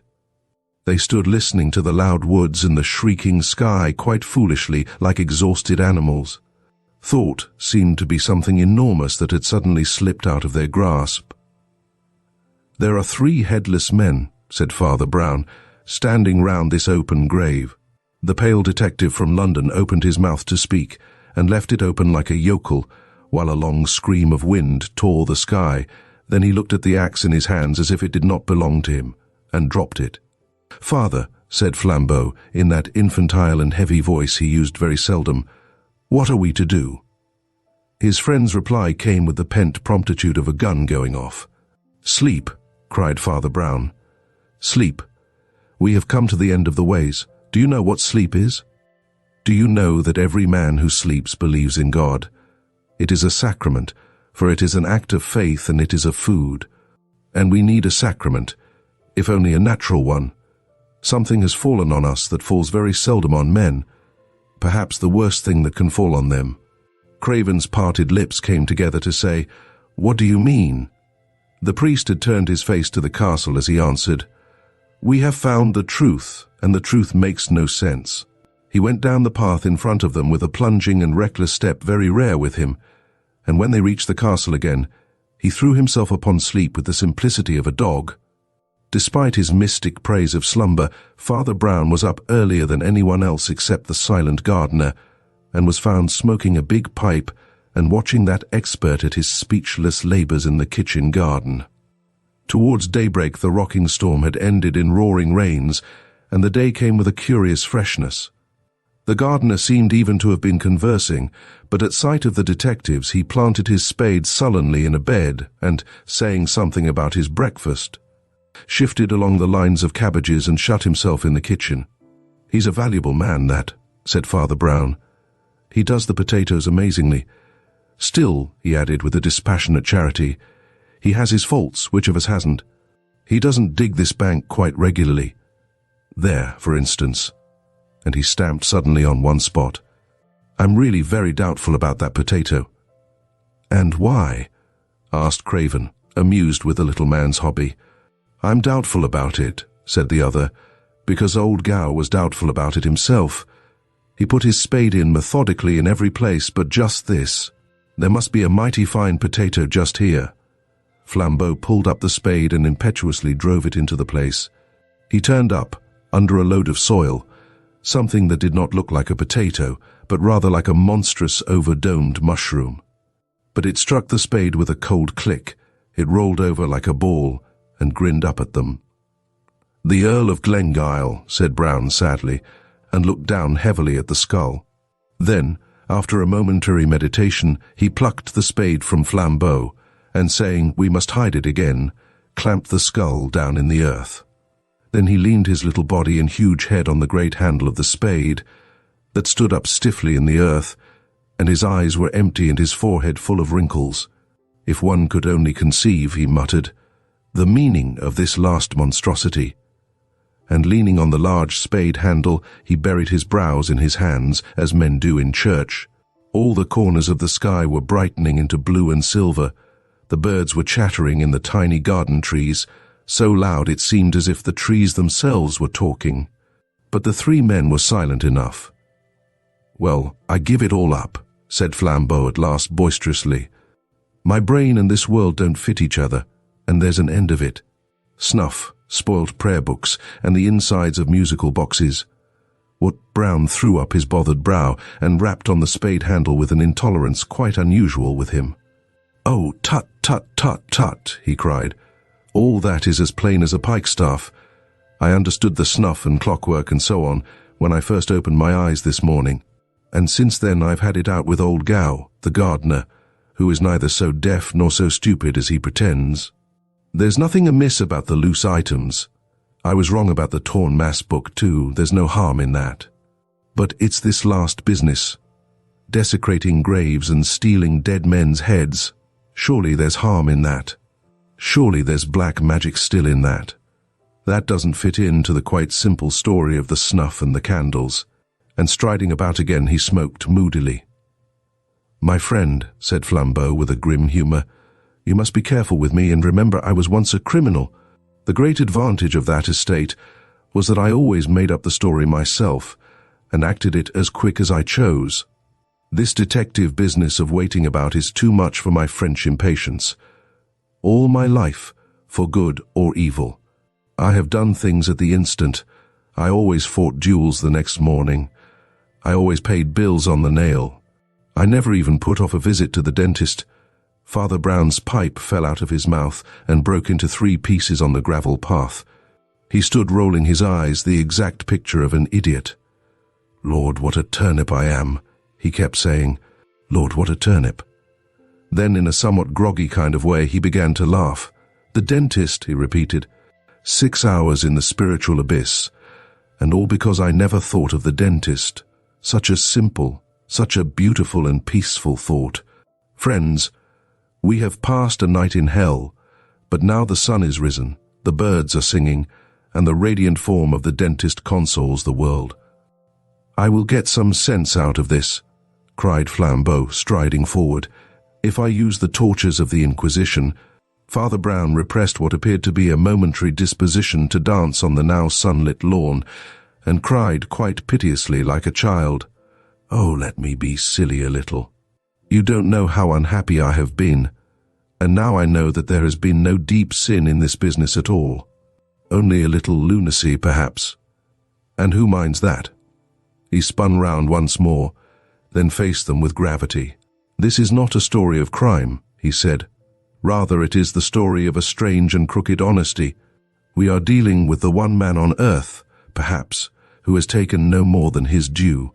It is a study in the savage living logic that has been the religion of this race. That old local rhyme about the house of Glengyle, as green sap to the simmer trees is red gold to the Ogilvies, was literal as well as metaphorical. It did not merely mean that the Glengyles sought for wealth. It was also true that they literally gathered gold. They had a huge collection of ornaments and utensils in that metal. They were, in fact, misers whose mania took that turn. In the light of that fact, run through all the things we found in the castle. Diamonds without their gold rings, candles without their gold candlesticks, snuff without the gold snuff boxes, pencil leads without the gold pencil cases, a walking stick without its gold top, clockwork without the gold clocks, or rather watches. And mad as it sounds, because the halos and the name of God in the old missals were of real gold, these also were taken away. The garden seemed to brighten, the grass to grow gayer in the strengthening sun as the crazy truth was told. Flambeau lit a cigarette as his friend went on. "Were taken away," continued Father Brown, "were taken away, but not stolen. Thieves would never have left this mystery. Thieves would have taken the gold snuff boxes, snuff and all, the gold pencil cases, lead and all. We have to deal with a man with a peculiar conscience, but certainly a conscience. I found that mad moralist this morning in the kitchen garden yonder, and I heard the whole story. The late Archibald Ogilvy was the nearest approach to a good man ever born at Glengyle, but his bitter virtue took the turn of the misanthrope. He moped over the dishonesty of his ancestors, from which, somehow, he generalized a dishonesty of all men.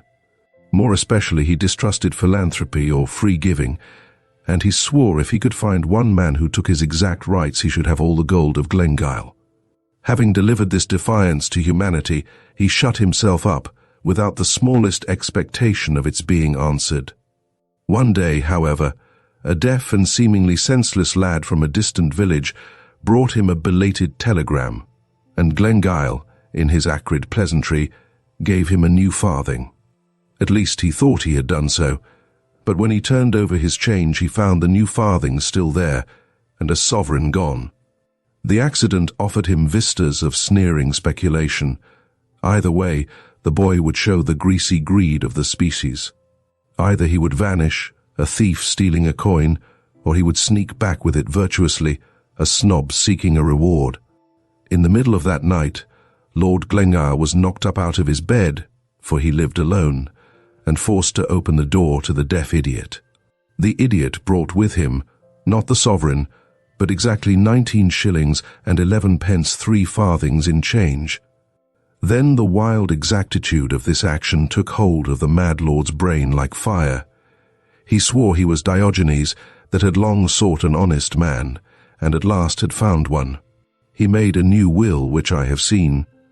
He took the literal youth into his huge neglected house, and trained him up as his solitary servant and, after an odd manner, his heir.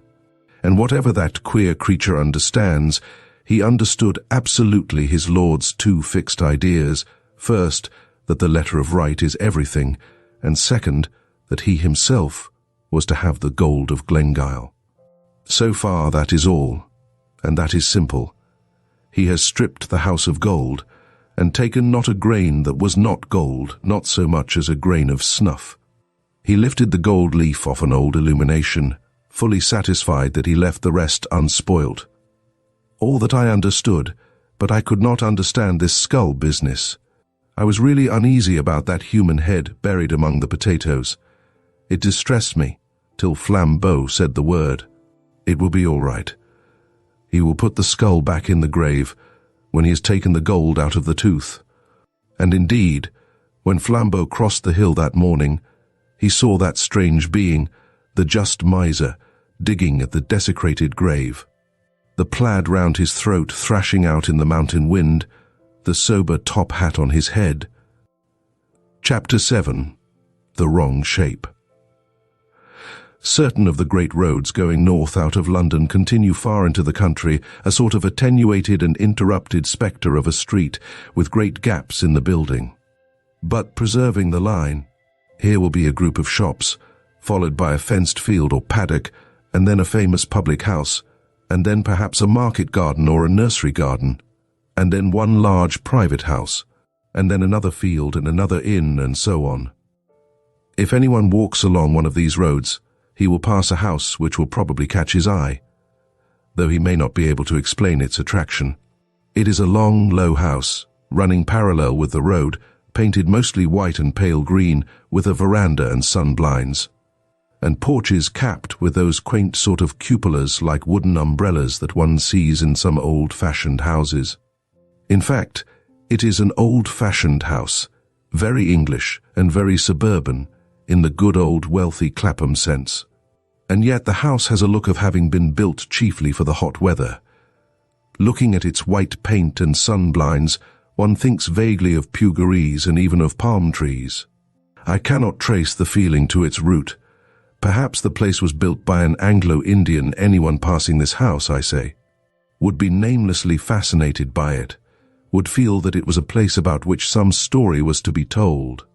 And he would have been right, as you shall shortly hear. For this is the story of the strange things that did really happen in it in the Whitsuntide of the year 18. Anyone passing the house on the Thursday before Whitsunday at about 4:30 p.m. would have seen the front door open and Father Brown, of the small church of St. Mungo, come out smoking a large pipe in company with a very tall French friend of his called Flambeau, who was smoking a very small cigarette. These persons may or may not be of interest to the reader, but the truth is that they were not the only interesting things that were displayed when the front door of the white and green house was opened. There are further peculiarities about this house, which must be described to start with, not only that the reader may understand this tragic tale, but also that he may realize what it was that the opening of the door revealed. The whole house was built upon the plan of a T, but a T with a very long crosspiece and a very short tailpiece. The long crosspiece was the frontage that ran along in face of the street, with the front door in the middle. It was 2 stories high and contained nearly all the important rooms. The short tailpiece, which ran out at the back immediately opposite the front door, was 1 story high and consisted only of 2 long rooms, the one leading into the other. The first of these 2 rooms was the study in which the celebrated Mr. Quinton wrote his wild Oriental poems and romances. The farther room was a glass conservatory full of tropical blossoms of quite unique and almost monstrous beauty, and on such afternoons as these glowing with gorgeous sunlight.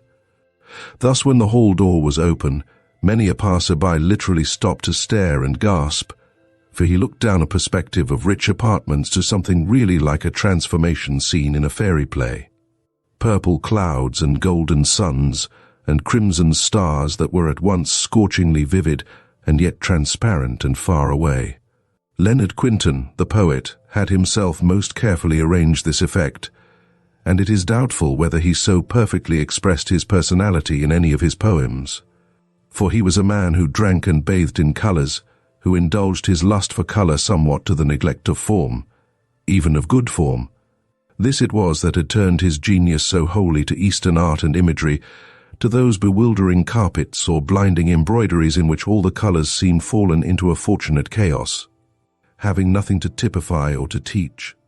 He had attempted, not perhaps with complete artistic success, but with acknowledged imagination and invention, to compose epics and love stories reflecting the riot of violent and even cruel color, tales of tropical heavens of burning gold or blood-red copper, of Eastern heroes who rode with 12 turbaned mitres upon elephants painted purple or peacock green, of gigantic jewels that 100 Negroes could not carry, but which burned with ancient and strange-hued fires.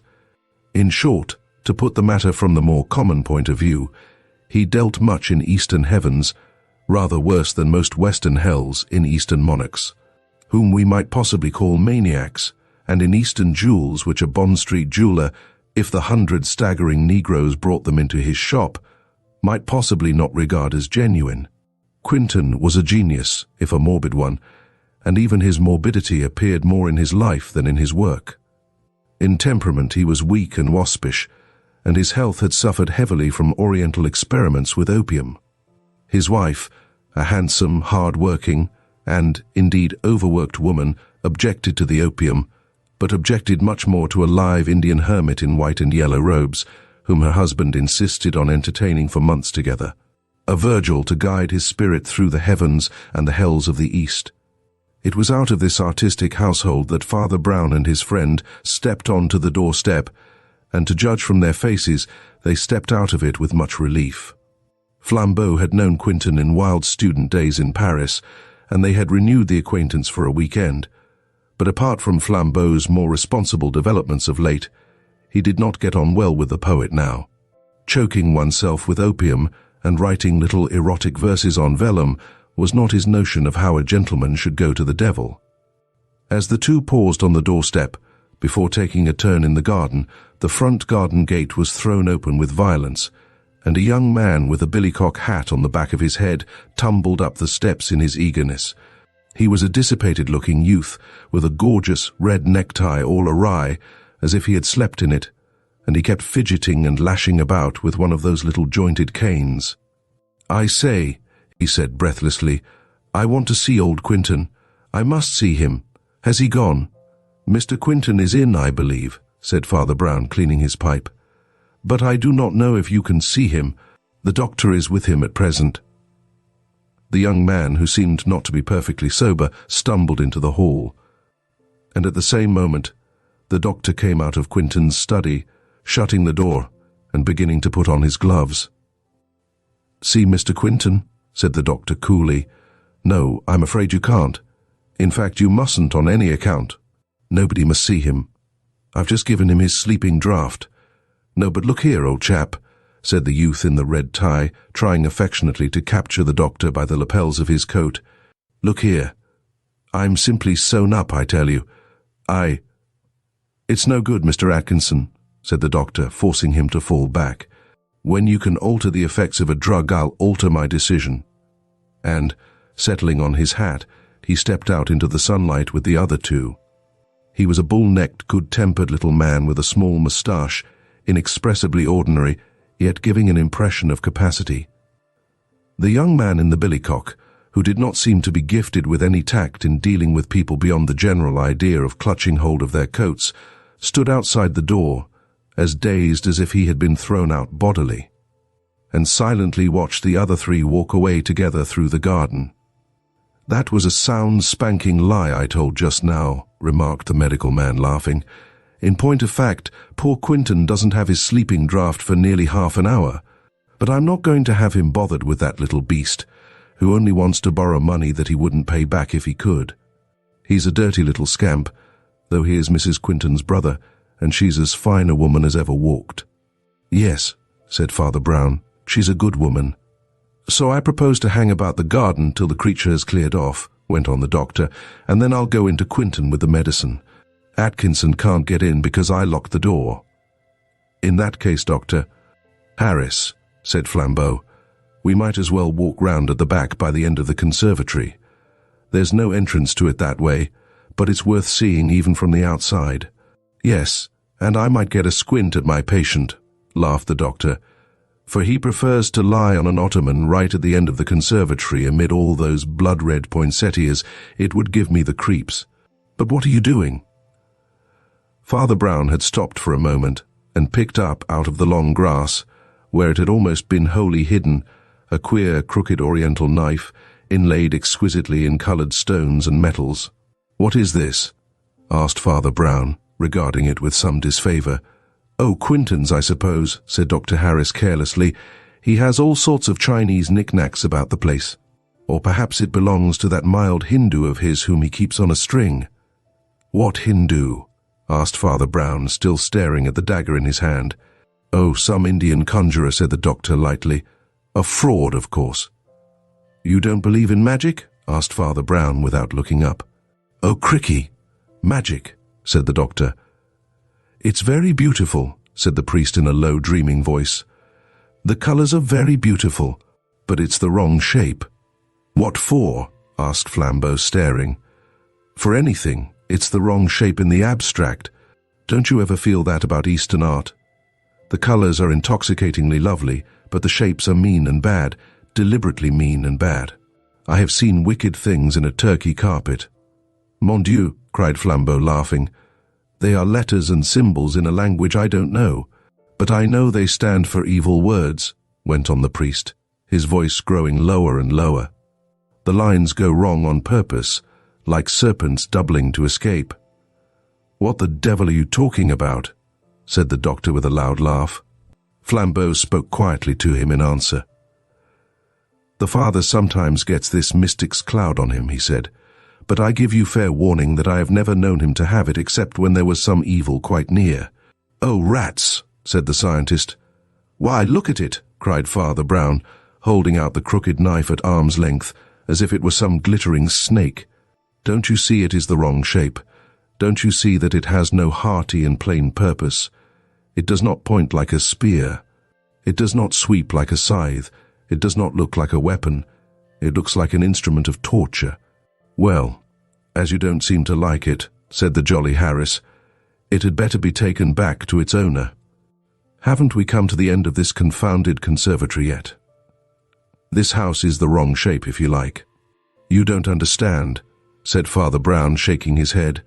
"The shape of this house is quaint. It is even laughable. But there is nothing wrong about it." As they spoke, they came round the curve of glass that ended the conservatory, an uninterrupted curve, for there was neither door nor window by which to enter at that end. The glass, however, was clear, and the sun still bright, though beginning to set, and they could see not only the flamboyant blossoms inside, but the frail figure of the poet in a brown velvet coat lying languidly on the sofa, having apparently fallen half asleep over a book. He was a pale, slight man, with loose chestnut hair and a fringe of beard that was the paradox of his face, for the beard made him look less manly. These traits were well known to all three of them, but even had it not been so, it may be doubted whether they would have looked at Quinton just then. Their eyes were riveted on another object. Exactly in their path, immediately outside the round end of the glass building, was standing a tall man, whose drapery fell to his feet in faultless white, and whose bare, brown skull, face and neck gleamed in the setting sun like splendid bronze. He was looking through the glass at the sleeper, and he was more motionless than a mountain. "Who is that?" cried Father Brown, stepping back with a hissing intake of his breath. "Oh, it is only that Hindu humbug," growled Harris. "But I don't know what the deuce he's doing here." "It looks like hypnotism," said Flambeau, biting his black moustache. "Why are you unmedical fellows always talking bosh about hypnotism?" cried the doctor. "It looks a deal more like burglary." "Well, we will speak to it at any rate," said Flambeau, who was always for action. One long stride took him to the place where the Indian stood. Bowing from his great height, which overtopped even the Orientals, he said with placid impudence, "Good evening, sir. Do you want anything?" Quite slowly, like a great ship turning into a harbour, the great yellow face turned and looked at last over its white shoulder. They were startled to see that its yellow eyelids were quite sealed, as in sleep. "Thank you," said the face in excellent English. "I want nothing." Then, half opening the lids, so as to show a slit of opalescent eyeball, he repeated, "I want nothing." Then he opened his eyes wide with a startling stare, said, "I want nothing," and went rustling away into the rapidly darkening garden. "The Christian is more modest," muttered Father Brown. "He wants something." "What on earth was he doing?" asked Flambeau, knitting his black brows and lowering his voice. "I should like to talk to you later," said Father Brown. The sunlight was still a reality, but it was the red light of evening, and the bulk of the garden trees and bushes grew blacker and blacker against it. They turned round the end of the conservatory and walked in silence down the other side to get round to the front door. As they went, they seemed to wake something, as one startles a bird in the deeper corner between the study and the main building. And again they saw the white-robed fakir slide out of the shadow and slip round towards the front door. To their surprise, however, he had not been alone. They found themselves abruptly pulled up and forced to banish their bewilderment by the appearance of Mrs. Quinton, with her heavy golden hair and square pale face, advancing on them out of the twilight. She looked a little stern, but was entirely courteous. "Good evening, Dr. Harris," was all she said. "Good evening, Mrs. Quinton," said the little doctor heartily. "I am just going to give your husband his sleeping draught." "Yes," she said in a clear voice. "I think it is quite time." And she smiled at them and went sweeping into the house. "That woman's overdriven," said Father Brown. "That's the kind of woman that does her duty for 20 years, and then does something dreadful." The little doctor looked at him for the first time with an eye of interest. "Did you ever study medicine?" he asked. "You have to know something of the mind as well as the body," answered the priest. "We have to know something of the body as well as the mind." "Well," said the doctor, "I think I'll go and give Quentin his stuff." They had turned the corner of the front facade and were approaching the front doorway. As they turned into it, they saw the man in the white robe for the third time. He came so straight towards the front door that it seemed quite incredible that he had not just come out of the study opposite to it. Yet they knew that the study door was locked. Father Brown and Flambeau, however, kept this weird contradiction to themselves, and Dr. Harris was not a man to waste his thoughts on the impossible. He permitted the omnipresent Asiatic to make his exit, and then stepped briskly into the hall. There he found a figure which he had already forgotten. The inane Atkinson was still hanging about, humming and poking things with his knobby cane. The doctor's face had a spasm of disgust and decision, and he whispered rapidly to his companion, "I must lock the door again, or this rat will get in. But I shall be out again in 2 minutes." He rapidly unlocked the door and locked it again behind him, just balking a blundering charge from the young man in the billycock. The young man threw himself impatiently on a hall chair. Flambeau looked at a Persian illumination on the wall. Father Brown, who seemed in a sort of daze, dully-eyed the door. In about 4 minutes the door was opened again. Atkinson was quicker this time. He sprang forward, held the door open for an instant, and called out, "Oh, I say, Quentin, I want—" From the other end of the study came the clear voice of Quentin, in something between a yawn and a yell of weary laughter. "Oh, I know what you want. Take it, and leave me in peace. I'm writing a song about peacocks." Before the door closed, half a sovereign came flying through the aperture, and Atkinson, stumbling forward, caught it with singular dexterity. "So that's settled," said the doctor, and locking the door savagely, he led the way out into the garden. "Poor Leonard can get a little peace now," he added to Father Brown. "He's locked in all by himself for an hour or two." "Yes," answered the priest, and his voice sounded jolly enough when we left him.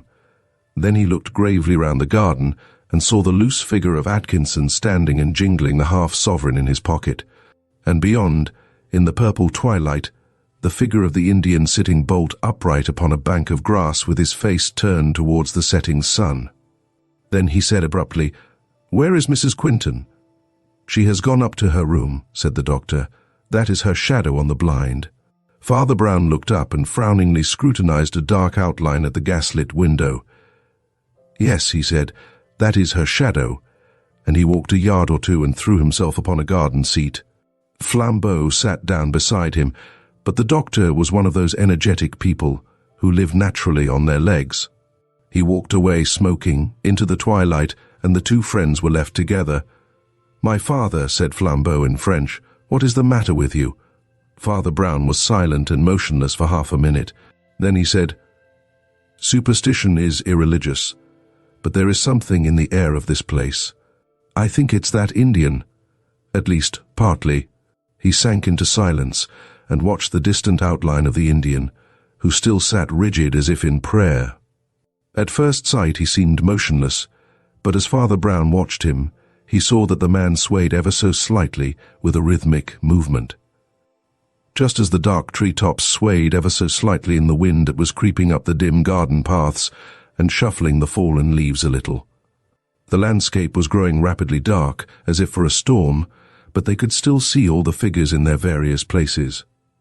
Atkinson was leaning against a tree with a listless face. Quentin's wife was still at her window. The doctor had gone strolling round the end of the conservatory. They could see his cigar like a will-o'-the-wisp. And the fakir still sat rigid and yet rocking, while the trees above him began to rock and almost to roar. Storm was certainly coming. "When that Indian spoke to us," went on Brown in a conversational undertone, "I had a sort of vision, a vision of him and all his universe. Yet he only said the same thing 3 times. When first he said, 'I want nothing,' it meant only that he was impenetrable, that Asia does not give itself away.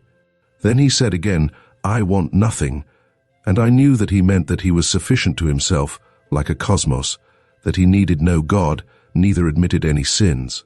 And when he said the third time, "I want nothing," he said it with blazing eyes. And I knew that he meant literally what he said, that nothing was his desire in his home, that he was weary for nothing as for wine. That annihilation, the mere destruction of everything or anything. 2 drops of rain fell, and for some reason Flambeau started and looked up, as if they had stung him. And the same instant, the doctor down by the end of the conservatory began running towards them, calling out something as he ran. As he came among them like a bombshell, the restless Atkinson happened to be taking a turn nearer to the house front, and the doctor clutched him by the collar in a convulsive grip. "Foul play," he cried. "What have you been doing to him, you dog?" The priest had sprung erect, and had the voice of steel of a soldier in command. "No fighting," he cried coolly. "We are enough to hold anyone we want to. What is the matter, doctor?" "Things are not right with Quinton," said the doctor, quite white. "I could just see him through the glass, and I don't like the way he's lying. It's not as I left him, anyhow." "Let us go in to him," said Father Brown shortly.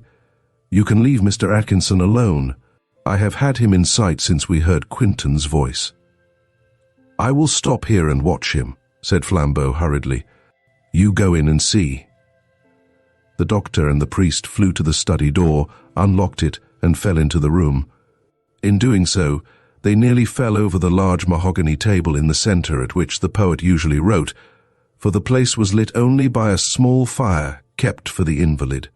In the middle of this table lay a single sheet of paper, evidently left there on purpose. The doctor snatched it up, glanced at it, handed it to Father Brown, and crying, "Good God! Look at that!" plunged toward the glass room beyond, where the terrible tropic flowers still seemed to keep a crimson memory of the sunset. Father Brown read the words 3 times before he put down the paper. The words were, "I die by my own hand, yet I die murdered." They were in the quite inimitable, not to say illegible, handwriting of Leonard Quinton. Then Father Brown, still keeping the paper in his hand, strode towards the conservatory, only to meet his medical friend coming back with a face of assurance and collapse. "He's done it," said Harris. They went together through the gorgeous, unnatural beauty of cactus and azalea, and found Leonard Quinton, poet and romancer, with his head hanging downward off his ottoman and his red curls sweeping the ground. Into his left side was thrust the queer dagger that they had picked up in the garden, and his limp hand still rested on the hilt. Outside, the storm had come at one stride, like the night in Coleridge, and garden and glass roof were darkened with driving rain. Father Brown seemed to be studying the paper more than the corpse.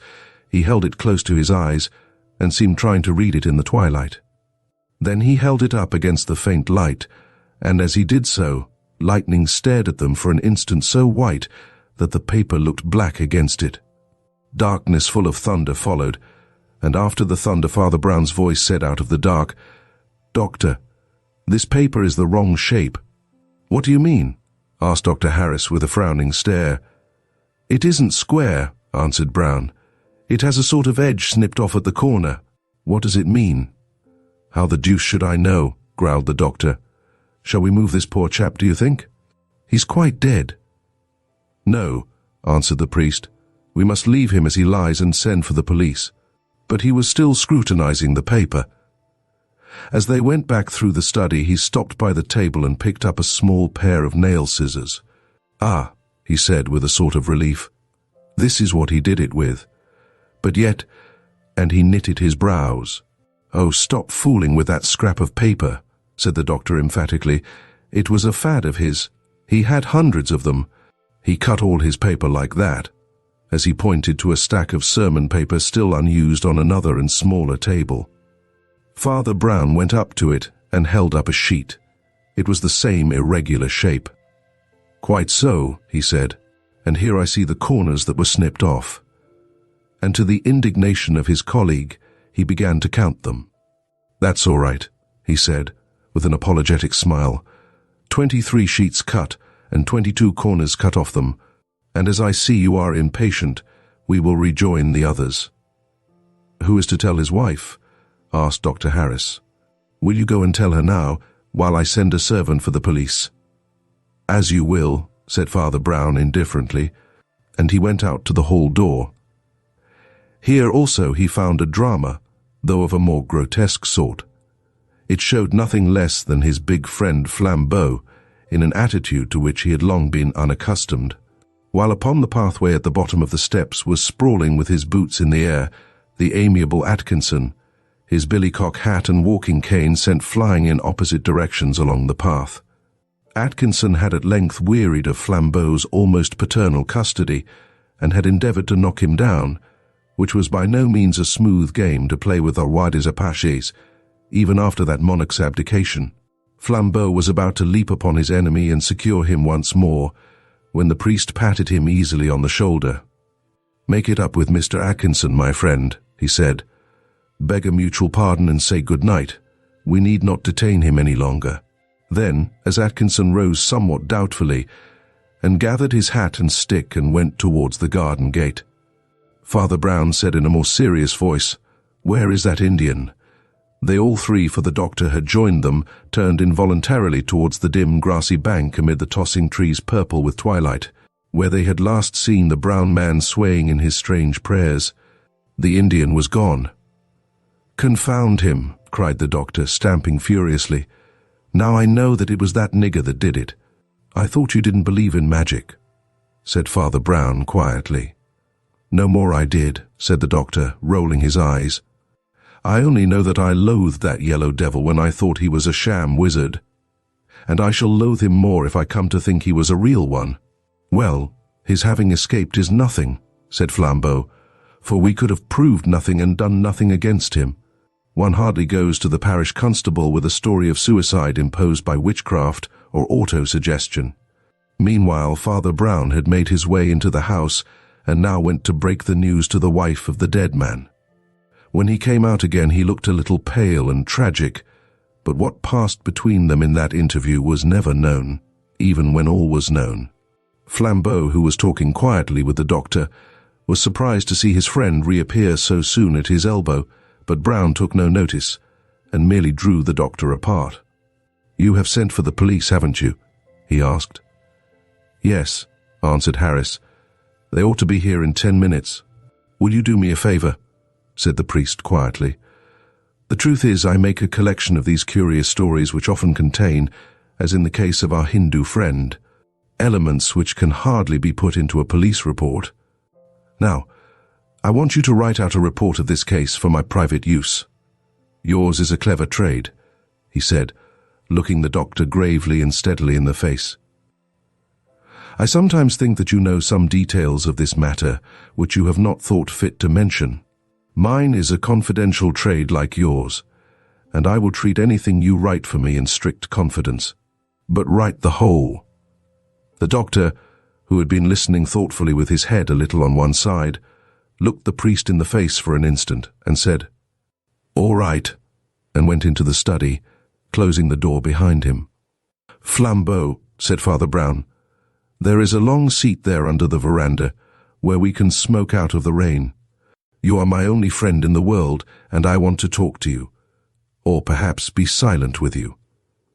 They established themselves comfortably in the veranda seat. Father Brown, against his common habit, accepted a good cigar and smoked it steadily in silence, while the rain shrieked and rattled on the roof of the veranda. "My friend," he said at length, "this is a very queer case, a very queer case." "I should think it was," said Flambeau, with something like a shudder. "You call it queer, and I call it queer," said the other, "and yet we mean quite opposite things. The modern mind always mixes up two different ideas. Mystery in the sense of what is marvelous, and mystery in the sense of what is complicated. That is half its difficulty about miracles. A miracle is startling, but it is simple. It is simple because it is a miracle. It is power coming directly from God or the devil, instead of indirectly through nature or human wills. Now you mean that this business is marvelous because it is miraculous, because it is witchcraft worked by a wicked Indian.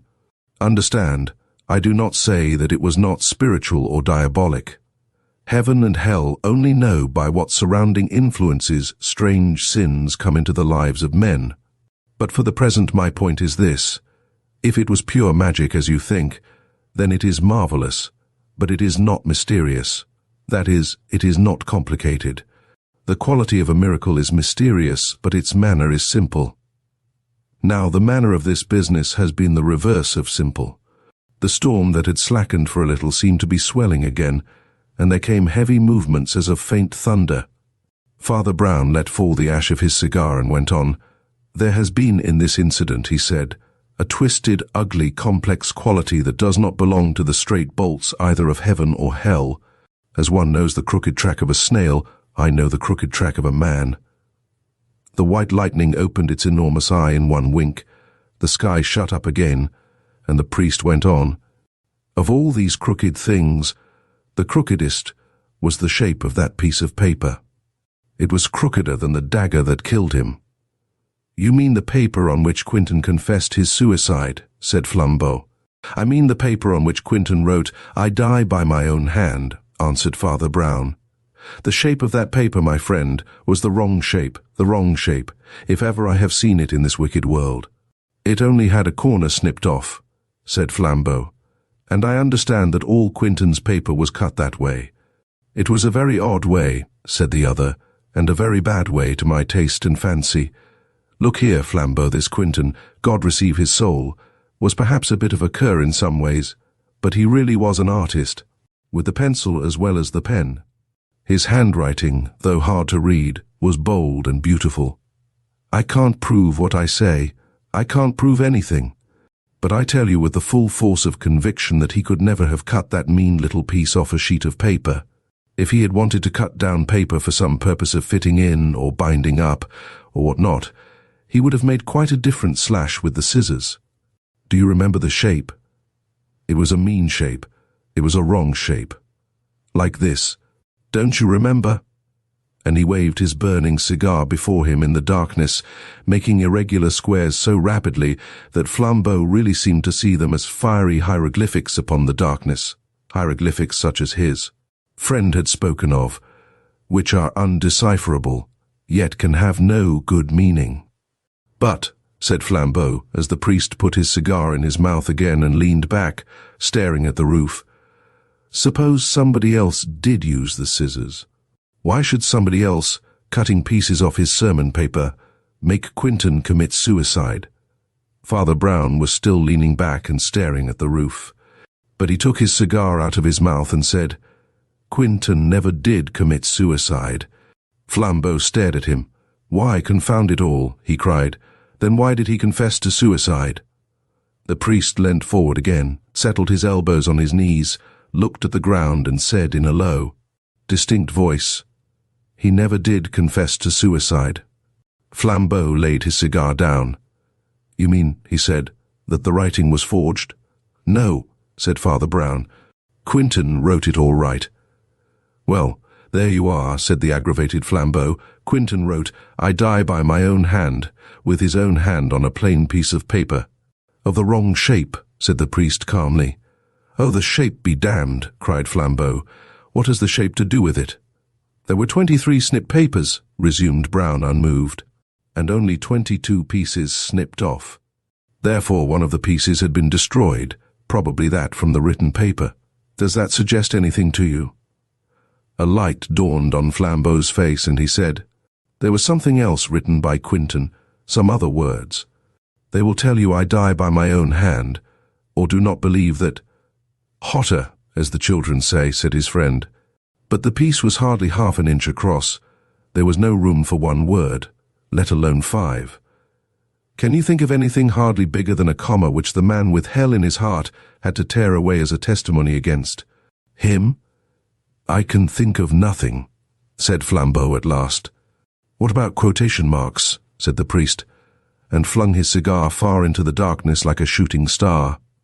All words had left the other man's mouth, and Father Brown said, like one going back to fundamentals, Leonard Quentin was a romancer, and was writing an oriental romance about wizardry and hypnotism.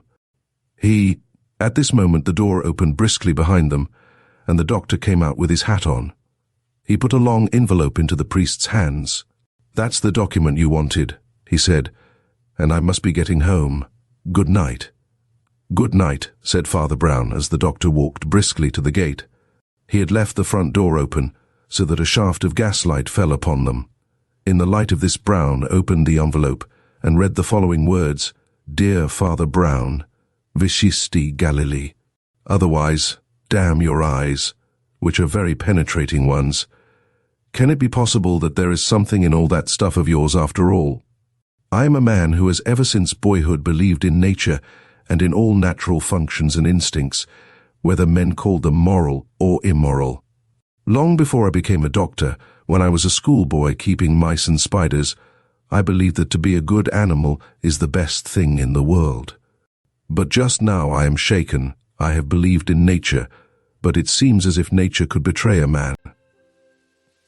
Can there be anything in your bosh? I am really getting morbid. I loved Quentin's wife. What was there wrong in that? Nature told me to, and it's love that makes the world go round. I also thought quite sincerely that she would be happier with a clean animal like me than with that tormenting little lunatic. What was there wrong in that? I was only facing facts, like a man of science. She would have been happier. According to my own creed, I was quite free to kill Quentin, which was the best thing for everybody, even himself. But as a healthy animal, I had no notion of killing myself. I resolved, therefore, that I would never do it until I saw a chance that would leave me scot-free. I saw that chance this morning. I have been 3 times, all told, into Quentin's study today. The first time I went in, he would talk about nothing but the weird tale called The Cure of a Saint, which he was writing, which was all about how some Indian hermit made an English colonel kill himself by thinking about him. He showed me the last sheets and even read me the last paragraph, which was something like this: "The conqueror of the Punjab, a mere yellow skeleton but still gigantic, managed to lift himself on his elbow and gasp in his nephew's ear, 'I die by my own hand, yet I die murdered.' It so happened by one chance out of 100 that those last words were written at the top of a new sheet of paper. I left the room and went out into the garden intoxicated with a frightful opportunity. We walked round the house, and 2 more things happened in my favor. You suspected an Indian, and you found a dagger which the Indian might most probably use. Taking the opportunity to stuff it in my pocket, I went back to Quentin's study, locked the door, and gave him his sleeping draught. He was against answering Atkinson at all, but I urged him to call out and quiet the fellow, because I wanted a clear proof that Quentin was alive when I left the room for the second time. Quentin lay down in the conservatory, and I came through the study. I am a quick man with my hands, and in a minute and a half I had done what I wanted to do. I had emptied all the first part of Quentin's romance into the fireplace, where it burnt to ashes. Then I saw that the quotation marks wouldn't do, so I snipped them off, and to make it seem likelier, snipped the whole quire to match. Then I came out with the knowledge that Quentin's confession of suicide lay on the front table, while Quentin lay alive but asleep in the conservatory beyond. The last act was a desperate one, you can guess it. I pretended to have seen Quentin dead and rushed to his room. I delayed you with the paper, and being a quick man with my hands, killed Quentin while you were looking at his confession of suicide. He was half asleep, being drugged, and I put his own hand on the knife and drove it into his body. The knife was of so queer a shape that no one but an operator could have calculated the angle that would reach his heart. I wonder if you noticed this. When I had done it, the extraordinary thing happened. Nature deserted me. I felt ill. I felt just as if I had done something wrong. I think my brain is breaking up. I feel some sort of desperate pleasure in thinking I have told the thing to somebody, that I shall not have to be alone with it if I marry and have children. What is the matter with me? Madness? Or can one have remorse just as if one were in Byron's poems? I cannot write any more. James Erskine Harris. Father Brown carefully folded up the letter and put it in his breast pocket just as there came a loud peal at the gate bell, and the wet waterproofs of several policemen gleamed in the road outside. Chapter 8. The Sins of Prince Saradine. When Flambeau took his month's holiday from his office in Westminster, he took it in a small sailing boat, so small that it passed much of its time as a rowing boat. He took it, moreover, in little rivers in the eastern counties, rivers so small that the boat looked like a magic boat, sailing on land through meadows and cornfields. The vessel was just comfortable for 2 people. There was room only for necessities, and Flambeau had stocked it with such things as his special philosophy considered necessary. They reduced themselves, apparently, to 4 essentials: tins of salmon, if he should want to eat, loaded revolvers, if he should want to fight, a bottle of brandy, presumably in case he should faint, and a priest, presumably in case he should die. With this light luggage he crawled down the little Norfolk rivers, intending to reach the Broads at last, but meanwhile delighting in the overhanging gardens and meadows, the mirrored mansions or villages, lingering to fish in the pools and corners, and in some sense hugging the shore. Like a true philosopher, Flambeau had no aim in his holiday, but, like a true philosopher, he had an excuse. He had a sort of half-purpose, which he took just so seriously that its success would crown the holiday, but just so lightly that its failure would not spoil it. Years ago, when he had been a king of thieves and the most famous figure in Paris, he had often received wild communications of approval, denunciation, or even love, but one had, somehow, stuck in his memory. It consisted simply of a visiting card, in an envelope with an English postmark. On the back of the card was written in French and in green ink, "If you ever retire and become respectable, come and see me.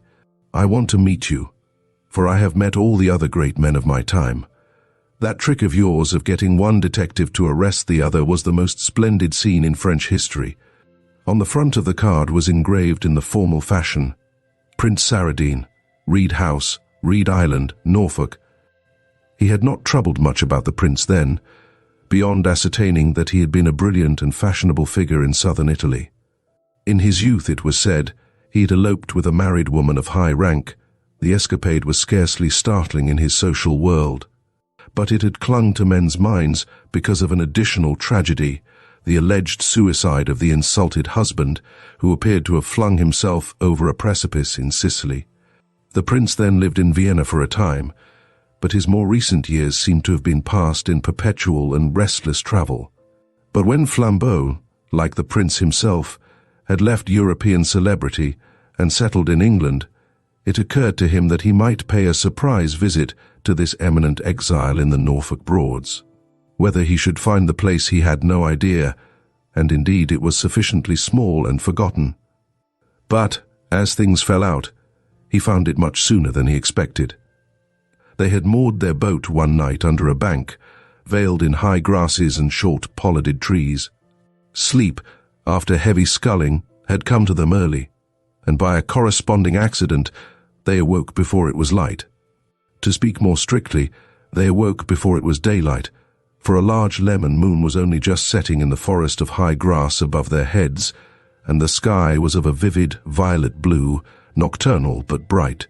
Both men had simultaneously a reminiscence of childhood, of the elfin and adventurous time when tall weeds close over us like woods. Standing up thus against the large low moon, the daisies really seemed to be giant daisies, the dandelions to be giant dandelions. Somehow it reminded them of the dado of a nursery wallpaper. The drop of the riverbed sufficed to sink them under the roots of all shrubs and flowers and make them gaze upwards at the grass. "By Jove," said Flambeau, "it's like being in fairyland." Father Brown sat bolt upright in the boat and crossed himself. His movement was so abrupt that his friend asked him, with a mild stare, what was the matter. "The people who wrote the medieval ballads," answered the priest, "knew more about fairies than you do. It isn't only nice things that happen in fairyland." "Oh, bosh," said Flambeau. "Only nice things could happen under such an innocent moon. I am for pushing on now, and seeing what does really come. We may die and rot before we ever see again such a moon or such a mood." "All right," said Father Brown. "I never said it was always wrong to enter fairyland. I only said it was always dangerous." They pushed slowly up the brightening river. The glowing violet of the sky and the pale gold of the moon grew fainter and fainter, and faded into that vast colorless cosmos that precedes the colors of the dawn. When the first faint stripes of red and gold and gray split the horizon from end to end, They were broken by the black bulk of a town or village, which sat on the river just ahead of them. It was already an easy twilight, in which all things were visible, when they came under the hanging roofs and bridges of this riverside hamlet. The houses, with their long, low, stooping roofs, seemed to come down to drink at the river, like huge grey and red cattle. The broadening and whitening dawn had already turned to working daylight before they saw any living creature on the wharves and bridges of that silent town. Eventually they saw a very placid and prosperous man in his shirt-sleeves, with a face as round as the recently sunken moon, and rays of red whisker around the low arc of it, who was leaning on a post above the sluggish tide. By an impulse not to be analysed, Flambeau rose to his full height in the swaying boat, and shouted at the man to ask if he knew Reed Island or Reed House. The prosperous man's smile grew slightly more expansive, and he simply pointed up the river towards the next bend of it. Flambeau went ahead without further speech. The boat took many such grassy corners and followed many such reedy and silent reaches of river. But before the search had become monotonous, they had swung round a specially sharp angle and come into the silence of a sort of pool or lake, the sight of which instinctively arrested them. For in the middle of this wider piece of water, fringed on every side with rushes, lay a long, low islet, along which ran a long, low house or bungalow built of bamboo or some kind of tough tropic cane. The upstanding rods of bamboo which made the walls were pale yellow. The sloping rods that made the roof were of darker red or brown. Otherwise the long house was a thing of repetition and monotony. The early morning breeze rustled the reeds round the island and sang in the strange ribbed house as in a giant panpipe. "By George!" cried Flambeau. "Here is the place after all. Here is Reed Island, if ever there was one. Here is Reed House, if it is anywhere. I believe that fat man with whiskers was a fairy." "Perhaps," remarked Father Brown impartially. "If he was a bad fairy." But even as he spoke, the impetuous Flambeau had run his boat ashore in the rattling reeds, and they stood in the long, quaint islet beside the odd and silent house. The house stood with its back, as it were, to the river and the only landing stage. The main entrance was on the other side, and looked down the Long Island garden. The visitors approached it, therefore, by a small path running round nearly 3 sides of the house, close under the low eaves. Through 3 different windows on 3 different sides they looked in on the same long, well-lit room, panelled in light wood, with a large number of looking-glasses, and laid out as for an elegant lunch. The front door, when they came round to it at last, was flanked by 2 turquoise-blue flower-pots. It was opened by a butler of the drearier type, long, lean, grey and listless, who murmured that Prince Saradine was from home at present, but was expected hourly, the house being kept ready for him and his guests. The exhibition of the card with the scrawl of green ink awoke a flicker of life in the parchment face of the depressed retainer, and it was with a certain shaky courtesy that he suggested that the strangers should remain. "His Highness may be here any minute," he said, "and would be distressed to have just missed any gentleman he had invited. We have orders always to keep a little cold lunch for him and his friends, and I am sure he would wish it to be offered." Moved with curiosity to this minor adventure, Flambeau assented gracefully and followed the old man, who ushered him ceremoniously into the long, lightly panelled room. There was nothing very notable about it, except the rather unusual alternation of many long, low windows with many long, low oblongs of looking-glass, which gave a singular air of lightness and unsubstantialness to the place. It was somehow like lunching out of doors.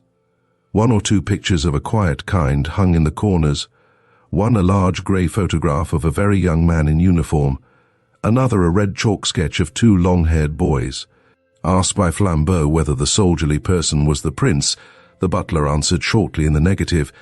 It was the prince's younger brother, Captain Stephen Saradine, he said, and with that the old man seemed to dry up suddenly and lose all taste for conversation. After lunch had tailed off with exquisite coffee and liqueurs, the guests were introduced to the garden, the library, and the housekeeper, a dark, handsome lady, of no little majesty, and rather like a Plutonic Madonna. It appeared that she and the butler were the only survivors of the prince's original foreign menage. The other servants, now in the house being new and collected in Norfolk by the housekeeper. This latter lady went by the name of Mrs. Anthony, but she spoke with a slight Italian accent, and Flambeau did not doubt that Anthony was a Norfolk version of some more Latin name. Mr. Paul, the butler, also had a faintly foreign air, but he was in tongue and training English, as are many of the most polished men servants of the cosmopolitan nobility.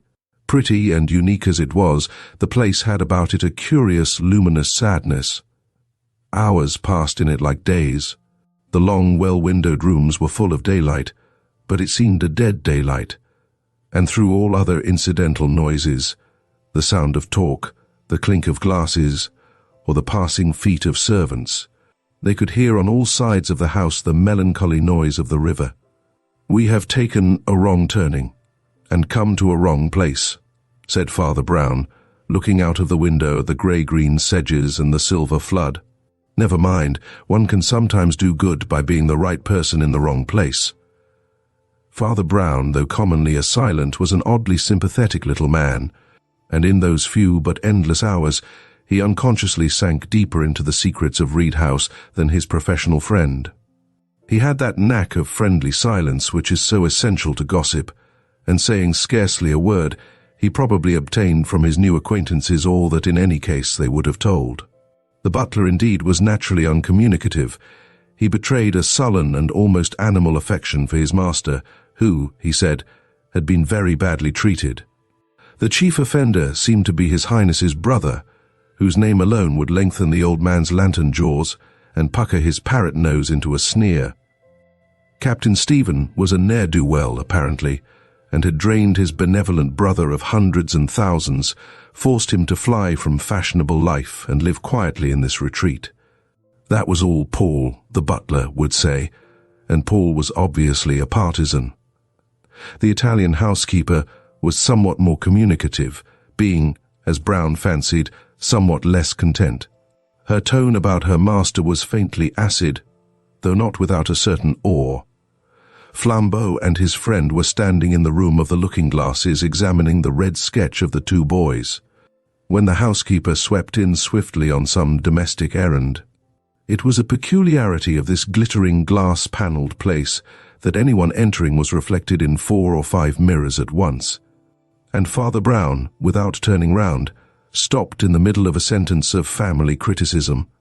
But Flambeau, who had his face close up to the picture, was already saying in a loud voice, "The brothers Saradine, I suppose.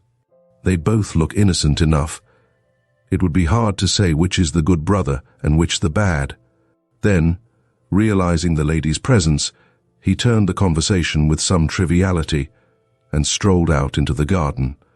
But Father Brown still gazed steadily at the red crayon sketch, and Mrs. Anthony still gazed steadily at Father Brown. She had large and tragic brown eyes, and her olive face glowed darkly with a curious and painful wonder, as of one doubtful of a stranger's identity or purpose. Whether the little priest's coat and creed touched some southern memories of confession, or whether she fancied he knew more than he did, she said to him in a low voice as to a fellow plotter, "He is right enough in one way. Your friend. He says it would be hard to pick out the good and bad brothers. Oh, it would be hard, it would be mighty hard, to pick out the good one." "I don't understand you," said Father Brown, and began to move away. The woman took a step nearer to him, with thunderous brows and a sort of savage stoop, like a bull lowering his horns. "There isn't a good one," she hissed. "There was badness enough in the captain taking all that money, but I don't think there was much goodness in the prince giving it. The captain's not the only one with something against him." A light dawned on the cleric's averted face, and his mouth formed silently the word blackmail. Even as he did so, the woman turned an abrupt white face over her shoulder, and almost fell. The door had opened soundlessly, and the pale Paul stood like a ghost in the doorway. By the weird trick of the reflecting walls, it seemed as if 5 Pauls had entered by 5 doors simultaneously. "His Highness," he said, "has just arrived." In the same flash, the figure of a man had passed outside the first window, crossing the sunlit pane like a lighted stage. An instant later, he passed at the second window, and the many mirrors repainted in successive frames the same eagle profile and marching figure. He was erect and alert, but his hair was white, and his complexion of an odd ivory yellow. He had that short, curved Roman nose which generally goes with long, lean cheeks and chin, but these were partly masked by moustache and imperial. The moustache was much darker than the beard, giving an effect slightly theatrical, and he was dressed up to the same dashing part, having a white top hat, an orchid in his coat, a yellow waistcoat and yellow gloves which he flapped and swung as he walked. When he came round to the front door, they heard the stiff Paul open it, and heard the new arrival say cheerfully, "Well, you see, I have come." The stiff Mr. Paul bowed and answered in his inaudible manner. For a few minutes their conversation could not be heard. Then the butler said, "Everything is at your disposal," and the glove-flapping Prince Saradine came gaily into the room to greet them. They beheld once more that spectral scene, 5 princes entering a room with 5 doors.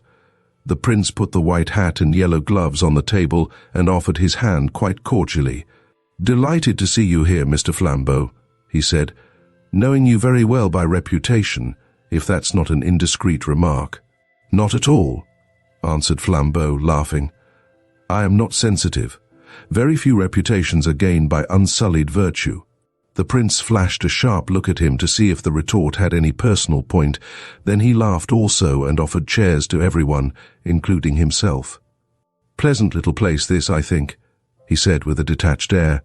"Not much to do, I fear, but the fishing is really good."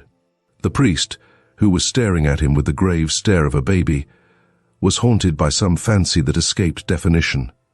He looked at the grey, carefully curled hair, yellow-white visage, and slim, somewhat foppish figure. These were not unnatural, though perhaps a shade pronounced, like the outfit of a figure behind the footlights. The nameless interest lay in something else. In the very framework of the face, Brown was tormented with a half-memory of having seen it somewhere before. The man looked like some old friend of his dressed up. Then he suddenly remembered the mirrors and put his fancy down to some psychological effect of that multiplication of human masks. Prince Saradine distributed his social attentions between his guests with great gaiety and tact, finding the detective of a sporting turn and eager to employ his holiday. He guided Flambeau and Flambeau's boat down to the best fishing spot in the stream, and was back in his own canoe in 20 minutes to join Father Brown in the library and plunge equally politely into the priest's more philosophic pleasures. He seemed to know a great deal both about the fishing and the books, though of these not the most edifying. He spoke 5 or 6 languages, though chiefly the slang of each. He had evidently lived in varied cities and very motley societies, for some of his cheerfulest stories were about gambling hells and opium dens, Australian bushrangers or Italian brigands. Father Brown knew that the once celebrated Saradine had spent his last few years in almost ceaseless travel, but he had not guessed that the travels were so disreputable or so amusing. Indeed, with all his dignity of a man of the world, Prince Saradine radiated to such sensitive observers as the priest a certain atmosphere of the restless and even the unreliable. His face was fastidious, but his eye was wild. He had little nervous tricks, like a man shaken by drink or drugs, and he neither had, nor professed to have, his hand on the helm of household affairs. All these were left to the 2 old servants, especially to the butler, who was plainly the central pillar of the house. Mr. Paul, indeed, was not so much a butler as a sort of steward, or even chamberlain. He dined privately. But with almost as much pomp as his master, he was feared by all the servants, and he consulted with the prince decorously, but somewhat unbendingly, rather as if he were the prince's solicitor. The sombre housekeeper was a mere shadow in comparison. Indeed, she seemed to efface herself and wait only on the butler. And Brown heard no more of those volcanic whispers which had half told him of the younger brother who blackmailed the elder. Whether the prince was really being thus bled by the absent captain, he could not be certain, but there was something insecure and secretive about Saradine that made the tale by no means incredible. When they went once more into the long hall with the windows and the mirrors, yellow evening was dropping over the waters and the willowy banks. and a bittern sounded in the distance like an elf upon his dwarfish drum. The same singular sentiment of some sad and evil fairyland crossed the priest's mind again like a little grey cloud. "I wish Flambeau were back," he muttered. "Do you believe in doom?" asked the restless Prince Saradine suddenly. "No," answered his guest. "I believe in doomsday." The prince turned from the window and stared at him in a singular manner, his face in shadow against the sunset. "What do you mean?" he asked. "I mean that we here are on the wrong side of the tapestry," answered Father Brown. "The things that happen here do not seem to mean anything. They mean something somewhere else. Somewhere else retribution will come on the real offender. Here it often seems to fall on the wrong person." The prince made an inexplicable noise like an animal. In his shadowed face the eyes were shining queerly. A new and shrewd thought exploded silently in the other's mind. Was there another meaning in Saradine's blend of brilliancy and abruptness? Was he perfectly sane? He was repeating, the wrong person, many more times than was natural in a social exclamation. Then Father Brown awoke tardily to a second truth. In the mirrors before him he could see the silent door standing open, and the silent Mr. Paul standing in it with his usual pallid impassiveness. "I thought it better to announce at once," he said, with the same stiff respectfulness as of an old family lawyer. "A boat rowed by 6 men has come to the landing stage, and there's a gentleman sitting in the stern." "A boat," repeated the prince. "A gentleman." And he rose to his feet. There was a startled silence punctuated only by the odd noise of the bird in the sedge.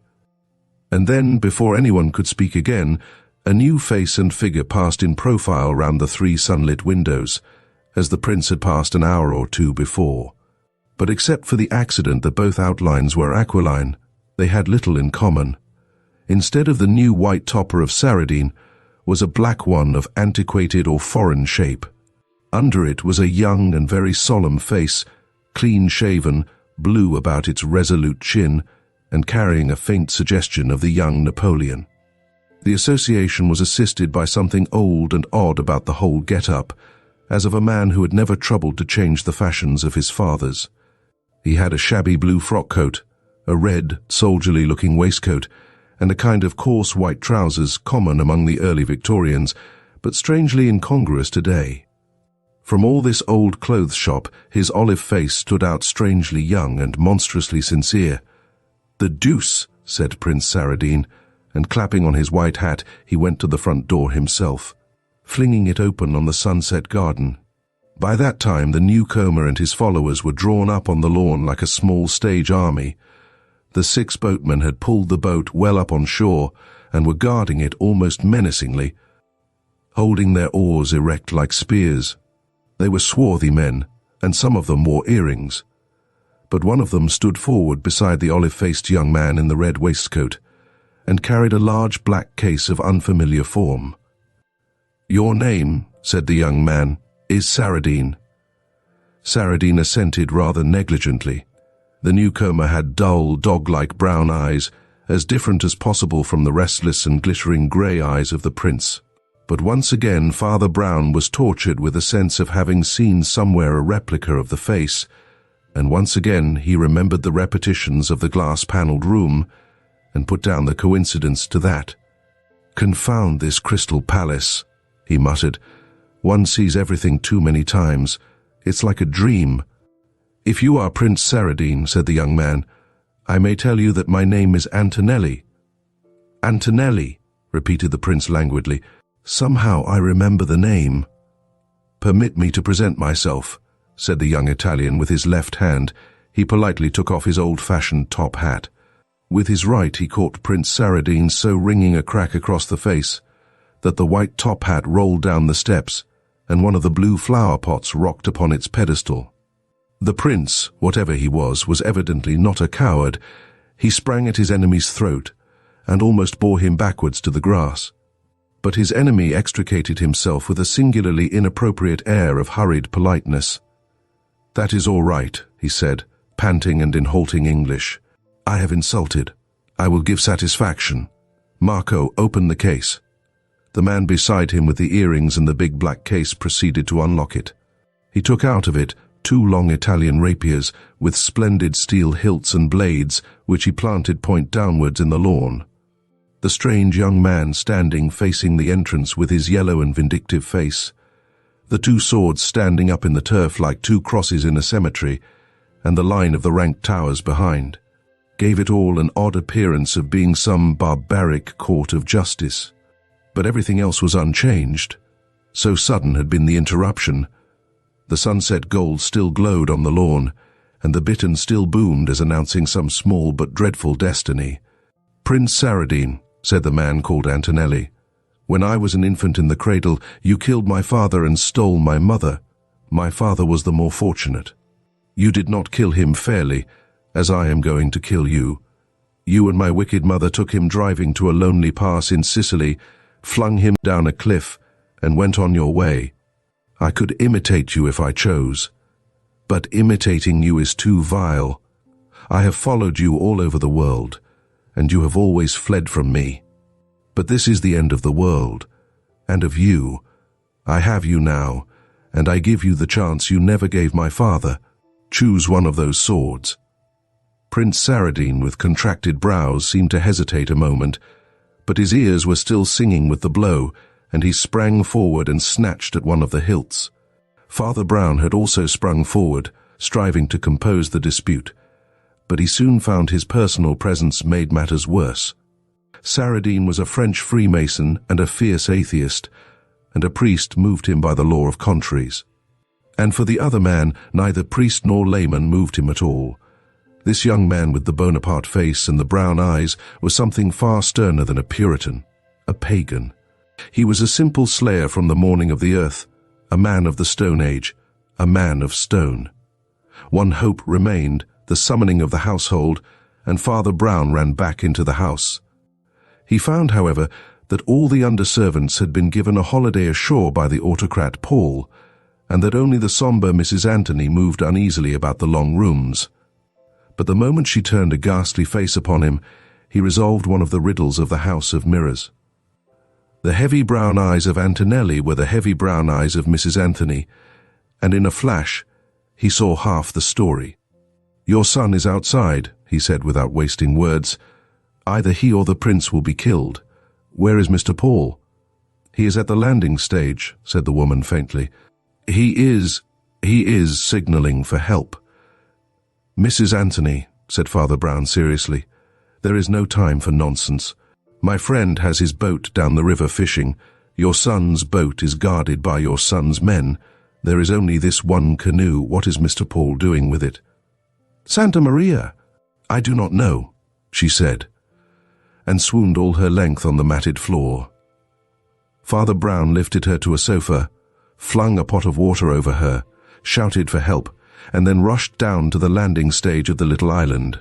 But the canoe was already in midstream, and old Paul was pulling and pushing it up the river with an energy incredible at his years. "I will save my master," he cried, his eyes blazing maniacally. "I will save him yet." Father Brown could do nothing but gaze after the boat as it struggled upstream and pray that the old man might waken the little town inn. "Time. A duel is bad enough," he muttered, rubbing up his rough dust-colored hair. "But there's something wrong about this duel, even as a duel. I feel it in my bones. But what can it be?" As he stood staring at the water, a wavering mirror of sunset, he heard from the other end of the island garden a small but unmistakable sound, the cold concussion of steel.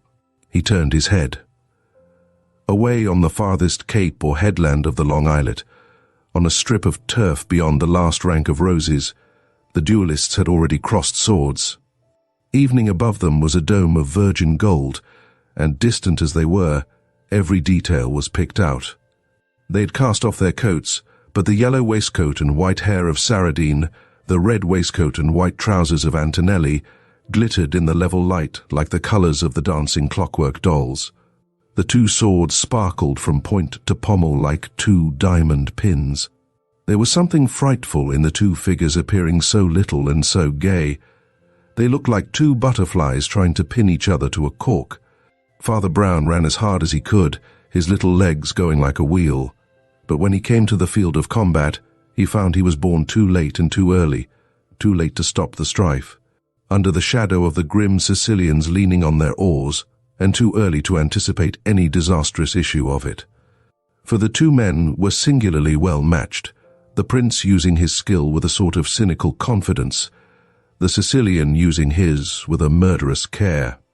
Few finer fencing matches can ever have been seen in crowded amphitheatres than that which tinkled and sparkled on that forgotten island in the reedy river. The dizzy fight was balanced so long that hope began to revive in the protesting priest. By all common probability, Paul must soon come back with the police. It would be some comfort, even if Flambeau came back from his fishing, for Flambeau, physically speaking, was worth 4 other men. But there was no sign of Flambeau, and what was much queerer, no sign of Paul or the police. No other raft or stick was left to float on. In that lost island, in that vast nameless pool, they were cut off as on a rock in the Pacific. Almost as he had the thought, the ringing of the rapiers quickened to a rattle, the prince's arms flew up, and the point shot out behind between his shoulder blades. He went over with a great whirling movement, almost like one throwing the half of a boy's cartwheel. The sword flew from his hand like a shooting star, and dived into the distant river, and he himself sank with so earth-shaking a subsidence that he broke a big rose tree with his body and shook up into the sky a cloud of red. Earth, like the smoke of some heathen sacrifice. The Sicilian had made blood offering to the ghost of his father. The priest was instantly on his knees by the corpse, but only to make too sure that it was a corpse. As he was still trying some last hopeless tests, he heard for the first time voices from farther up the river, and saw a police boat shoot up to the landing stage, with constables and other important people, including the excited Paul. The little priest rose with a distinctly dubious grimace. Now why on earth, he muttered, why on earth couldn't he have come before? Some 7 minutes later the island was occupied by an invasion of townsfolk and police, and the latter had put their hands on the victorious duellist, ritually reminding him that anything he said might be used against him. "I shall not say anything," said the monomaniac with a wonderful and peaceful face. "I shall never say anything more. I am very happy, and I only want to be hanged." Then he shut his mouth as they led him away, and it is the strange but certain truth that he never opened it again in this world except to say guilty at his trial. Father Brown had stared at the suddenly crowded garden, the arrest of the man of blood, the carrying away of the corpse after its examination by the doctor. Rather as one watches the break-up of some ugly dream, he was motionless, like a man in a nightmare. He gave his name, address as a witness, but declined their offer of a boat to the shore, and remained alone in the island garden, gazing at the broken rosebush and the whole green theatre of that swift and inexplicable tragedy. The light died along the river. Mist rose in the marshy banks. A few belated birds flitted fitfully across. Stuck stubbornly in his subconsciousness, which was an unusually lively one, was an unspeakable certainty that there was something still unexplained. This sense that had clung to him all day could not be fully explained by his fancy about Looking-Glass Land. Somehow he had not seen the real story, but some game or mask. And yet people do not get hanged or run through the body for the sake of a charade. As he sat on the steps of the landing stage ruminating, he grew conscious of the tall, dark streak of a sail coming silently down the shining river, and sprang to his feet with such a backrush of feeling that he almost wept. "Flambeau!" he cried, and shook his friend by both hands again and again, much to the astonishment of that sportsman as he came on shore with his fishing tackle. "Flambeau," he said, "so you're not killed?" "Killed?" repeated the angler in great astonishment. "And why should I be killed?" "Oh, because nearly everybody else is," said his companion rather wildly. "Saradine got murdered, and Antonelli wants to be hanged, and his mother's fainted, and I, for one, don't know whether I'm in this world or the next. But, thank God, you're in the same one."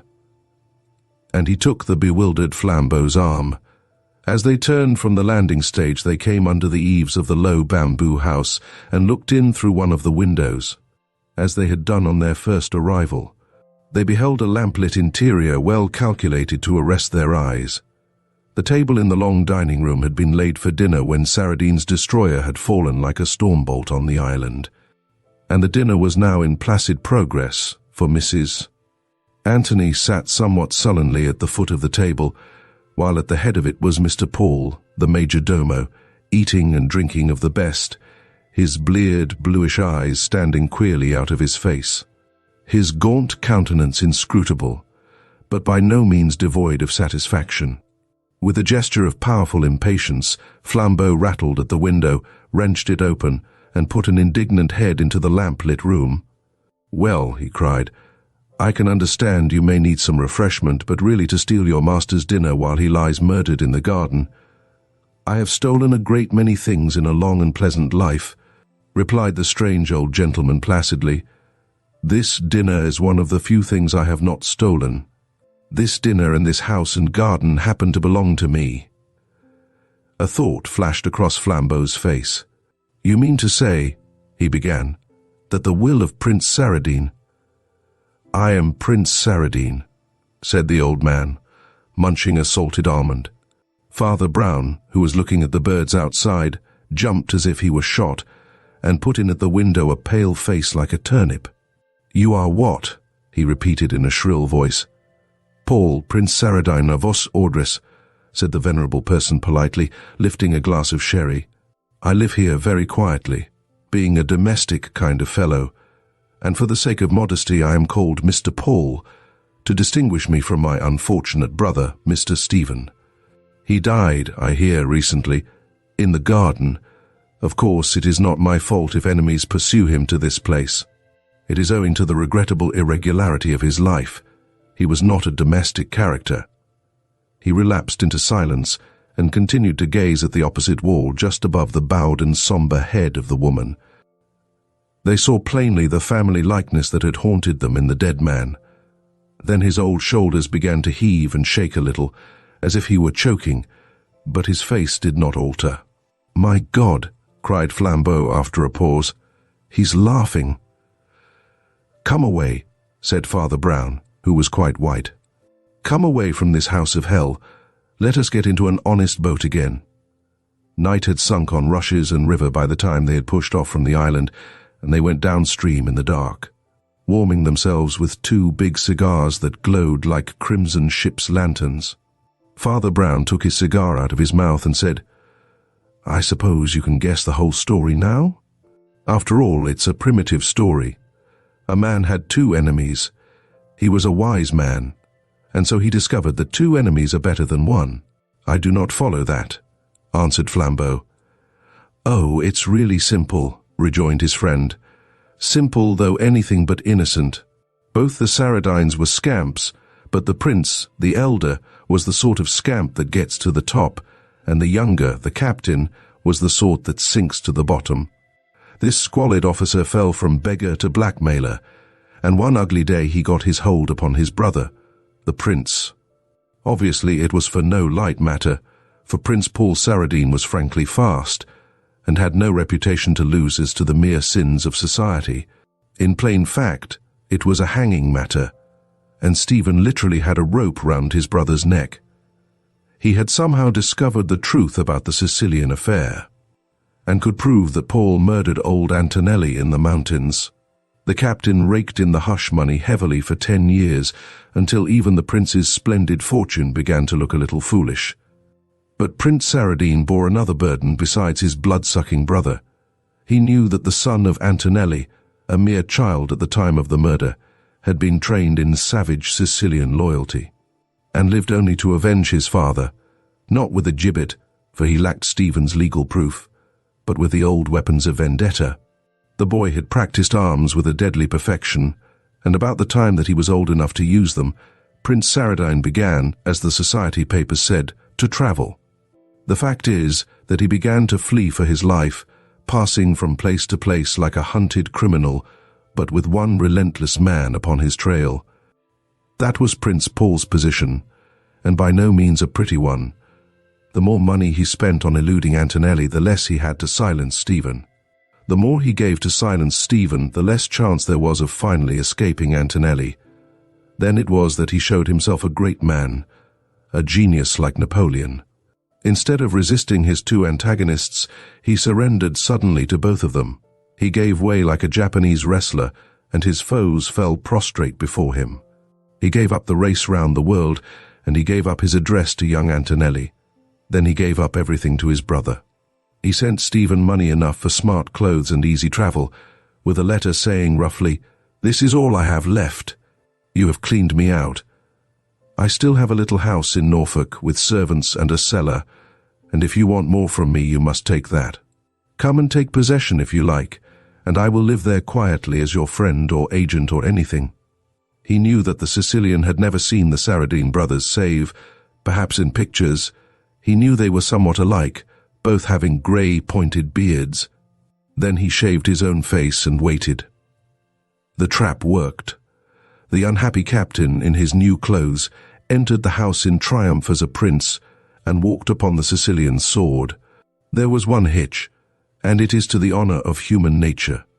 Evil spirits like Saradine often blunder by never expecting the virtues of mankind. He took it for granted that the Italian's blow, when it came, would be dark, violent, and nameless, like the blow it avenged, that the victim would be knifed at night or shot from behind a hedge, and so die without speech. It was a bad minute for Prince Paul when Antonelli's chivalry proposed a formal duel with all its possible explanations. It was then that I found him putting off in his boat with wild eyes. He was fleeing, bareheaded, in an open boat before Antonelli should learn who he was. But, however agitated, he was not hopeless. He knew the adventurer, and he knew the fanatic.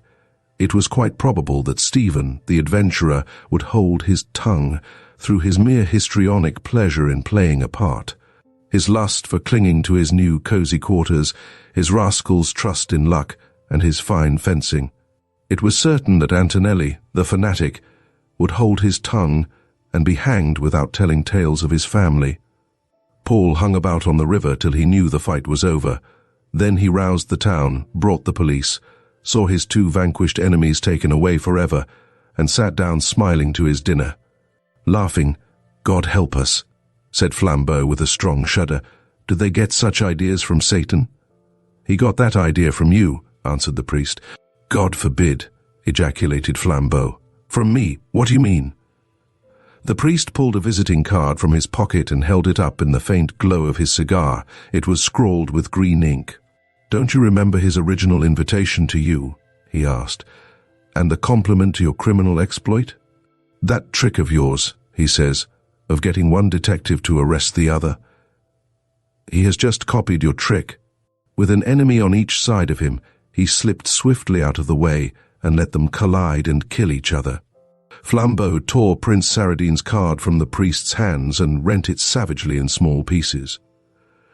"There's the last of that old skull and crossbones," he said as he scattered the pieces upon the dark and disappearing waves of the stream.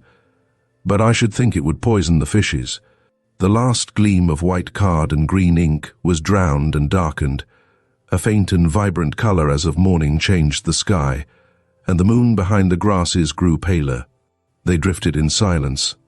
"Father," said Flambeau suddenly, "do you think it was all a dream?" The priest shook his head, whether in dissent or agnosticism, but remained mute. A smell of hawthorn and of orchards came to them through the darkness, telling them that a wind was awake. The next moment it swayed their little boat and swelled their sail, and carried them onward down the winding river to happier places and the homes of harmless men. Chapter 9. The Hammer of God. The little village of Bohun Beacon was perched on a hill so steep that the tall spire of its church seemed only like the peak of a small mountain. At the foot of the church stood a smithy, generally red with fires and always littered with hammers and scraps of iron.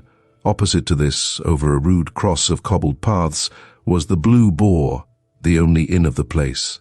It was upon this crossway, in the lifting of a leaden and silver daybreak, that two brothers met in the street and spoke, though one was beginning the day and the other finishing it.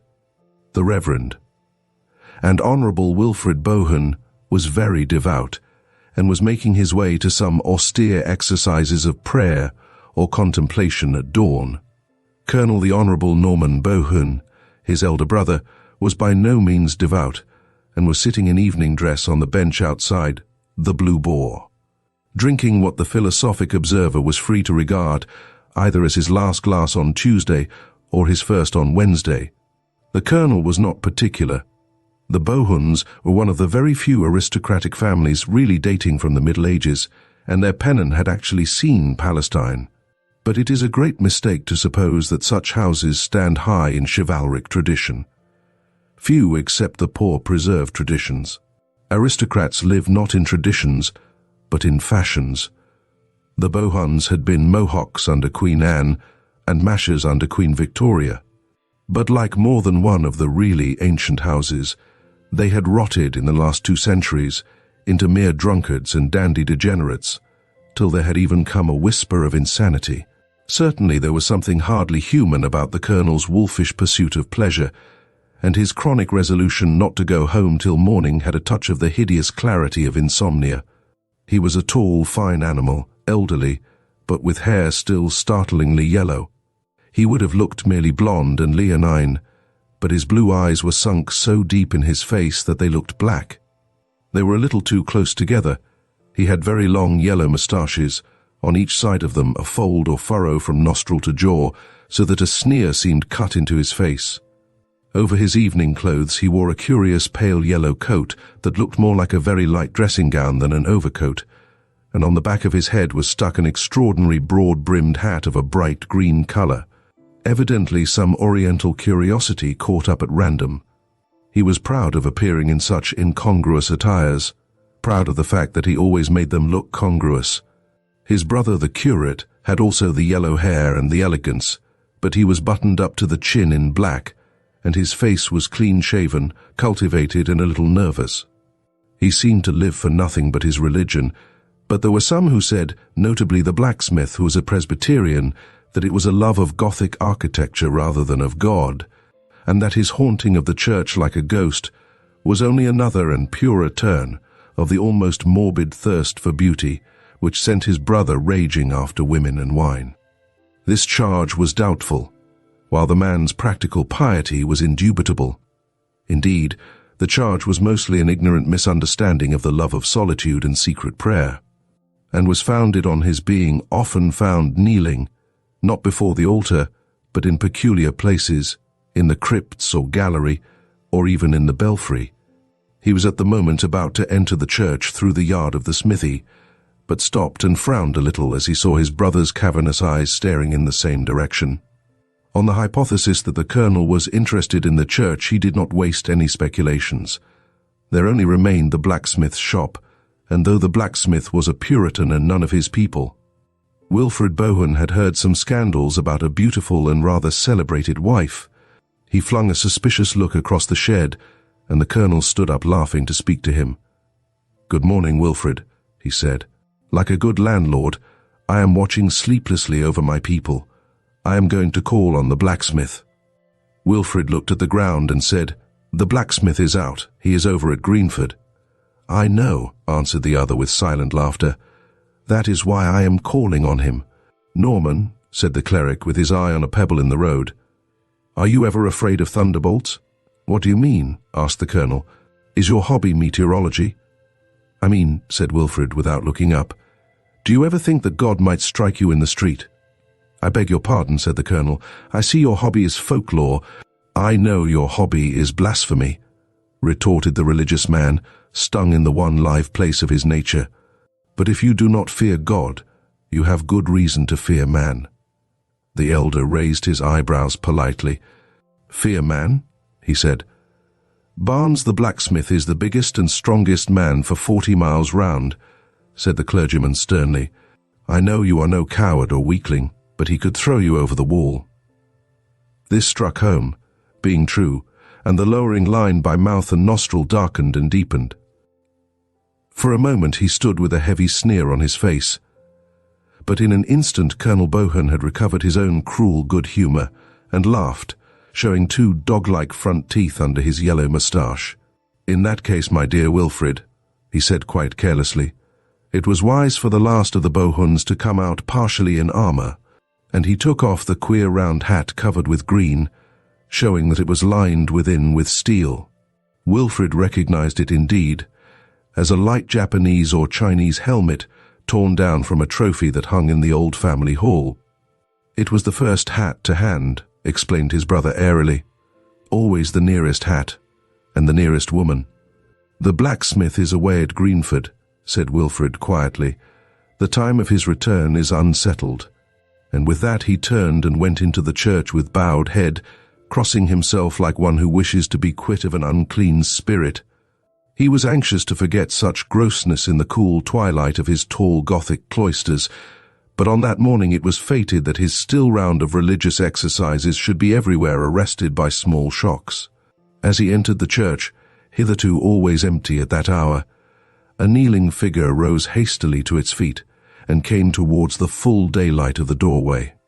When the curate saw it, he stood still with surprise, for the early worshipper was none other than the village idiot, a nephew of the blacksmith, one who neither would nor could care for the church or for anything else. He was always called Mad Joe, and seemed to have no other name. He was a dark, strong, slouching lad, with a heavy white face, dark straight hair, and a mouth always open. As he passed the priest, his moon-calf countenance gave no hint of what he had been doing or thinking of. He had never been known to pray before. What sort of prayers was he saying now? Extraordinary prayers, surely. Wilfrid Bohun stood rooted to the spot long enough to see the idiot go out into the sunshine, and even to see his dissolute brother hail him with a sort of avuncular jocularity. The last thing he saw was the colonel throwing pennies at the open mouth of Joe, with a serious appearance of trying to hit it.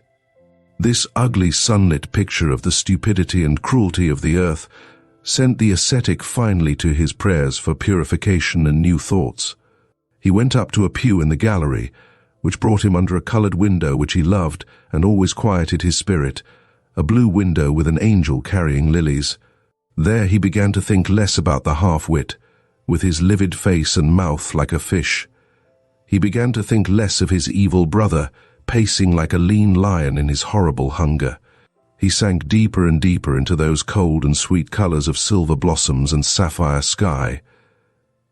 In this place, half an hour afterwards, he was found by Gibbs, the village cobbler, who had been sent for him in some haste. He got to his feet with promptitude, for he knew that no small matter would have brought Gibbs into such a place at all. The cobbler was, as in many villages, an atheist, and his appearance in church was a shade more extraordinary than Mad Joe's. It was a morning of theological enigmas. "What is it?" asked Wilfrid Bohun rather stiffly, but putting out a trembling hand for his hat. The atheist spoke in a tone that, coming from him, was quite startlingly respectful, and even, as it were, huskily sympathetic. "You must excuse me, sir," he said in a hoarse whisper, "but we didn't think it right not to let you know at once. I'm afraid a rather dreadful thing has happened, sir. I'm afraid your brother—" Wilfrid clenched his frail hands. "What devilry has he done now?" he cried in voluntary passion.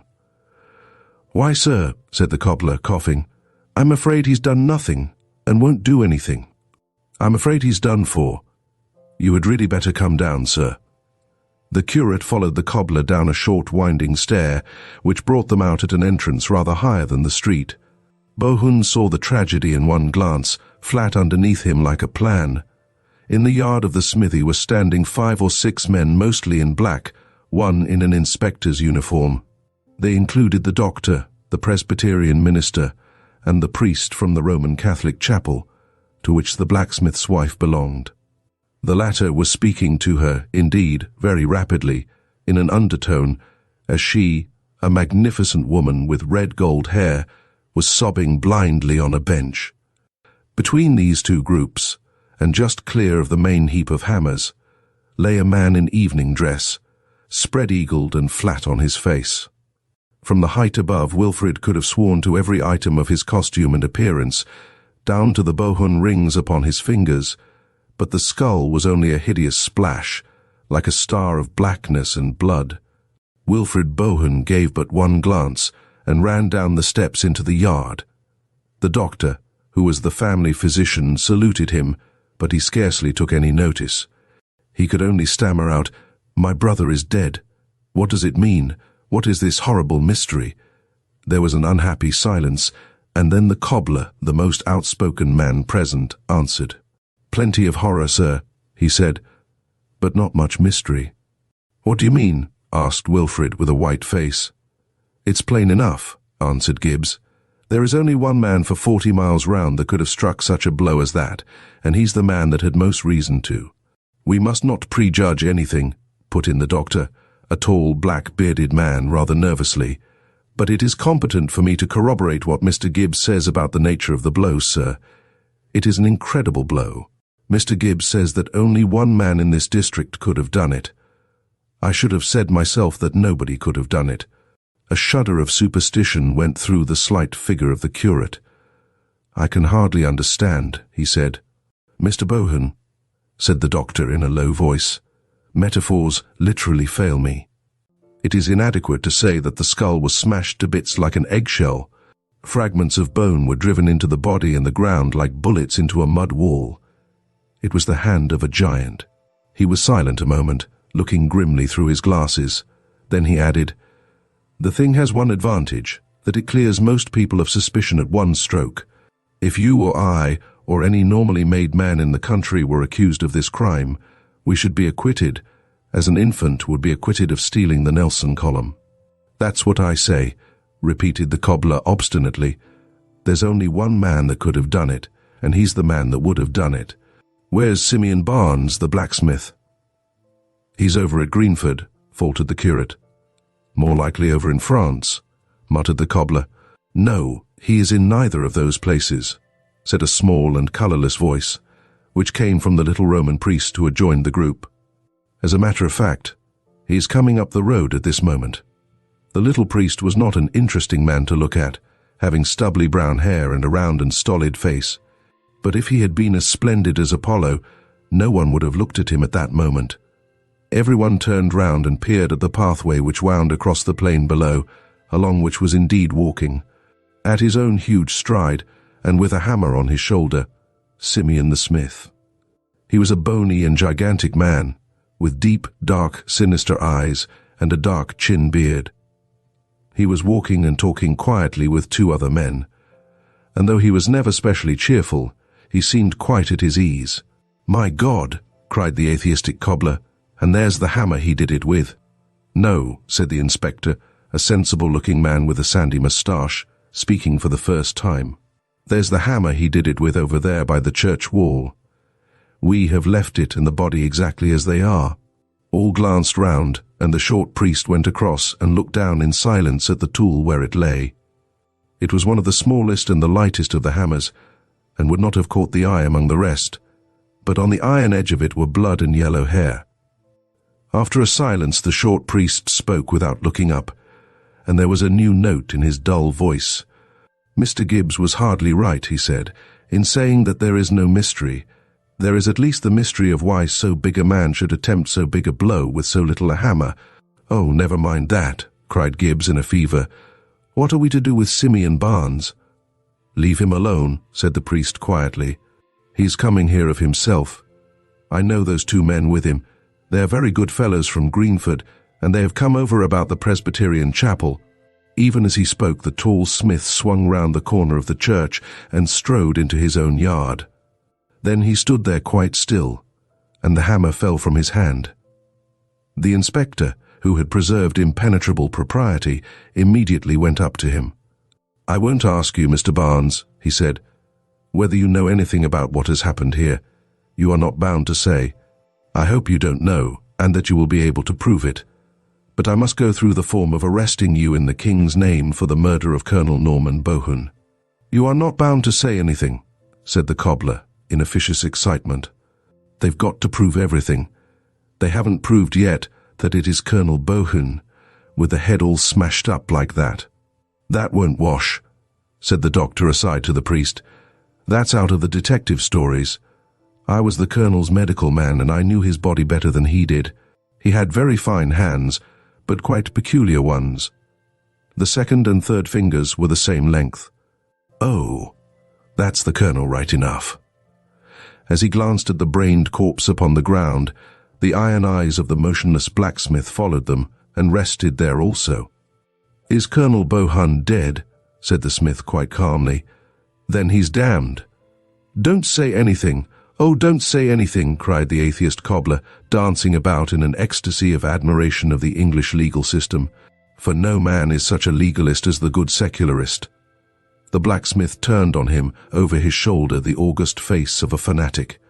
"It's well for you infidels to dodge like foxes because the world's law favors you," he said. "But God guards his own in his pocket, as you shall see this day." Then he pointed to the colonel and said, "When did this dog die in his sins?" "Moderate your language," said the doctor. "Moderate the Bible's language and I'll moderate mine. When did he die?" "I saw him alive at 6 o'clock this morning," stammered Wilfred Bohun. "God is good," said the smith. "Mr. Inspector, I have not the slightest objection to being arrested. It is you who may object to arresting me. I don't mind leaving the court without a stain on my character. You do mind perhaps leaving the court with a bad setback in your career." The solid inspector for the first time looked at the blacksmith with a lively eye, as did everybody else, except the short, strange priest, who was still looking down at the little hammer that had dealt the dreadful blow. "There are 2 men standing outside this shop," went on the blacksmith with ponderous lucidity, "good tradesmen in Greenford whom you all know, who will swear that they saw me from before midnight till daybreak, and long after in the committee room of our revival mission, which sits all night, we save souls so fast. In Greenford itself 20 people could swear to me for all that time. If I were a heathen, Mr. Inspector, I would let you walk on to your downfall. But as a Christian man, I feel bound to give you your chance, and ask you whether you will hear my alibi now or in court." The inspector seemed for the first time disturbed and said, "Of course I should be glad to clear you altogether now." The smith walked out of his yard with the same long and easy stride, and returned to his 2 friends from Greenford, who were indeed friends of nearly everyone present. Each of them said a few words which no one ever thought of disbelieving. When they had spoken, the innocence of Simeon stood up as solid as the great church above them. One of those silences struck the group which are more strange and insufferable than any speech.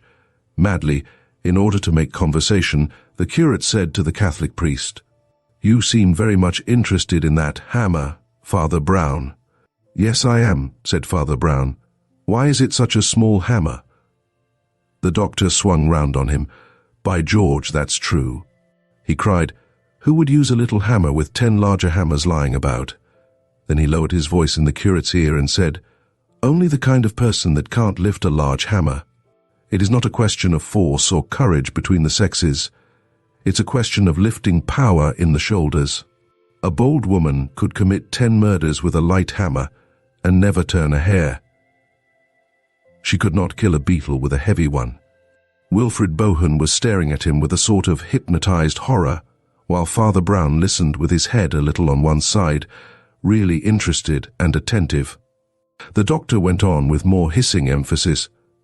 "Why do these idiots always assume that the only person who hates the wife's lover is the wife's husband? 9 times out of 10, the person who most hates the wife's lover is the wife. Who knows what insolence or treachery he had shown her? Look there." He made a momentary gesture towards the red-haired woman on the bench. She had lifted her head at last, and the tears were drying on her splendid face. But the eyes were fixed on the corpse with an electric glare that had in it something of idiocy. The Reverend Wilfred Bohun made a limp gesture as if waving away all desire to know, but Father Brown, dusting off his sleeve some ashes blown from the furnace, spoke in his indifferent way. "You are like so many doctors," he said. "Your mental science is really suggestive. It is your physical science that is utterly impossible. I agree that the woman wants to kill the CO respondent much more than the petitioner does, and I agree that a woman will always pick up a small hammer instead of a big one, but the difficulty is one of physical impossibility. No woman ever born could have smashed a man's skull out flat like that." Then he added reflectively, after a pause, "These people haven't grasped the whole of it. The man was actually wearing an iron helmet, and the blow scattered it like broken glass. "Look at that woman. Look at her arms." Silence held them all up again, and then the doctor said rather sulkily, "Well, I may be wrong, there are objections to everything. But I stick to the main point. No man but an idiot would pick up that little hammer if he could use a big hammer." With that, the lean and quivering hands of Wilfred Bohun went up to his head and seemed to clutch his scanty yellow hair. After an instant they dropped, and he cried, "That was the word I wanted, you have said the word." Then he continued, mastering his discomposure, "The words you said were, 'No man but an idiot would pick up the small hammer.'" "Yes," said the doctor. "Well?" "Well," said the curate, "no man but an idiot did." The rest stared at him with eyes arrested and riveted, and he went on in a febrile and feminine agitation. "I am a priest," he cried unsteadily, "and a priest should be no shedder of blood. I mean that he should bring no one to the gallows, and I thank God that I see the criminal clearly now, because he is a criminal who cannot be brought to the gallows." "You will not denounce him?" inquired the doctor. "He would not be hanged if I did denounce him," answered Wilfred with a wild but curiously happy smile. "When I went into the church this morning, I found a madman praying there. That poor Joe who has been wrong all his life. God knows what he prayed, but with such strange folk it is not incredible to suppose that their prayers are all upside down. Very likely a lunatic would pray before killing a man. When I last saw poor Joe, he was with my brother. My brother was mocking him." "By Jove," cried the doctor, "this is talking at last. But how do you explain—" The Reverend Wilfred was almost trembling with the excitement of his own glimpse of the truth. Don't you see," he cried feverishly. "That is the only theory that covers both the queer things, that answers both the riddles. The two riddles are the little hammer and the big blow. The smith might have struck the big blow, but would not have chosen the little hammer. His wife would have chosen the little hammer, but she could not have struck the big blow. But the madman might have done both. As for the little hammer, why, he was mad and might have picked up anything. And for the big blow, have you never heard, doctor, that a maniac in his paroxysm may have the strength of 10 men? The doctor drew a deep breath and then said, "By golly, I believe you've got it." Father Brown had fixed his eyes on the speaker so long and steadily as to prove that his large grey, ox-like eyes were not quite so insignificant as the rest of his face. When silence had fallen, he said with marked respect, "Mr. Bohun, yours is the only theory yet propounded which holds water every way and is essentially unassailable. I think, therefore, that you deserve to be told, on my positive knowledge, that it is not the true one." And with that the old little man walked away and stared again at the hammer. "That fellow seems to know more than he ought to," whispered the doctor peevishly to Wilfred. "Those popish priests are deucedly sly." "No, no," said Bohun with a sort of wild fatigue. "It was the lunatic. It was the lunatic." The group of the two clerics and the doctor had fallen away from the more official group containing the inspector and the man he had arrested. Now, however, that their own party had broken up, they heard voices from the others. The priest looked up quietly and then looked down again as he heard the blacksmith say in a loud voice, "I hope I've convinced you, Mr. Inspector. I'm a strong man, as you say, but I couldn't have flung my hammer bang here from Greenford. My hammer hasn't got wings that it should come flying 1/2 mile over hedges and fields." The inspector laughed amicably and said, "No, I think you can be considered out of it, though it's one of the rummiest coincidences I ever saw. I can only ask you to give us all the assistance you can in finding a man as big and strong as yourself. By George, you might be useful if only to hold him. I suppose you yourself have no guess at the man." "I may have a guess," said the pale smith, "but it is not at a man." Then, seeing the scared eyes turn towards his wife on the bench, he put his huge hand on her shoulder and said, "Nor a woman either." "What do you mean?" asked the inspector jocularly. "You don't think cows use hammers, do you?" "I think no thing of flesh held that hammer," said the blacksmith in a stifled voice. "Mortally speaking, I think the man died alone." Wilfred made a sudden forward movement and peered at him with burning eyes. "Do you mean to say, Barnes," came the sharp voice of the cobbler, that the hammer jumped up of itself and knocked the man down. "Oh, you gentlemen may stare and snigger," cried Simeon. "You clergymen who tell us on Sunday in what a stillness the Lord smote Sennacherib. I believe that one who walks invisible in every house defended the honor of mine and laid the defiler dead before the door of it. I believe the force in that blow was just the force there is in earthquakes and no force less," Wilfrid said with a voice utterly undescribable. "I told Norman myself to beware of the thunderbolt." "That agent is outside my jurisdiction," said the inspector with a slight smile. "You are not outside his," answered the smith. "See you to it." And turning his broad back, he went into the house. The shaken Wilfrid was led away by Father Brown, who had an easy and friendly way with him. "Let us get out of this horrid place, Mr. Bohun," he said. "May I look inside your church? I hear it's one of the oldest in England. We take some interest, you know," he added with a comical grimace. "In old English churches." Wilfrid Bohun did not smile, for humour was never his strong point. But he nodded rather eagerly, being only too ready to explain the Gothic splendours to someone more likely to be sympathetic than the Presbyterian blacksmith or the atheist cobbler. "By all means," he said. "Let us go in at this side." And he led the way into the high side entrance at the top of the flight of steps. Father Brown was mounting the first step to follow him when he felt a hand on his shoulder, and turned to behold the dark, thin figure of the doctor, his face darker yet with suspicion. "Sir," said the physician harshly, "you appear to know some secrets in this black business. May I ask if you are going to keep them to yourself?" "Why, doctor," answered the priest, smiling quite pleasantly, "there is one very good reason why a man of my trade should keep things to himself when he is not sure of them, and that is that it is so constantly his duty to keep them to himself when he is sure of them. But if you think I have been discourteously reticent with you or anyone, I will go to the extreme limit of my custom. I will give you 2 very large hints." "Well, sir," said the doctor gloomily. "First," said Father Brown quietly, "the thing is quite in your own province. It is a matter of physical science. The blacksmith is mistaken, not perhaps in saying that the blow was divine, but certainly in saying that it came by a miracle. It was no miracle, doctor, except in so far as man is himself a miracle, with his strange and wicked and yet half-heroic heart. The force that smashed that skull was a force well known to scientists, one of the most frequently debated of the laws of nature." The doctor, who was looking at him with frowning intentness, only said, "And the other hint?" "The other hint is this," said the priest.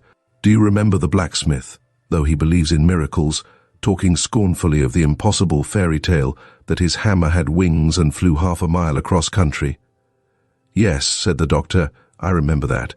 "Well," added Father Brown with a broad smile, "that fairy tale was the nearest thing to the real truth that has been said today." And with that he turned his back and stumped up the steps after the curate. The Reverend Wilfrid, who had been waiting for him, pale and impatient, as if this little delay were the last straw for his nerves, led him immediately to his favourite corner of the church, that part of the gallery closest to the carved roof, and lit by the wonderful window with the angel. The little Latin priest explored and admired everything exhaustively, talking cheerfully but in a low voice all the time.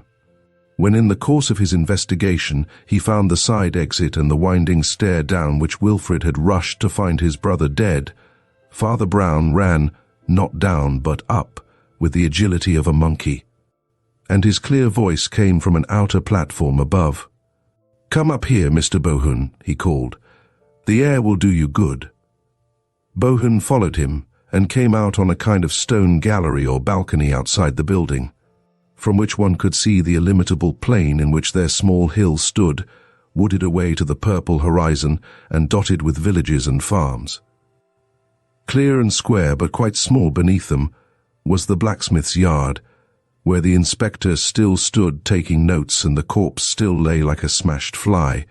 "Might be the map of the world, mightn't it?" said Father Brown. "Yes," said Bohun very gravely and nodded his head. Immediately beneath and about them, the lines of the Gothic building plunged outwards into the void with a sickening swiftness akin to suicide. There is that element of Titan energy in the architecture of the Middle Ages that, from whatever aspect it be seen, it always seems to be rushing away, like the strong back of some maddened horse. This church was hewn out of ancient and silent stone, bearded with old fungoids and stained with the nests of birds. And yet, when they saw it from below, it sprang like a fountain at the stars. And when they saw it, as now, from above, it poured like a cataract into a voiceless pit. For these two men on the tower were left alone with the most terrible aspect of Gothic, the monstrous foreshortening and disproportion, the dizzy perspectives.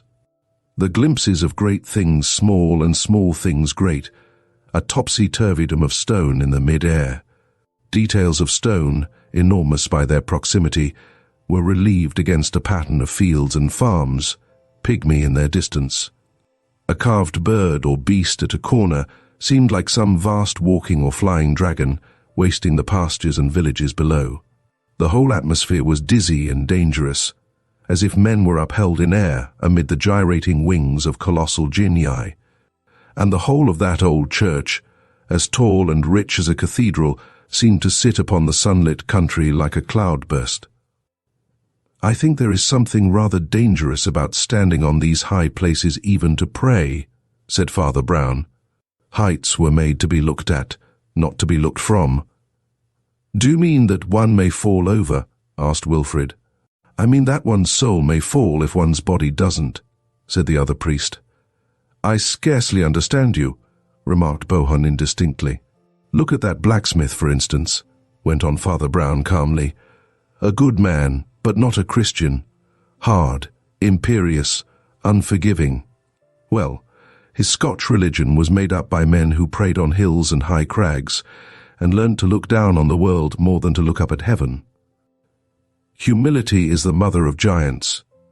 One sees great things from the valley, only small things from the peak. But he didn't do it, said Bohun tremulously. No, said the other in an odd voice, we know he didn't do it. After a moment he resumed, looking tranquilly out over the plain with his pale grey eyes.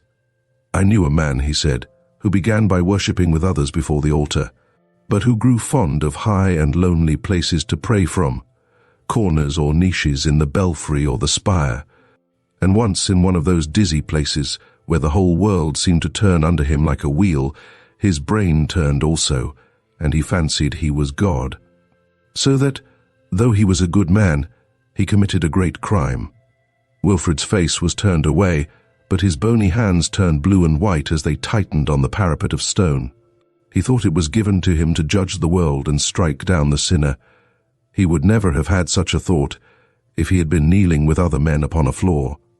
But he saw all men walking about like insects. He saw one especially strutting just below him, insolent and evident by a bright green hat, a poisonous insect. Rooks cawed round the corners of the belfry, but there was no other sound till Father Brown went on. This also tempted him, that he had in his hand one of the most awful engines of nature. I mean gravitation, that mad and quickening rush by which all Earth's creatures fly back to her heart when released. See, the inspector is strutting just below us in the smithy. If I were to toss a pebble over this parapet, it would be something like a bullet by the time it struck him. If I were to drop a hammer, even a small hammer. Wilfrid Bohun threw one leg over the parapet, and Father Brown had him in a minute by the collar. Not by that door, he said quite gently. That door leads to hell. Bohun staggered back against the wall and stared at him with frightful eyes. How do you know all this? He cried. Are you a devil? I am a man, answered Father Brown gravely, and therefore have all devils in my heart. Listen to me, he said after a short pause. I know what you did. At least I can guess the great part of it. When you left your brother, you were racked with no unrighteous rage, to the extent even that you snatched up a small hammer, half inclined to kill him with his foulness on his mouth. Recoiling, you thrust it under your buttoned coat instead, and rushed into the church. You pray wildly in many places, under the angel window, upon the platform above, and a higher platform still, from which you could see the colonel's eastern hat, like the back of a green beetle crawling about. Then something snapped in your soul, and you let God's thunderbolt fall." Wilfrid put a weak hand to his head and asked in a low voice, "How did you know that his hat looked like a green beetle?" "Oh, that," said the other with the shadow of a smile, "that was common sense. But hear me further. I say I know all this, but no one else shall know it. The next step is for you. I shall take no more steps. I will seal this with the seal of confession. If you ask me why, there are many reasons, and only one that concerns you.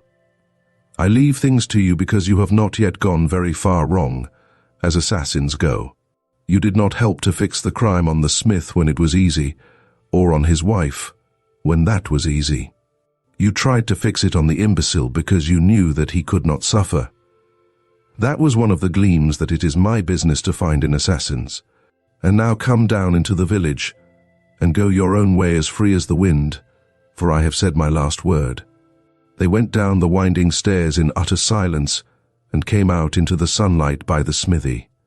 Wilfrid Bohun carefully unlatched the wooden gate of the yard, and going up to the inspector said, "I wish to give myself up. I have killed my brother." Chapter 10. The Eye of Apollo. That singular smoky sparkle, at once a confusion and a transparency, which is the strange secret of the Thames, was changing more and more from its grey to its glittering extreme as the sun climbed to the zenith over Westminster, and two men crossed Westminster Bridge. One man was very tall and the other very short.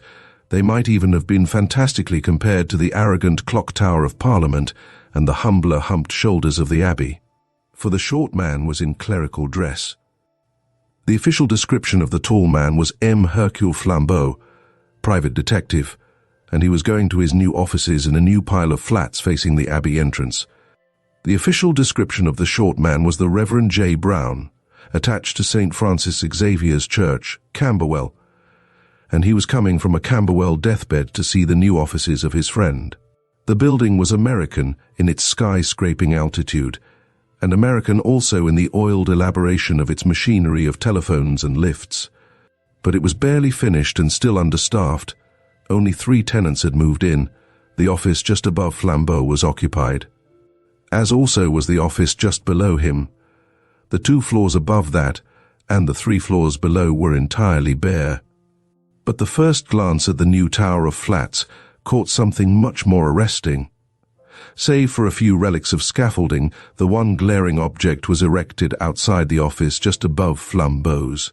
It was an enormous gilt effigy of the human eye, surrounded with rays of gold, and taking up as much room as 2 or 3 of the office windows.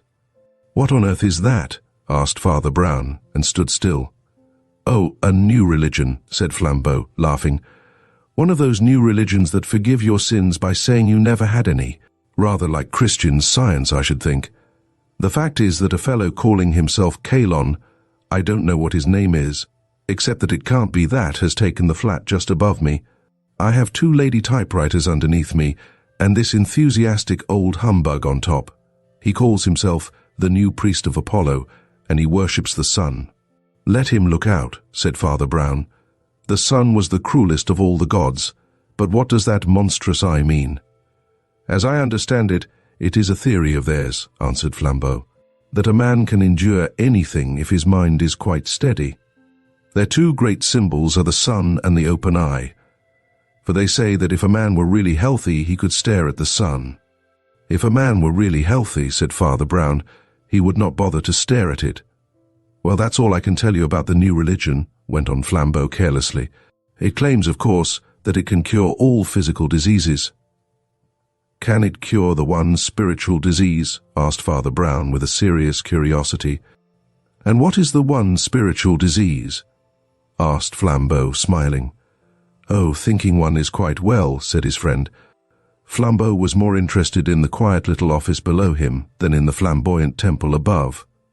He was a lucid southerner, incapable of conceiving himself as anything but a Catholic or an atheist, and new religions of a bright and pallid sort were not much in his line. But humanity was always in his line, especially when it was good-looking. Moreover, the ladies downstairs were characters in their way. The office was kept by 2 sisters, both slight and dark, one of them tall and striking. She had a dark, eager and aquiline profile, and was one of those women whom one always thinks of in profile, as of the clean-cut edge of some weapon. She seemed to cleave her way through life. She had eyes of startling brilliancy, but it was the brilliancy of steel rather than of diamonds, and her straight, slim figure was a shade too stiff for its grace. Her younger sister was like her shortened shadow, a little grayer, paler and more insignificant. They both wore a businesslike black, with little masculine cuffs and collars. There are thousands of such curt, strenuous ladies in the offices of London, but the interest of these lay rather in their real than their apparent position. For Pauline Stacey, the elder, was actually the heiress of a crest and half a county, as well as great wealth. She had been brought up in castles and gardens before a frigid fierceness peculiar to the modern woman had driven her to what she considered a harsher and a higher existence. She had not, indeed, surrendered her money, in that there would have been a romantic or monkish abandon quite alien to her masterful utilitarianism. She held her wealth, she would say, for use upon practical social objects. Part of it she had put into her business. The nucleus of a model typewriting emporium, part of it was distributed in various leagues and causes for the advancement of such work among women. How far Joan, her sister and partner, shared this slightly prosaic idealism no one could be very sure. But she followed her leader with a dog-like affection which was somehow more attractive, with its touch of tragedy, than the hard, high spirits of the elder. For Pauline Stacey had nothing to say to tragedy. She was understood to deny its existence. Her rigid rapidity and cold impatience had amused Flambeau very much on the first occasion of his entering the flats. He had lingered outside the lift in the entrance hall waiting for the lift boy, who generally conducts strangers to the various floors. But this bright-eyed falcon of a girl had openly refused to endure such official delay. She said sharply that she knew all about the lift and was not dependent on boys, or men either. Though her flat was only 3 floors above, she managed in the few seconds of ascent to give Flambeau a great many of her fundamental views in an offhand manner. They were to the general effect that she was a modern working woman and loved modern working machinery. Her bright black eyes blazed with abstract anger against those who rebuke mechanic science and ask for the return of romance. Everyone, she said, ought to be able to manage machines just as she could manage the lift. She seemed almost to resent the fact of Flambeau opening the lift door for her, and that gentleman went up to his own apartments, smiling with somewhat mingled feelings at the memory of such spitfire self-dependence. She certainly had a temper, of a snappy, practical sort. The gestures of her thin, elegant hands were abrupt, or even destructive. Once Flambeau entered her office on some typewriting business, and found she had just flung a pair of spectacles belonging to her sister into the middle of the floor and stamped on them.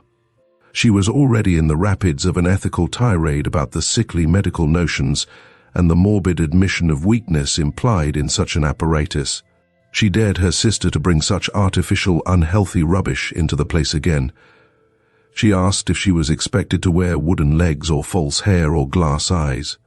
And as she spoke, her eyes sparkled like the terrible crystal. Flambeau, quite bewildered with this fanaticism, could not refrain from asking Miss Pauline, with direct French logic, why a pair of spectacles was a more morbid sign of weakness than a lift, and why. If science might help us in the one effort, it might not help us in the other. That is so different, said Pauline Stacey loftily. Batteries and motors and all those things are marks of the force of man. Yes, Mr.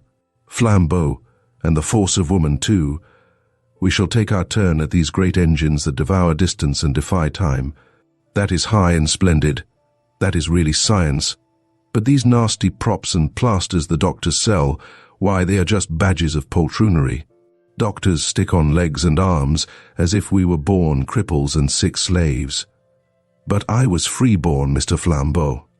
People only think they need these things because they have been trained in fear instead of being trained in power and courage, just as the silly nurses tell children not to stare at the sun.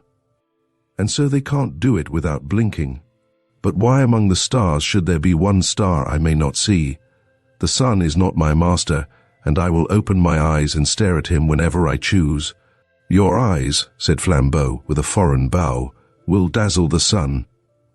He took pleasure in complimenting this strange, stiff beauty, partly because it threw her a little off her balance. But as he went upstairs to his floor, he drew a deep breath and whistled, saying to himself, "So she has got into the hands of that conjurer upstairs with his golden eye." For, little as he knew or cared about the new religion of Kalon, he had heard of his special notion about sun-gazing. He soon discovered that the spiritual bond between the floors above and below him was close and increasing. The man who called himself Kalon was a magnificent creature, worthy, in a physical sense, to be the pontiff of Apollo. He was nearly as tall even as Flambeau, and very much better looking, with a golden beard, strong blue eyes, and a mane flung back like a lion's. In structure, he was the blonde beast of Nietzsche.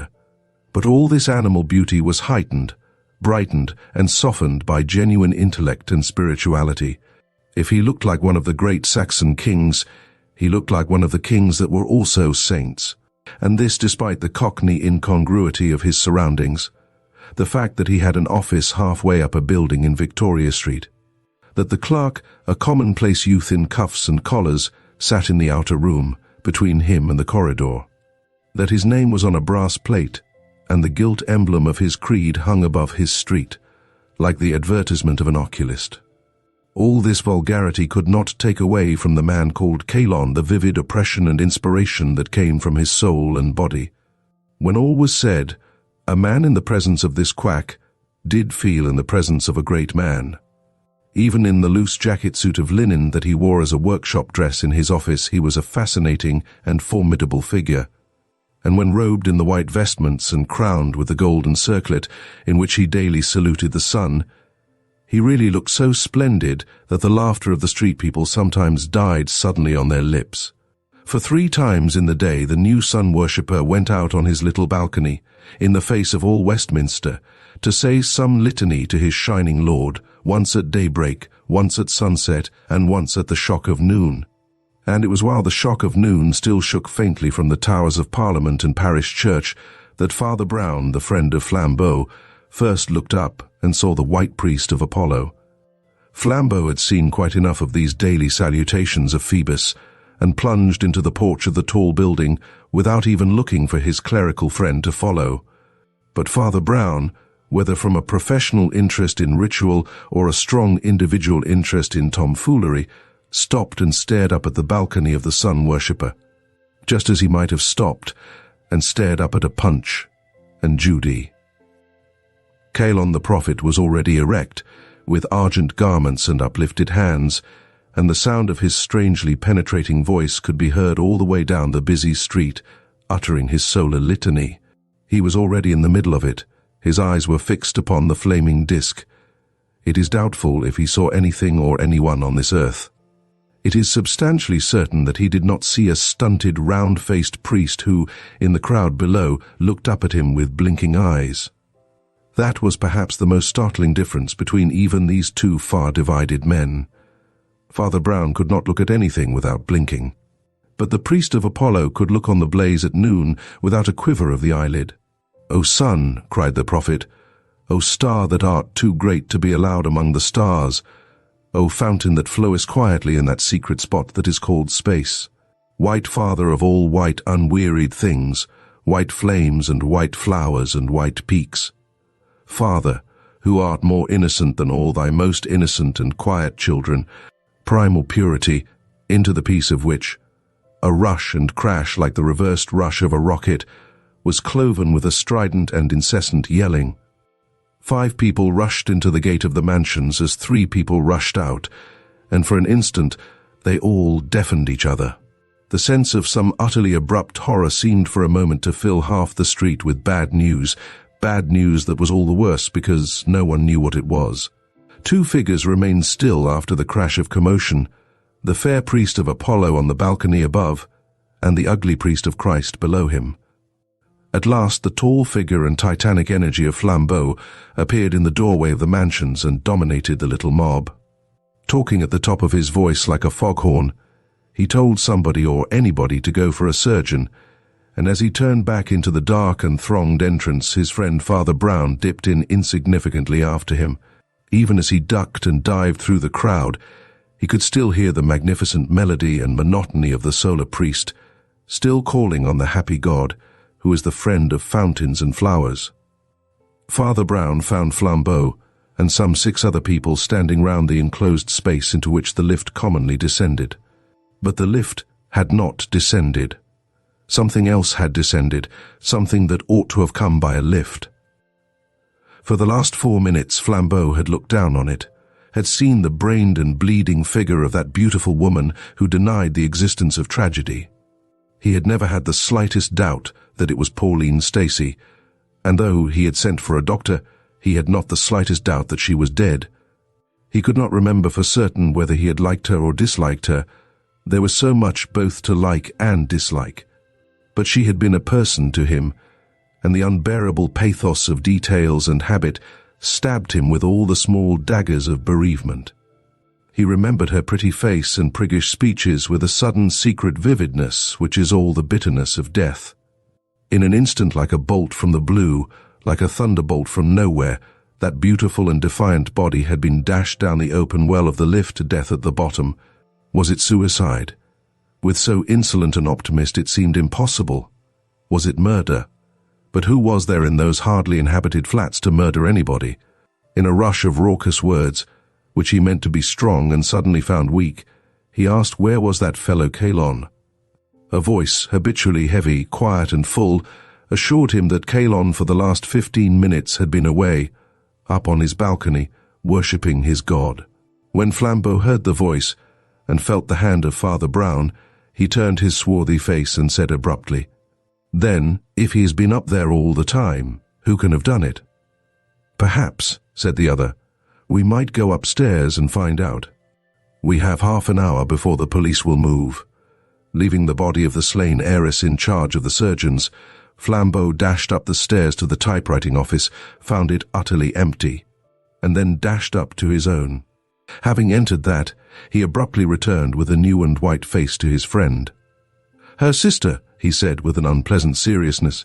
"Her sister seems to have gone out for a walk." Father Brown nodded. "Or she may have gone up to the office of that Sun man," he said. "If I were you, I should just verify that, and then let us all talk it over in your office. No," he added suddenly, as if remembering something, "shall I ever get over that stupidity of mine? Of course in their office downstairs." Flambeau stared, but he followed the little father downstairs to the empty flat of the Stacys, where that impenetrable pastor took a large red leather chair in the very entrance, from which he could see the stairs and landings, and waited. He did not wait very long. In about 4 minutes, 3 figures descended the stairs, alike only in their solemnity. The first was Joan Stacey, the sister of the dead woman. Evidently she had been upstairs in the temporary temple of Apollo. The second was the priest of Apollo himself, his litany finished, sweeping down the empty stairs in utter magnificence, something in his white robes. Beard and parted hair had the look of Doré's Christ leaving the praetorium. The third was Flambeau, black-browed and somewhat bewildered. Miss Joan Stacey, dark, with a drawn face and hair prematurely touched with grey, walked straight to her own desk and set out her papers with a practical flap. The mere action rallied everyone else to sanity. If Miss Joan Stacey was a criminal, she was a cool one. Father Brown regarded her for some time with an odd little smile, and then, without taking his eyes off her, addressed himself to somebody else. "Prophet," he said, presumably addressing Kalon, "I wish you would tell me a lot about your religion." "I shall be proud to do it," said Kalon, inclining his still-crowned head. "But I am not sure that I understand." "Why, it's like this," said Father Brown in his frankly doubtful way. "We are taught that if a man has really bad first principles, that must be partly his fault. But for all that, we can make some difference between a man who insults his quite clear conscience and a man with a conscience more or less clouded with sophistries. Now, do you really think that murder is wrong at all? Is this an accusation?" asked Kalon very quietly. "No," answered Brown equally gently. "It is the speech for the defense." In the long and startled stillness of the room, The prophet of Apollo slowly rose, and really it was like the rising of the sun. He filled that room with his light and life in such a manner that a man felt he could as easily have filled Salisbury Plain. His robed form seemed to hang the whole room with classic draperies. His epic gesture seemed to extend it into grander perspectives, till the little black figure of the modern cleric seemed to be a fault and an intrusion, a round, black blot upon some splendor of Hellas. "We meet at last, Caiaphas," said the prophet. "Your church and mine are the only realities on this earth. I adore the sun, and you the darkening of the sun. You are the priest of the dying, and I of the living God. Your present work of suspicion and slander is worthy of your coat and creed. All your church is but a black police. You are only spies and detectives, seeking to tear from men confessions of guilt, whether by treachery or torture. You would convict men of crime. I would convict them of innocence. You would convince them of sin. I would convince them of virtue. Reader of the books of evil, one more word before I blow away your baseless nightmares forever. Not even faintly could you understand how little I care whether you can convict me or no. The things you call disgrace and horrible hanging are to me no more than an ogre in a child's toy book to a man once grown up. You said you were offering the speech for the defense. I care so little for the cloudland of this life that I will offer you the speech for the prosecution.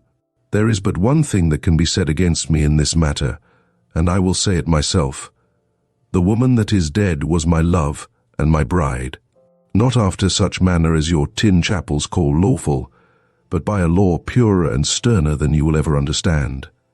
She and I walked another world from yours, and trod palaces of crystal while you were plodding through tunnels and corridors of brick. Well, I know that policemen, theological and otherwise, always fancy that where there has been love, there must soon be hatred. So there you have the first point made for the prosecution. But the second point is stronger. I do not grudge it you. Not only is it true that Pauline loved me, but it is also true that this very morning, before she died, she wrote at that table a will leaving me and my new church $500,000. Come, where are the handcuffs? Do you suppose I care what foolish things you do with me? Penal servitude will only be like waiting for her at a wayside station. The gallows will only be going to her in a headlong car. He spoke with the brain-shaking authority of an orator, and Flambeau and Joan Stacey stared at him in amazed admiration. Father Brown's face seemed to express nothing but extreme distress. He looked at the ground with one wrinkle of pain across his forehead. The prophet of the sun leaned easily against the mantelpiece and resumed, "In a few words I have put before you the whole case against me, the only possible case against me. In fewer words still I will blow it to pieces, so that not a trace of it remains. As to whether I have committed this crime, the truth is, in one sentence, I could not have committed this crime. Pauline Stacey fell from this floor to the ground at 12:05. 100 people will go into the witness box and say that I was standing out upon the balcony of my own rooms above from just before the stroke of noon to 1:15, the usual period of my public prayers.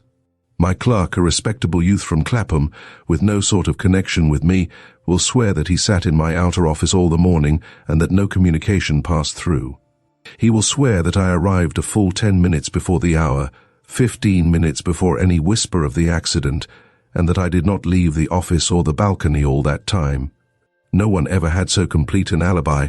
I could subpoena half Westminster. I think you had better put the handcuffs away again. The case is at an end.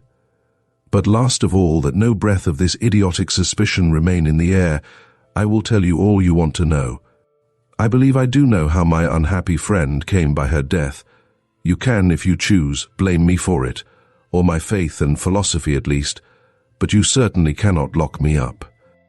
It is well known to all students of the higher truths that certain adepts and Illuminati have in history attained the power of levitation, that is, of being self-sustained upon the empty air. It is but a part of that general conquest of matter which is the main element in our occult wisdom. Poor Pauline was of an impulsive and ambitious temper. I think, to tell the truth, she thought herself somewhat deeper in the mysteries than she was, and she has often said to me as we went down in the lift together, that if one's will were strong enough, one could float down as harmlessly as a feather. I solemnly believe that in some ecstasy of noble thoughts, she attempted the miracle. Her will, or faith, must have failed her at the crucial instant, and the lower law of matter had its horrible revenge. There is the whole story, gentlemen, very sad, and as you think, very presumptuous and wicked, but certainly not criminal or in any way connected with me. In the shorthand of the police courts, you had better call it suicide. I shall always call it heroic failure for the advance of science and the slow scaling of heaven. It was the first time Flambeau had ever seen Father Brown vanquished. He still sat looking at the ground, with a painful and corrugated brow, as if in shame. It was impossible to avoid the feeling which the prophet's winged words had fanned, that here was a sullen professional suspector of men, overwhelmed by a prouder and purer spirit of natural liberty and health. At last he said, blinking as if in bodily distress, "Well, if that is so, sir, you need do no more than take the testamentary paper you spoke of and go. I wonder where the poor lady left it. It will be over there on her desk by the door, I think," said Kalon with that massive innocence of manner that seemed to acquit him wholly. "She told me specially she would write it this morning, and I actually saw her writing as I went up in the lift to my own room." "Was her door open then?" asked the priest, with his eye on the corner of the matting. "Yes," said Kalon calmly. "Ah, it has been open ever since," said the other, and resumed his silent study of the mat. "There is a paper over here," said the grim Miss Joan, in a somewhat singular voice. She had passed over to her sister's desk by the doorway, and was holding a sheet of blue foolscap in her hand. There was a sour smile on her face that seemed unfit for such a scene or occasion, and Flambeau looked at her with a darkening brow. Kalon the prophet stood away from the paper with that loyal unconsciousness that had carried him through. But Flambeau took it out of the lady's hand and read it with the utmost amazement. It did, indeed, begin in the formal manner of a will, but after the words, "I give and bequeath all of which I die possessed," the writing abruptly stopped with a set of scratches, and there was no trace of the name of any legatee. Flambeau, in wonder, handed this truncated testament to his clerical friend, who glanced at it and silently gave it to the priest of the sun. An instant afterwards that pontiff, in his splendid sweeping draperies, had crossed the room in 2 great strides and was towering over Joan Stacy, his blue eyes standing from his head. "What monkey tricks have you been playing here?" he cried. "That's not all Pauline wrote." They were startled to hear him speak in quite a new voice, with a Yankee shrillness in it. All his grandeur and good English had fallen from him like a cloak. "That is the only thing on her desk," said Joan, and confronted him steadily with the same smile of evil favor. Of a sudden, the man broke out into blasphemies and cataracts of incredulous words. There was something shocking about the dropping of his mask. It was like a man's real face falling off. "See here," he cried in broad American, when he was breathless with cursing. "I may be an adventurer, but I guess you're a murderess. Yes, gentlemen, here's your death explained, and without any levitation. The poor girl is writing a will in my favor. Her cursed sister comes in, struggles for the pen, drags her to the well, and throws her down before she can finish it. Sakes, I reckon we want the handcuffs after all." "As you have truly remarked," replied Joan with ugly calm, "your clerk is a very respectable young man. Who knows the nature of an oath, and he will swear in any court that I was up in your office arranging some typewriting work for 5 minutes before and 5 minutes after my sister fell. Mr. Flambeau will tell you that he found me there." There was a silence. "Why then," cried Flambeau, "Pauline was alone when she fell, and it was suicide." "She was alone when she fell," said Father Brown, "but it was not suicide." "Then how did she die?" asked Flambeau impatiently. "She was murdered." "But she was alone," objected the detective. "She was murdered when she was all alone," answered the priest. All the rest stared at him, but he remained sitting in the same old dejected attitude, with a wrinkle in his round forehead and an appearance of impersonal shame and sorrow. His voice was colorless and sad. "What I want to know," cried Kalon with an oath, "is when the police are coming for this bloody and wicked sister. She's killed her flesh and blood. She's robbed me of $500,000 that was just as sacredly mine as—" "Come, come, prophet," interrupted Flambeau with a kind of sneer. "Remember that all this world is a cloudland. The Hierophant of the sun god made an effort to climb back on his pedestal. It is not the mere money," he cried, "though that would equip the cause throughout the world. It is also my beloved one's wishes. To Pauline all this was holy. In Pauline's eyes—" Father Brown suddenly sprang erect so that his chair fell over flat behind him. He was deathly pale, yet he seemed fired with a hope. His eyes shone. "That's it," he cried in a clear voice.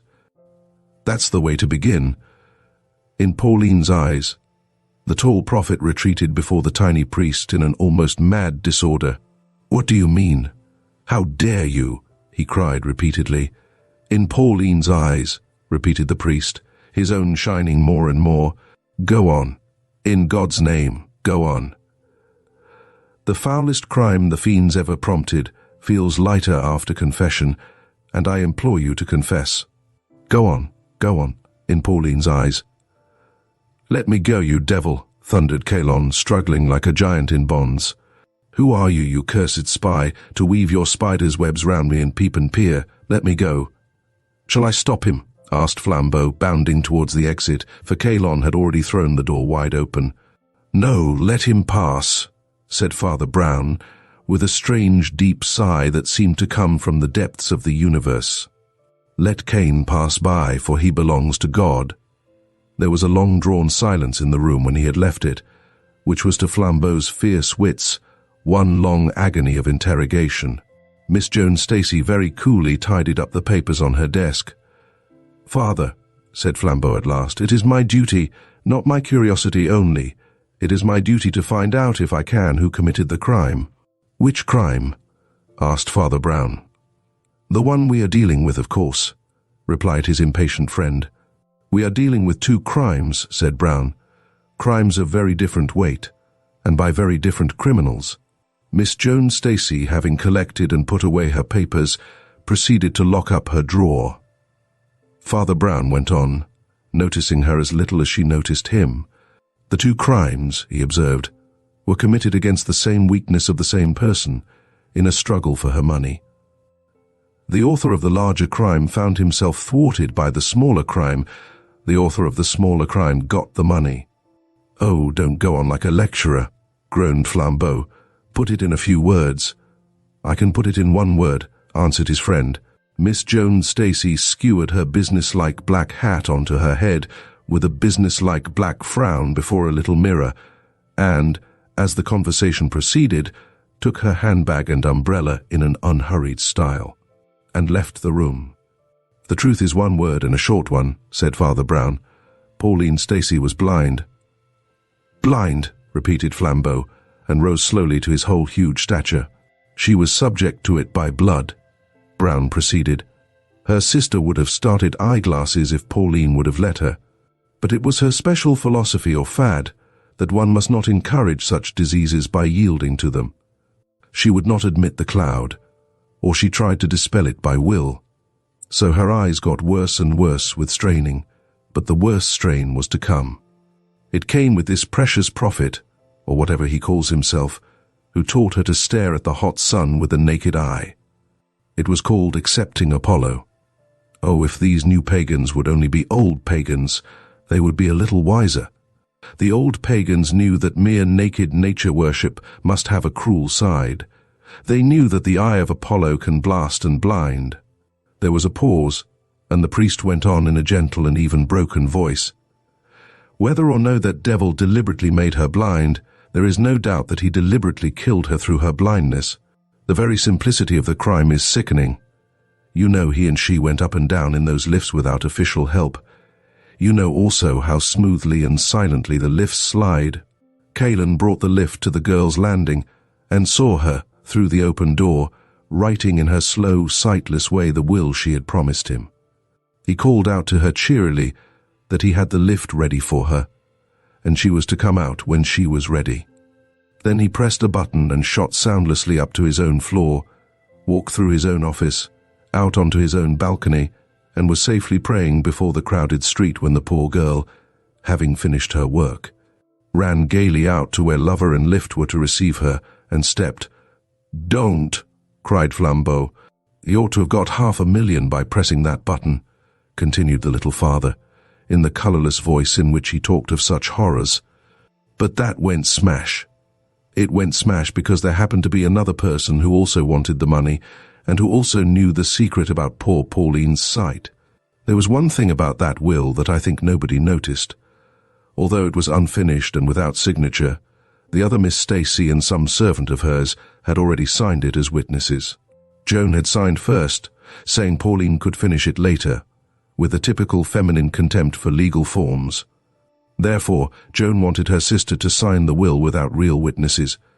Why? I thought of the blindness, and felt sure she had wanted Pauline to sign in solitude because she had wanted her not to sign at all. People like the Stacys always use fountain pens, but this was specially natural to Pauline.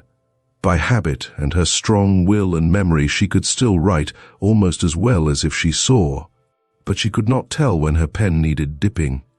Therefore, her fountain pens were carefully filled by her sister, all except this fountain pen. This was carefully not filled by her sister, the remains of the ink held out for a few lines and then failed altogether. And the prophet lost £500,000 and committed one of the most brutal and brilliant murders in human history for nothing. Flambeau went to the open door and heard the official police ascending the stairs. He turned and said, "You must have followed everything devilish close to have traced the crime to Calon in 10 minutes. Father Brown gave a sort of start. "Oh, to him," he said. "No, I had to follow rather close to find out about Miss Joan and the fountain pen. But I knew Calon was the criminal before I came into the front door." "You must be joking," cried Flambeau. "I'm quite serious," answered the priest. "I tell you, I knew he had done it, even before I knew what he had done." "But why?" "These pagan Stoics," said Brown reflectively, "always fail by their strength. There came a crash and a scream down the street, and the priest of Apollo did not start or look round. I did not know what it was, but I knew that he was expecting it." Chapter 11, The Sign of the Broken Sword. The 1,000 arms of the forest were grey, and its million fingers silver. In a sky of dark green blue like slate, the stars were bleak and brilliant like splintered ice. All that thickly wooded and sparsely tenanted countryside was stiff with a bitter and brittle frost. The black hollows between the trunks of the trees looked like bottomless, black caverns of that Scandinavian hell, a hell of incalculable cold. Even the square stone tower of the church looked northern to the point of heathenry, as if it was some barbaric tower among the sea rocks of Iceland. It was a queer night for anyone to explore a churchyard, but on the other hand, perhaps it was worth exploring. It rose abruptly out of the ashen wastes of forest in a sort of hump or shoulder of green turf that looked grey in the starlight. Most of the graves were on a slant, and the path leading up to the church was as steep as a staircase. On the top of the hill, in the one flat and prominent place, was the monument for which the place was famous. It contrasted strangely with the featureless graves all round, for it was the work of one of the greatest sculptors of modern Europe, and yet his fame was at once forgotten in the fame of the man whose image he had made. It showed, by touches of the small silver pencil of starlight, the massive metal figure of a soldier recumbent, the strong hands sealed in an everlasting worship, the great head pillowed upon a gun. The venerable face was bearded, or rather whiskered, in the old heavy Colonel Newcome fashion. The uniform, though suggested with a few strokes of simplicity, was that of modern war. By his right side lay a sword, of which the tip was broken off. On the left side lay a Bible. On glowing summer afternoons, wagonettes came full of Americans and cultured suburbans to see the sepulchre. But even then they felt the vast forest land with its one dumpy dome of churchyard and church as a place oddly dumb and neglected. In this freezing darkness of midwinter, one would think he might be left alone with the stars. Nevertheless, in the stillness of those stiff woods a wooden gate creaked, and 2 dim figures dressed in black climbed up the little path to the tomb. So faint was that frigid starlight that nothing could have been traced about them, except that while they both wore black, one man was enormously big, and the other, perhaps by contrast, almost startlingly small. They went up to the great graven tomb of the historic warrior, and stood for a few minutes staring at it. There was no human, perhaps no living, thing for a wide circle, and a morbid fancy might well have wondered if they were human themselves. In any case, the beginning of their conversation might have seemed strange. After the first silence, the small man said to the other, "Where does a wise man hide a pebble?" And the tall man answered in a low voice, "On the beach." The small man nodded, and after a short silence said, "Where does a wise man hide a leaf?" And the other answered, "In the forest." There was another stillness, and then the tall man resumed, "Do you mean that when a wise man has to hide a real diamond, he has been known to hide it among sham ones?" "No, no," said the little man with a laugh. "We will let bygones be bygones." He stamped his cold feet for a second or two and then said, "I'm not thinking of that at all, but of something else, something rather peculiar. Just strike a match, will you?" The big man fumbled in his pocket, and soon a scratch and a flare painted gold the whole flat side of the monument. On it was cut in black letters the well-known words which so many Americans had reverently read: "Sacred to the memory of General Sir Arthur St. Clair, hero and martyr, who always vanquished his enemies and always spared them, and was treacherously slain by them at last. May God, in whom he trusted, both reward and revenge him." The match burnt the big man's fingers, blackened, and dropped. He was about to strike another, but his small companion stopped him. "That's all right, Flambeau, old man. I saw what I wanted. Or rather, I didn't see what I didn't want. And now we must walk 1.5 miles along the road to the next inn, and I will try to tell you all about it. For heaven knows a man should have a fire and ale when he dares tell such a story." They descended the precipitous path, they relatched the rusty gate, and set off at a stamping, ringing walk down the frozen forest road. They had gone a full 1/4 mile before the smaller man spoke again. He said, "Yes, the wise man hides a pebble on the beach, but what does he do if there is no beach? Do you know anything of that great Sinclair trouble?"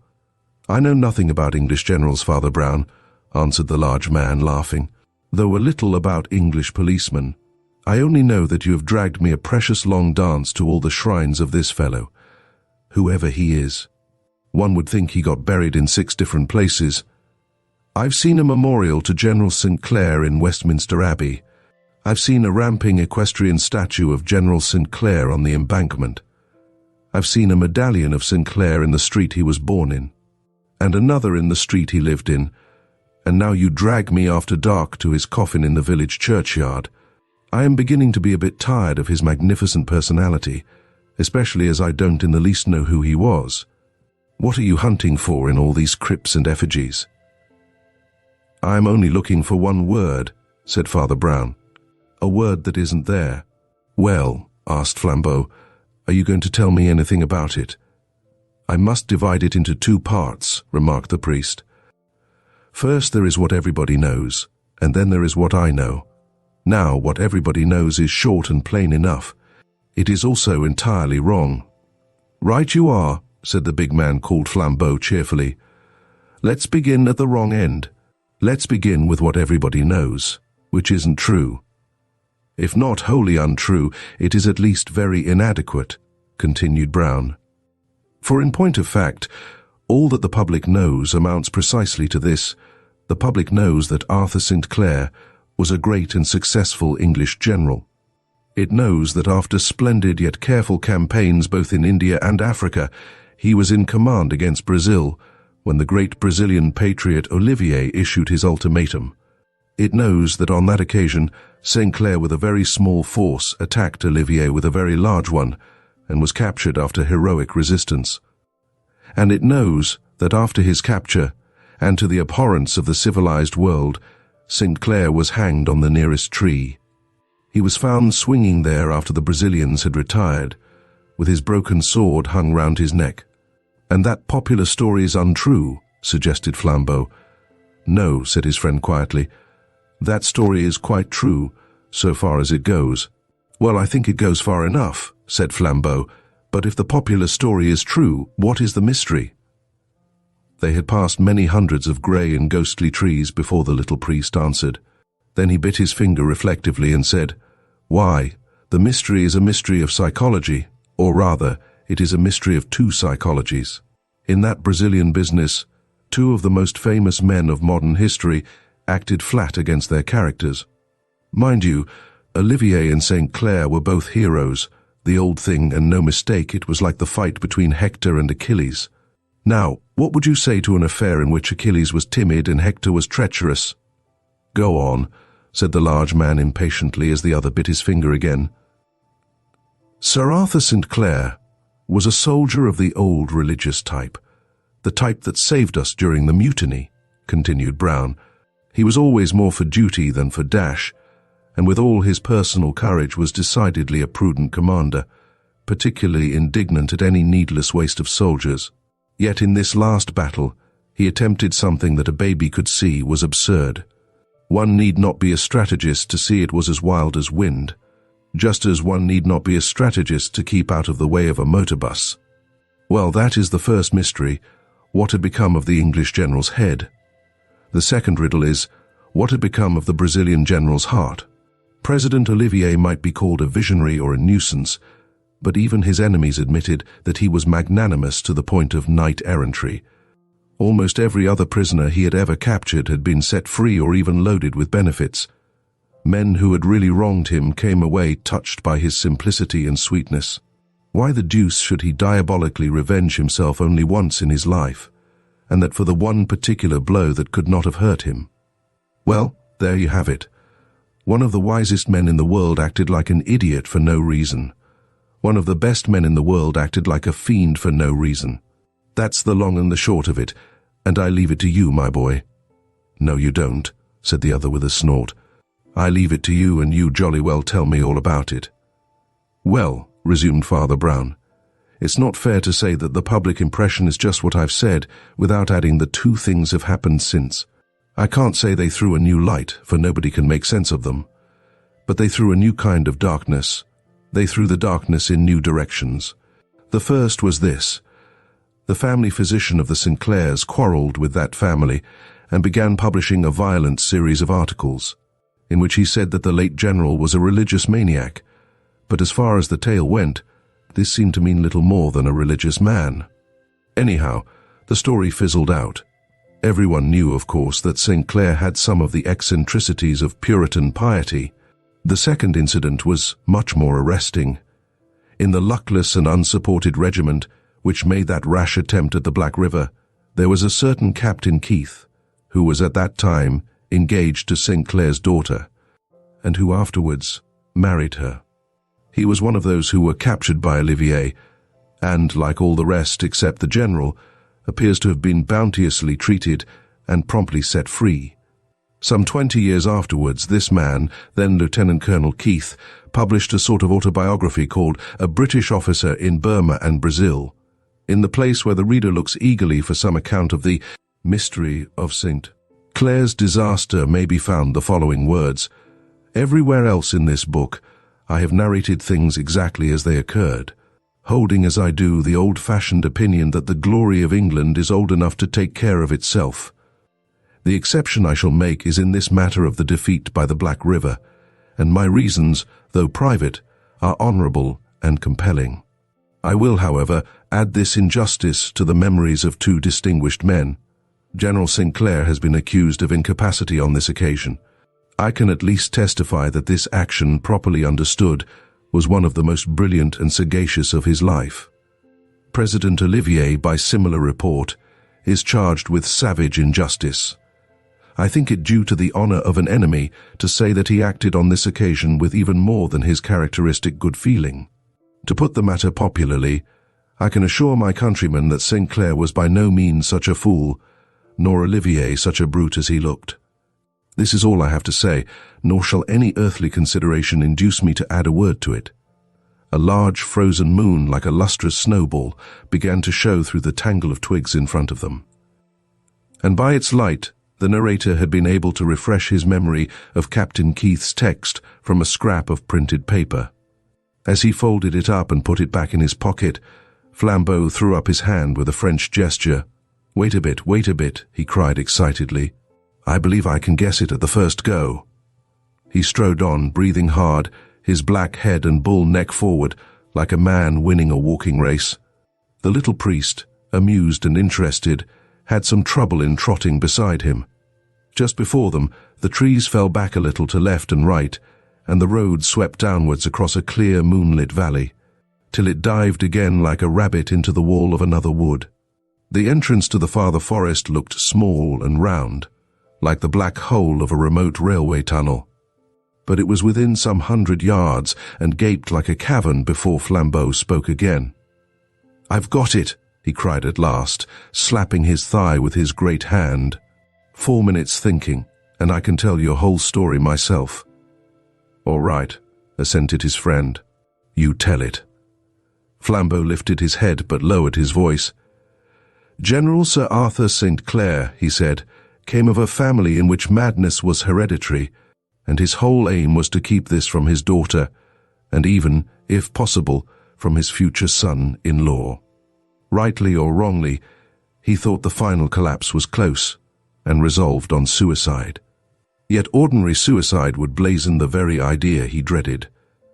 As the campaign approached, the clouds came thicker on his brain, and at last in a mad moment he sacrificed his public duty to his private. He rushed rashly into battle, hoping to fall by the first shot. When he found that he had only attained capture and discredit, the sealed bomb in his brain burst, and he broke his own sword and hanged himself. He stared firmly at the grey facade of forest in front of him, with the one black gap in it, like the mouth of the grave into which their path plunged. Perhaps something menacing in the road thus suddenly swallowed reinforced his vivid vision of the tragedy, for he shuddered.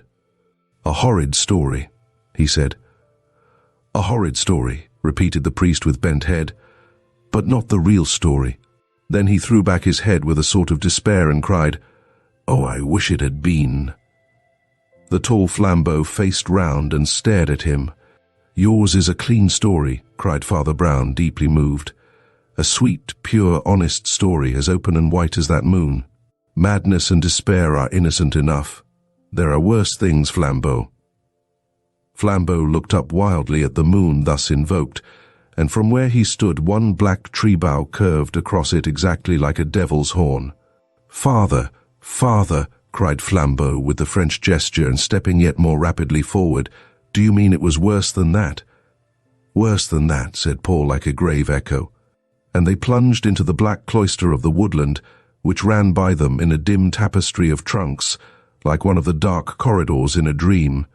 They were soon in the most secret entrails of the wood, and felt close about them foliage that they could not see, when the priest said again, "Where does a wise man hide a leaf?" "In the forest. But what does he do if there is no forest?" "Well, well," cried Flambeau irritably, "what does he do?" "He grows a forest to hide it in," said the priest in an obscure voice. "A fearful sin." "Look here," cried his friend impatiently, for the dark wood and the dark saying got a little on his nerves. "Will you tell me this story or not? What other evidence is there to go on?" "There are 3 more bits of evidence," said the other, "that I have dug up in holes and corners, and I will give them in logical rather than chronological order. First of all, of course, our authority for the issue and event of the battle is in Olivier's own dispatches, which are lucid enough. He was entrenched with 2 or 3 regiments on the heights that swept down to the Black River, on the other side of which was lower and more marshy ground.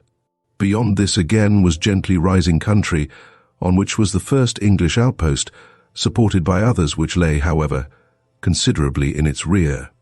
The British forces as a whole were greatly superior in numbers, but this particular regiment was just far enough from its base to make Olivier consider the project of crossing the river to cut it off.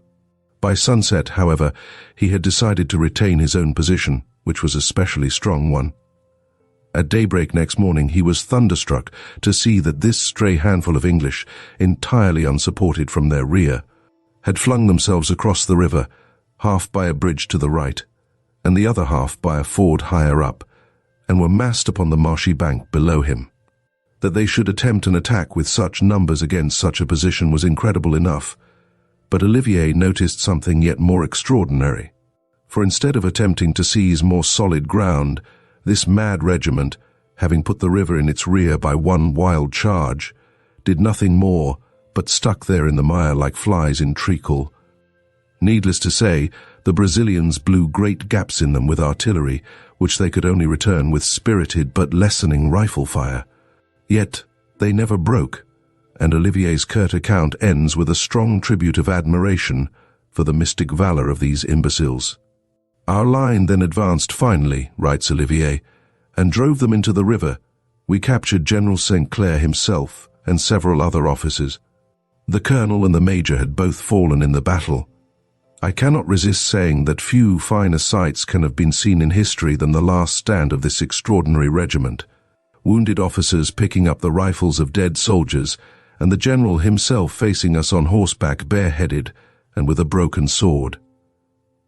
On what happened to the general afterwards, Olivier is as silent as Captain Keith. "Well," grunted Flambeau, "get on to the next bit of evidence."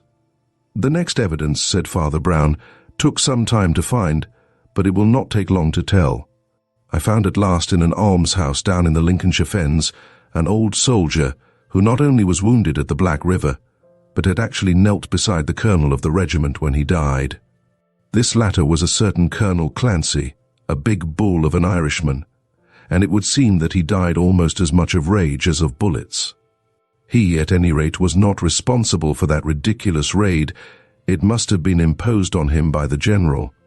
His last edifying words, according to my informant, were these: 'And there goes the damned old donkey with the end of his sword knocked off. I wish it was his head.' You will remark that everyone seems to have noticed this detail about the broken sword blade, though most people regard it somewhat more reverently than did the late Colonel Clancy. And now for the third fragment."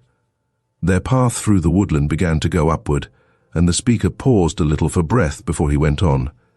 Then he continued in the same business-like tone, "Only a month or two ago, a certain Brazilian official died in England, having quarrelled with Olivier, and left his country. He was a well-known figure both here and on the continent, a Spaniard named Espado. I knew him myself, a yellow-faced old dandy with a hooked nose. For various private reasons I had permission to see the documents he had left. He was a Catholic, of course, and I had been with him towards the end.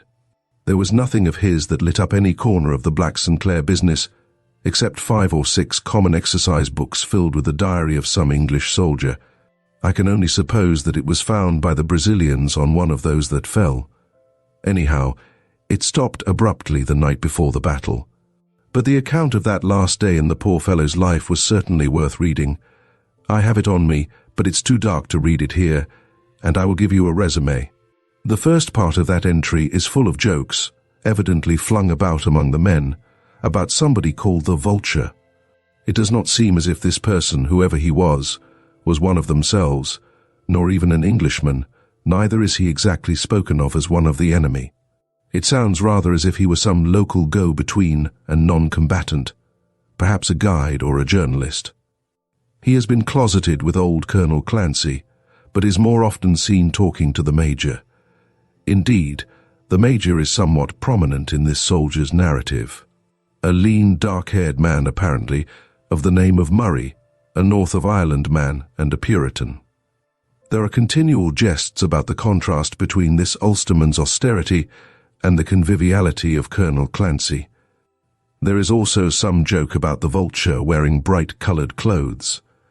But all these levities are scattered by what may well be called the note of a bugle. Behind the English camp and almost parallel to the river ran one of the few great roads of that district. Westward the road curved round towards the river, which it crossed by the bridge before mentioned. To the east the road swept backwards into the wilds, and some 2 miles along it was the next English outpost. From this direction there came along the road that evening a glitter and clatter of light cavalry, in which even the simple diarist could recognize with astonishment the general with his staff. He rode the great white horse which you have seen so often in illustrated papers and academy pictures, and you may be sure that the salute they gave him was not merely ceremonial. He, at least, wasted no time on ceremony, but springing from the saddle immediately, mixed with the group of officers and fell into emphatic though confidential speech. What struck our friend the diarist most was his special disposition to discuss matters with Major Murray, but, indeed, such a selection, so long as it was not marked, was in no way unnatural. The two men were made for sympathy. They were men who read their Bibles. They were both the old evangelical type of officer. However this may be, it is certain that when the general mounted again he was still talking earnestly to Murray, and that as he walked his horse slowly down the road towards the river, the tall Ulsterman still walked by his bridle rein in earnest debate. The soldiers watched the two until they vanished behind a clump of trees where the road turned towards the river. The colonel had gone back to his tent, and the men to their pickets. The man with the diary lingered for another 4 minutes, and saw a marvelous sight. The great white horse which had marched slowly down the road, as it had marched in so many processions, flew back, galloping up the road towards them as if it were mad to win a race. At first they thought it had run away with the man on its back, but they soon saw that the general, a fine rider, was himself urging it to full speed. Horse and man swept up to them like a whirlwind, and then, reining up the reeling charger, the general turned on them a face like flame, and called for the colonel like the trumpet that wakes the dead.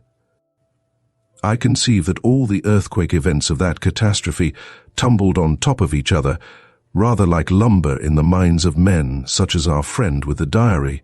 With the dazed excitement of a dream, they found themselves falling, literally falling, into their ranks, and learned that an attack was to be led at once across the river. The general and the major, it was said, had found out something at the bridge, and there was only just time to strike for life. The major had gone back at once to call up the reserve along the road behind. It was doubtful if even with that prompt appeal help could reach them in time. But they must pass the stream that night and seize the heights by morning. It is with the very stir and throb of that romantic nocturnal march that the diary suddenly ends. Father Brown had mounted ahead, for the woodland path grew smaller, steeper, and more twisted, till they felt as if they were ascending a winding staircase. The priest's voice came from above, out of the darkness. There was one other little and enormous thing. When the general urged them to their chivalric charge, he half drew his sword from the scabbard, and then, as if ashamed of such melodrama, thrust it back again. The sword again, you see. A half-light broke through the network of boughs above them, flinging the ghost of a net about their feet, for they were mounting again to the faint luminosity of the naked night. Flambeau felt truth all round him as an atmosphere, but not as an idea. He answered with bewildered brain, "Well, what's the matter with the sword? Officers generally have swords, don't they?" "They are not often mentioned in modern war," said the other dispassionately, "but in this affair one falls over the blessed sword everywhere." "Well, what is there in that?" growled Flambeau. "It was a twopence-coloured sort of incident, the old man's blade breaking in his last battle. Anyone might bet the papers would get hold of it, as they have. On all these tombs and things it's shown broken at the point. I hope you haven't dragged me through this polar expedition merely because two men with an eye for a picture saw St. Clair's broken sword." "No," cried Father Brown, with a sharp voice like a pistol shot. "But who saw his unbroken sword?" "What do you mean?" cried the other, and stood still under the stars. They had come abruptly out of the grey gates of the wood. "I say, who saw his unbroken sword?" repeated Father Brown obstinately. "Not the writer of the diary, anyhow. The general sheathed it in time." Flambeau looked about him in the moonlight, as a man struck blind might look in the sun, and his friend went on for the first time with eagerness. "Flambeau," he cried, "I cannot prove it, even after hunting through the tombs, but I'm sure of it. Let me add just one more tiny fact that tips the whole thing over. The colonel, by a strange chance, was one of the first struck by a bullet. He was struck long before the troops came to close quarters, but he saw St. Clair's sword broken. Why was it broken? How was it broken? My friend, it was broken before the battle." "Oh," said his friend, with a sort of forlorn jocularity, "And pray, where is the other piece?" "I can tell you," said the priest promptly. "In the northeast corner of the cemetery of the Protestant cathedral at Belfast." "Indeed?" inquired the other. "Have you looked for it?" "I couldn't," replied Brown with frank regret. "There's a great marble monument on top of it, a monument to the heroic Major Murray, who fell fighting gloriously at the famous Battle of the Black River." Flambeau seemed suddenly galvanized into existence. "You mean," he cried hoarsely, "that General St. Clair hated Murray and murdered him on the field of battle because you are still full of good and pure thoughts," said the other. "It was worse than that." "Well," said the large man, "my stock of evil imagination is used up." The priest seemed really doubtful where to begin, and at last he said again, "Where would a wise man hide a leaf?" "In the forest." The other did not answer. If there were no forest, he would make a forest, and if he wished to hide a dead leaf, he would make a dead forest. There was still no reply, and the priest added still more mildly and quietly, "And if a man had to hide a dead body, he would make a field of dead bodies to hide it in." Flambeau began to stamp forward with an intolerance of delay in time or space, but Father Brown went on as if he were continuing the last sentence. "Sir Arthur St. Clair, as I have already said, was a man who read his Bible. That was what was the matter with him." When will people understand that it is useless for a man to read his Bible unless he also reads everybody else's Bible? A printer reads a Bible for misprints. A Mormon reads his Bible and finds polygamy. A Christian Scientist reads his and finds we have no arms and legs. St. Clair was an old Anglo-Indian Protestant soldier. Now, just think what that might mean, and for heaven's sake, don't cant about it. It might mean a man physically formidable living under a tropic sun in an Oriental society and soaking himself without sense or guidance in an Oriental book. Of course, he read the Old Testament rather than the New. Of course, he found in the Old Testament anything that he wanted: lust, tyranny, treason. Oh, I dare say he was honest, as you call it. But what is the good of a man being honest in his worship of dishonesty? In each of the hot and secret countries to which the man went, he kept a harem, he tortured witnesses, he amassed shameful gold, but certainly he would have said with steady eyes that he did it to the glory of the Lord. My own theology is sufficiently expressed by asking which Lord. Anyhow, there is this about such evil that it opens door after door in hell, and always into smaller and smaller chambers. This is the real case against crime, that a man does not become wilder and wilder, but only meaner and meaner. St. Clair was soon suffocated by difficulties of bribery and blackmail, and needed more and more cash. And by the time of the Battle of the Black River, he had fallen from world to that place which Dante makes the lowest floor of the universe. "What do you mean?" asked his friend again. "I mean that," retorted the cleric, and suddenly pointed at a puddle sealed with ice that shone in the moon. "Do you remember whom Dante put in the last circle of ice?" "The traitors," said Flambeau, and shuddered. As he looked around at the inhuman landscape of trees, with taunting and almost obscene outlines, he could almost fancy he was Dante, and the priest with the rivulet of a voice was, indeed, a Virgil leading him through a land of eternal sins. The voice went on. "Olivier, as you know, was quixotic, and would not permit a secret service and spies. The thing, however, was done, like many other things, behind his back. It was managed by my old friend Espado. He was the bright-clad fop, whose hook nose got him called the Vulture. Posing as a sort of philanthropist at the front, he felt his way through the English army, and at last got his fingers on its one corrupt man. Please, God. And that man at the top. St. Clair was in foul need of money, and mountains of it. The discredited family doctor was threatening those extraordinary exposures that afterwards began and were broken off. Tales of monstrous and prehistoric things in Park Lane, things done by an English evangelist that smelt like human sacrifice and hordes of slaves.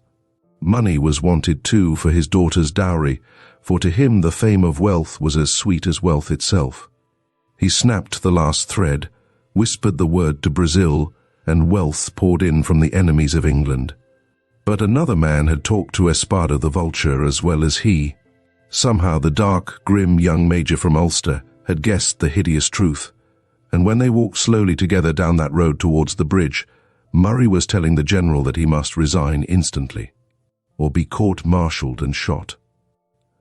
The general temporized with him till they came to the fringe of tropic trees by the bridge, and there by the singing river and the sunlit palms, for I can see the picture. The general drew his saber and plunged it through the body of the major. The wintry road curved over a ridge in cutting frost, with cruel black shapes of bush and thicket, but Flambeau fancied that he saw beyond it faintly the edge of an aureole that was not starlight and moonlight, but some fire such as is made by men. He watched it as the tale drew to its close. St. Clair was a hell-hound, but he was a hound of breed.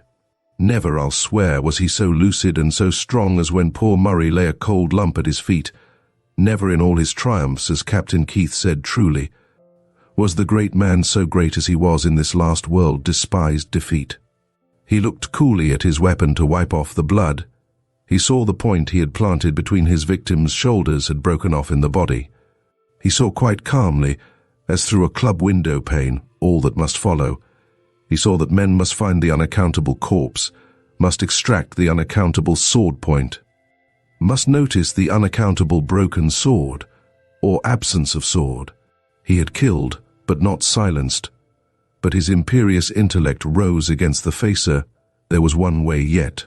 He could make the corpse less unaccountable. He could create a hill of corpses to cover this one. In 20 minutes, 800 English soldiers were marching down to their death. The warmer glow behind the black winter wood grew richer and brighter, and Flambeau strode on to reach it. Father Brown also quickened his stride, but he seemed merely absorbed in his tale. Such was the valor of that English 1,000, and such the genius of their commander, that if they had at once attacked the hill, even their mad march might have met some luck. But the evil mind that played with them like pawns had other aims and reasons. They must remain in the marshes by the bridge at least, till British corpses should be a common sight there. Then for the last grand scene, the silver-haired soldier saint would give up his shattered sword to save further slaughter. Oh, it was well organized for an impromptu, but I cannot prove. I think that it was while they stuck there in the bloody mire that someone doubted, and someone guessed. He was mute a moment and then said, "There is a voice from nowhere that tells me the man who guessed was the lover, the man to wed the old man's child." "But what about Olivier and the hanging?" asked Flambeau. "Olivier, partly from chivalry, partly from policy, seldom encumbered his march with captives," explained the narrator. "He released everybody in most cases. He released everybody in this case." "Everybody but the general," said the tall man. "Everybody," said the priest. Flambeau knit his black brows. "I don't grasp it all yet," he said. "There is another picture, Flambeau," said Brown in his more mystical undertone. "I can't prove it, but I can do more. I can see it. There is a camp breaking up on the bare, torrid hills at morning, and Brazilian uniforms massed in blocks and columns to march. There is the red shirt and long black beard of Olivier, which blows as he stands, his broad-brimmed hat in his hand. He is saying farewell to the great enemy he is setting free, the simple snow-headed English veteran, who thanks him in the name of his men. The English remnant stand behind at attention. Beside them are stores and vehicles for the retreat. The drums roll. The Brazilians are moving. The English are still like statues. So they abide till the last hum and flash of the enemy have faded from the tropic horizon. Then they alter their postures all at once, like dead men coming to life. They turn their 50 faces upon the general, faces not to be forgotten. Flambeau gave a great jump. "Ah," he cried, "you don't mean—" "Yes," said Father Brown in a deep, moving voice. "It was an English hand that put the rope round St. Clair's neck. I believe the hand that put the ring on his daughter's finger. They were English hands that dragged him up to the tree of shame, the hands of men that had adored him and followed him to victory.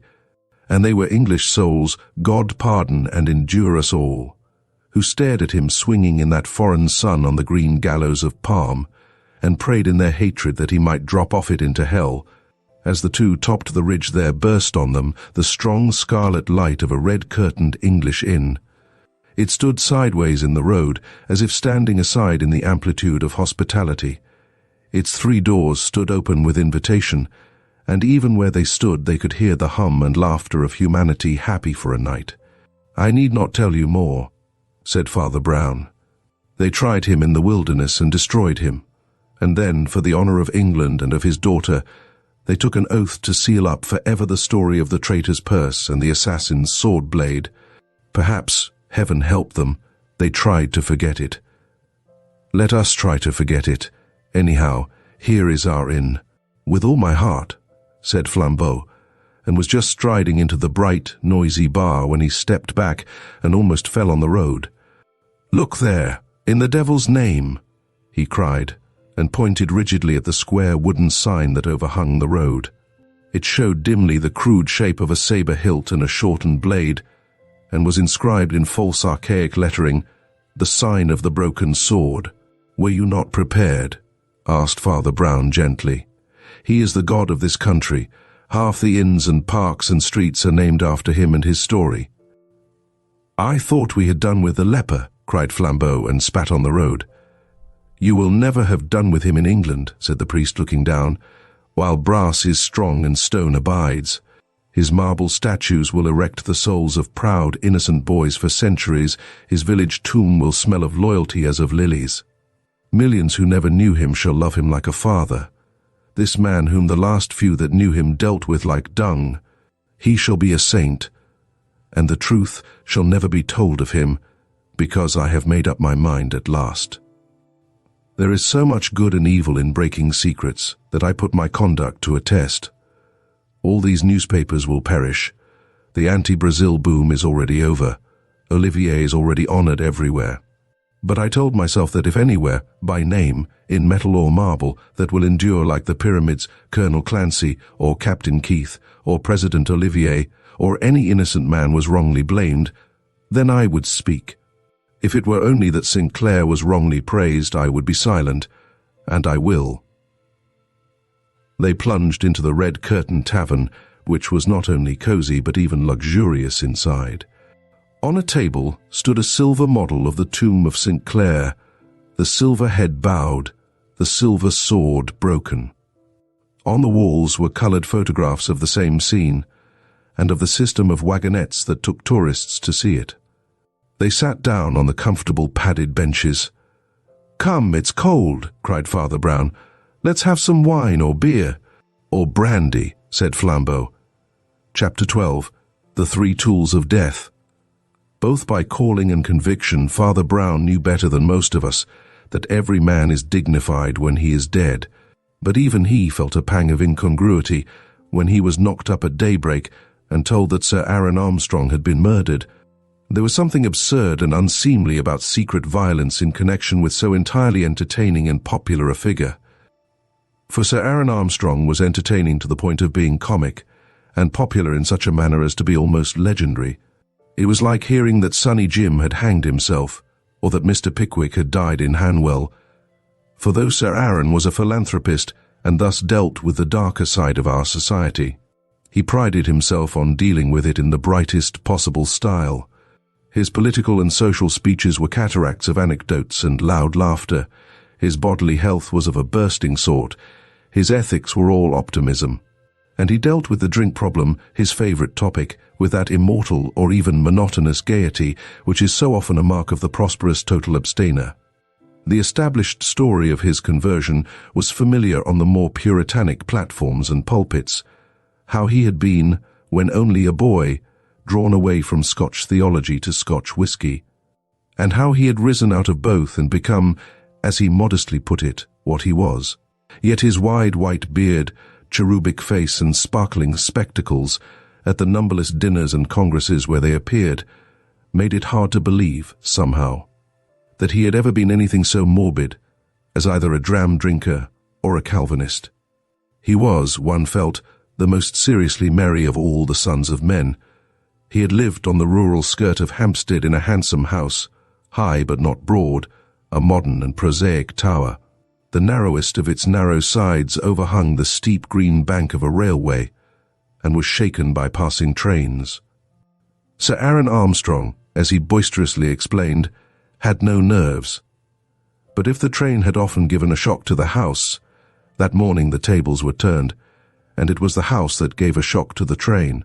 The engine slowed down and stopped just beyond that point, where an angle of the house impinged upon the sharp slope of turf. The arrest of most mechanical things must be slow, but the living cause of this had been very rapid. A man clad completely in black, even it was remembered to the dreadful detail of black gloves, appeared on the ridge above the engine and waved his black hands like some sable windmill. This in itself would hardly have stopped even a lingering train. But there came out of him a cry which was talked of afterwards as something utterly unnatural and new. It was one of those shouts that are horridly distinct even when we cannot hear what is shouted. The word in this case was murder, but the engine driver swears he would have pulled up just the same if he had heard only the dreadful and definite accent, and not the word. The train once arrested, the most superficial stare could take in many features of the tragedy. The man in black on the green bank was Sir Aaron Armstrong's manservant Magnus. The baronet in his optimism had often laughed at the black gloves of this dismal attendant, but no one was likely to laugh at him just now. So soon as an inquirer or two had stepped off the line and across the smoky hedge, they saw, rolled down almost to the bottom of the bank, the body of an old man in a yellow dressing gown with a very vivid scarlet lining. A scrap of rope seemed caught about his leg, entangled presumably in a struggle. There was a smear or so of blood, though very little, but the body was bent or broken into a posture impossible to any living thing. It was Sir Aaron Armstrong. A few more bewildered moments brought out a big, fair-bearded man, whom some travellers could salute as the dead man's secretary, Patrick Royce. Once well known in Bohemian society, and even famous in the Bohemian arts. In a manner more vague, but even more convincing, he echoed the agony of the servant. By the time the third figure of that household, Alice Armstrong, daughter of the dead man, had come already tottering and waving into the garden, the engine driver had put a stop to his stoppage. The whistle had blown, and the train had panted on to get help from the next station. Father Brown had been thus rapidly summoned at the request of Patrick Royce, the big ex-Bohemian secretary. Royce was an Irishman by birth, and that casual kind of Catholic that never remembers his religion until he is really in a hole. But Royce's request might have been less promptly complied with if one of the official detectives had not been a friend and admirer of the unofficial Flambeau.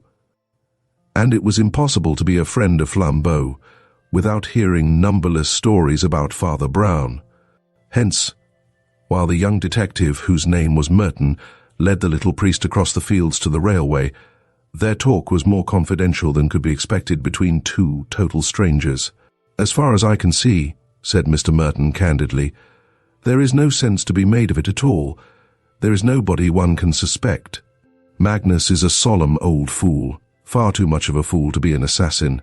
Royce has been the baronet's best friend for years, and his daughter undoubtedly adored him. Besides, it's all too absurd. Who would kill such a cheery old chap as Armstrong?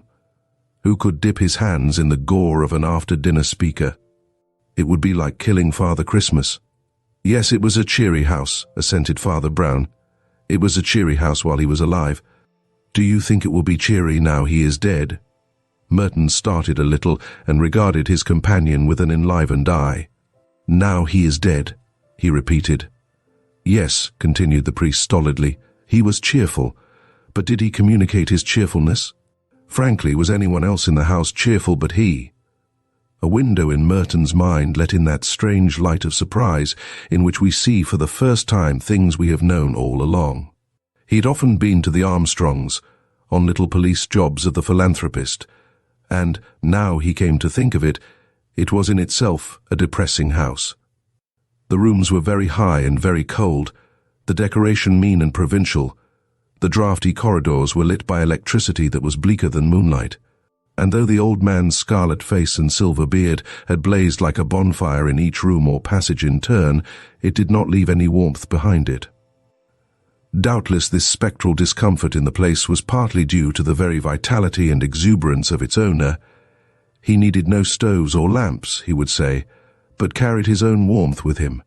But when Merton recalled the other inmates, he was compelled to confess that they also were as shadows of their lord.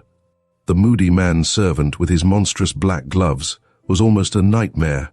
Royce, the secretary, was solid enough, a big bull of a man in tweeds, with a short beard, but the straw-coloured beard was startlingly salted with grey like the tweeds, and the broad forehead was barred with premature wrinkles. He was good-natured enough also, but it was a sad sort of good nature, almost a heartbroken sort. He had the general air of being some sort of failure in life. As for Armstrong's daughter, it was almost incredible that she was his daughter. She was so pallid in colour and sensitive in outline. She was graceful, but there was a quiver in the very shape of her that was like the lines of an aspen. Merton had sometimes wondered if she had learnt to quail at the crash of the passing trains.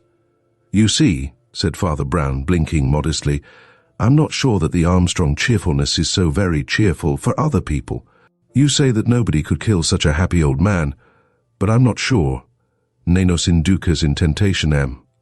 If ever I murdered somebody," he added quite simply, "I dare say it might be an optimist." "Why?" cried Merton, amused. "Do you think people dislike cheerfulness?" "People like frequent laughter," answered Father Brown, "but I don't think they like a permanent smile. Cheerfulness without humour is a very trying thing." They walked some way in silence along the windy grassy bank by the rail, and just as they came under the far-flung shadow of the tall Armstrong house, Father Brown said suddenly, like a man throwing away a troublesome thought rather than offering it seriously, "Of course, drink is neither good nor bad in itself, but I can't help sometimes feeling that men like Armstrong want an occasional glass of wine to sadden them." Merton's official superior, a grizzled and capable detective named Gilder, was standing on the green bank waiting for the coroner, talking to Patrick Royce, whose big shoulders and bristly beard and hair towered above him.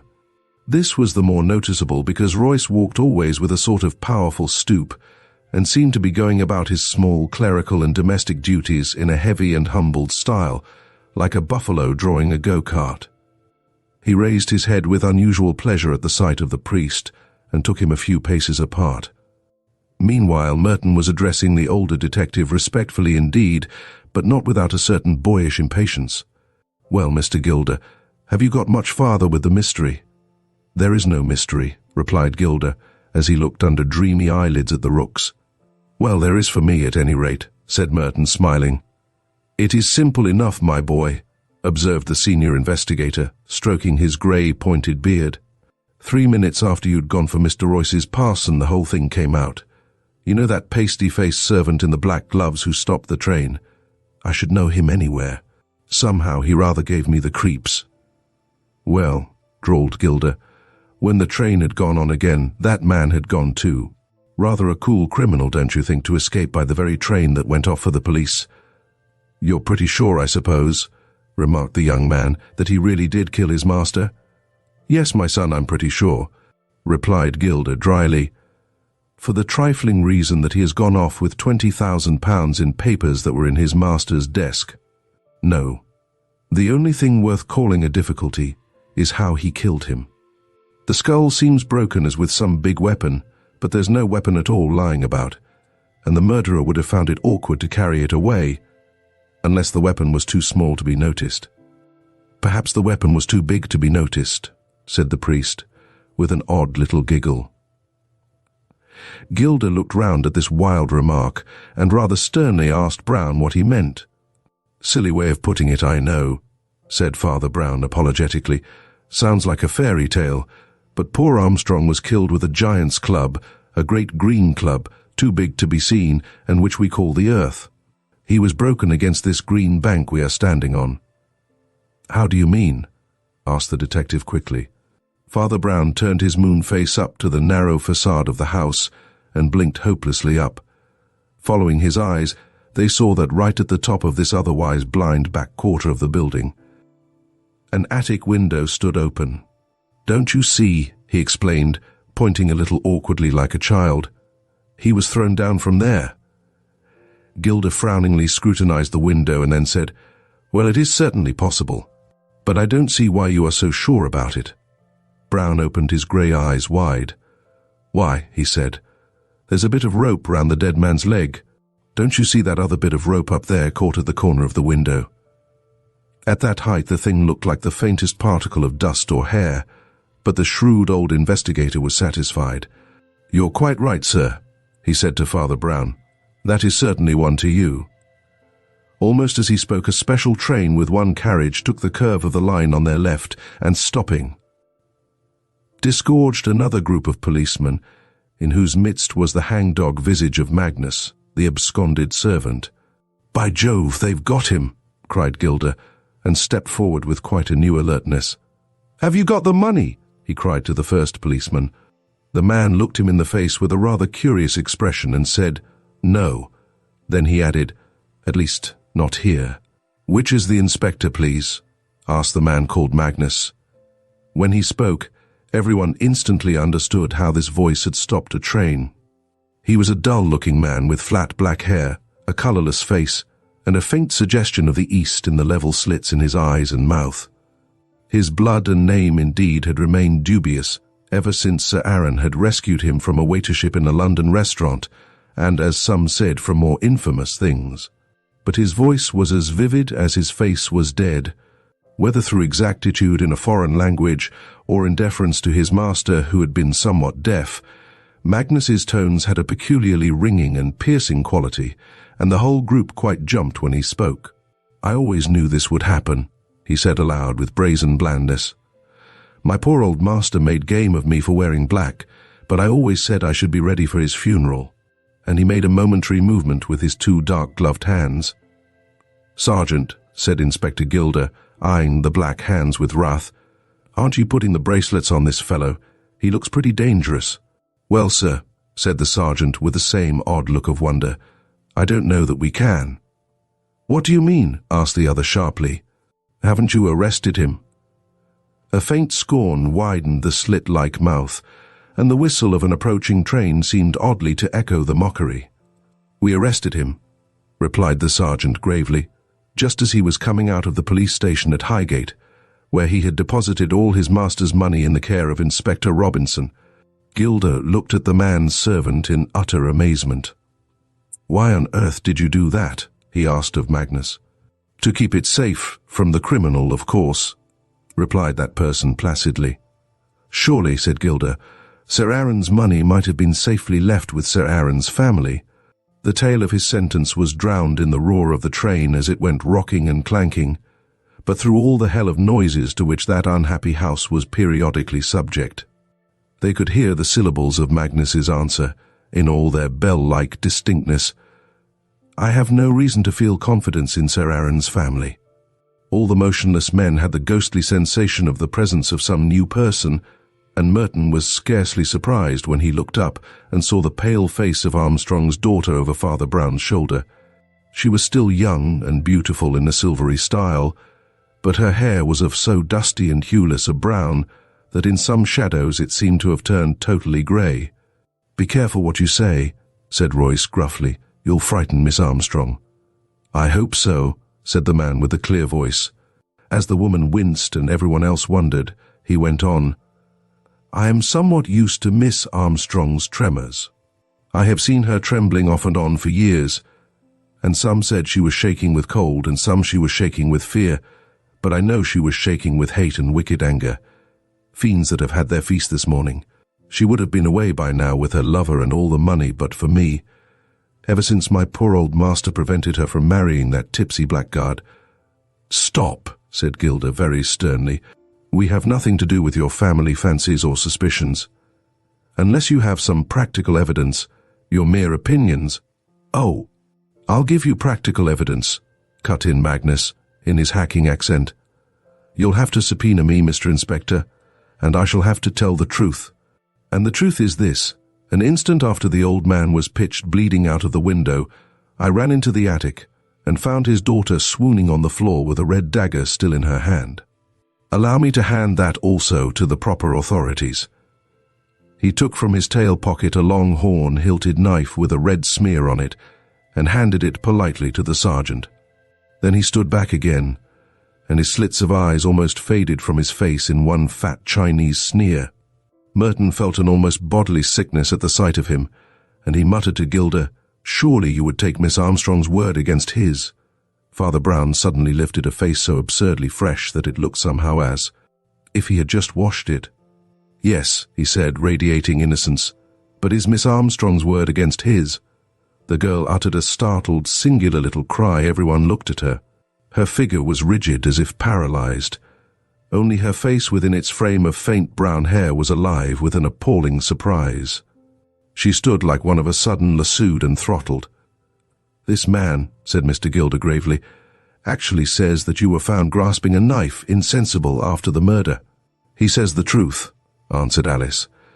The next fact of which they were conscious was that Patrick Royce strode with his great stooping head into their ring and uttered the singular words, "Well, if I've got to go, I'll have a bit of pleasure first." His huge shoulder heaved, and he sent an iron fist smash into Magnus's bland Mongolian visage, laying him on the lawn as flat as a starfish. 2 or 3 of the police instantly put their hands on Royce, but to the rest it seemed as if all reason had broken up and the universe were turning into a brainless harlequinade. "None of that, Mr. Royce," Gilder had called out authoritatively. "I shall arrest you for assault." "No, you won't," answered the secretary in a voice like an iron gong. "You will arrest me for murder." Gilder threw an alarmed glance at the man knocked down, but since that outraged person was already sitting up and wiping a little blood off a substantially uninjured face, he only said shortly, "What do you mean?" "It is quite true, as this fellow says," explained Royce, "that Miss Armstrong fainted with a knife in her hand, but she had not snatched the knife to attack her father, but to defend him." "To defend him," repeated Gilder gravely. "Against whom?" "Against me," answered the secretary. Alice looked at him with a complex and baffling face. Then she said in a low voice, "After it all, I am still glad you are brave." "Come upstairs," said Patrick Royce heavily, "and I will show you the whole cursed thing." The attic, which was the secretary's private place, and rather a small cell for so large a hermit, had indeed all the vestiges of a violent drama. Near the center of the floor lay a large revolver as if flung away. Nearer to the left was rolled a whiskey bottle, open but not quite empty. The cloth of the little table lay dragged and trampled, and a length of cord, like that found on the corpse, was cast wildly across the window-sill. 2 vases were smashed on the mantelpiece and one on the carpet. "I was drunk," said Royce, and this simplicity in the prematurely battered man somehow had the pathos of the first sin of a baby. "You all know about me," he continued huskily. "Everybody knows how my story began, and it may as well end like that too. I was called a clever man once, and might have been a happy one. Armstrong saved the remains of a brain and body from the taverns, and was always kind to me in his own way, poor fellow. Only he wouldn't let me marry Alice here, and it will always be said that he was right enough. Well, you can form your own conclusions, and you won't want me to go into details. That is my whiskey bottle half emptied in the corner. That is my revolver quite emptied on the carpet. It was the rope from my box that was found on the corpse, and it was from my window the corpse was thrown. You need not set detectives to grub up my tragedy. It is a common enough weed in this world. I give myself to the gallows, and by God that is enough." At a sufficiently delicate sign, the police gathered round the large man to lead him away. But their unobtrusiveness was somewhat staggered by the remarkable appearance of Father Brown, who was on his hands and knees on the carpet in the doorway, as if engaged in some kind of undignified prayers. Being a person utterly insensible to the social figure he cut, he remained in this posture, but turned a bright round face up at the company, presenting the appearance of a quadruped with a very comic human head. "I say," he said good-naturedly, "this really won't do at all, you know. At the beginning you said we'd found no weapon, but now we're finding too many. There's the knife to stab, and the rope to strangle, and the pistol to shoot, and after all he broke his neck by falling out of a window. It won't do. It's not economical." And he shook his head at the ground as a horse does grazing. Inspector Gilder had opened his mouth with serious intentions, but before he could speak, The grotesque figure on the floor had gone on quite volubly. And now 3 quite impossible things. First, these holes in the carpet where the 6 bullets have gone in. Why on earth should anybody fire at the carpet? A drunken man lets fly at his enemy's head, the thing that's grinning at him. He doesn't pick a quarrel with his feet or lay siege to his slippers. And then there's the rope, and having done with the carpet, the speaker lifted his hands and put them in his pocket, but continued unaffectedly on his knees. In what conceivable intoxication would anybody try to put a rope round a man's neck and finally put it round his leg? Royce, anyhow, was not so drunk as that, or he would be sleeping like a log by now. And plainest of all, the whiskey bottle. You suggest a dipsomaniac fought for the whiskey bottle, and then having won, rolled it away in a corner, spilling one half and leaving the other. That is the very last thing a dipsomaniac would do. He scrambled awkwardly to his feet and said to the self-accused murderer in tones of limpid penitence, "I'm awfully sorry, my dear sir, but your tale is really rubbish." "Sir," said Alice Armstrong in a low tone to the priest, "can I speak to you alone for a moment?" This request forced the communicative cleric out of the gangway, and before he could speak in the next room. The girl was talking with strange incisiveness. "You are a clever man," she said, "and you are trying to save Patrick, I know. But it's no use. The core of all this is black, and the more things you find out, the more there will be against the miserable man I love." "Why?" asked Brown, looking at her steadily. "Because," she answered equally steadily, "I saw him commit the crime myself." "Ah," said the unmoved Brown, "and what did he do?" "I was in this room next to them," she explained. Both doors were closed, but I suddenly heard a voice, such as I had never heard on earth, roaring "Hell, hell, hell," again and again, and then the 2 doors shook with the first explosion of the revolver. Thrice again the thing banged before I got the 2 doors open and found the room full of smoke, but the pistol was smoking in my poor, mad Patrick's hand, and I saw him fire the last murderous volley with my own eyes. Then he leapt on my father, who was clinging in terror to the windowsill, and grappling, tried to strangle him with the rope, which he threw over his head, but which slipped over his struggling shoulders to his feet. Then it tightened round one leg, and Patrick dragged him along like a maniac. I snatched a knife from the mat, and rushing between them, managed to cut the rope before I fainted. "I see," said Father Brown, with the same wooden civility. "Thank you." As the girl collapsed under her memories, the priest passed stiffly into the next room, where he found Gilda and Merton alone with Patrick Royce, who sat in a chair, handcuffed. There he said to the inspector submissively, "Might I say a word to the prisoner in your presence, and might he take off those funny cuffs for a minute?" "He's a very powerful man," said Merton in an undertone. "Why do you want them taken off?"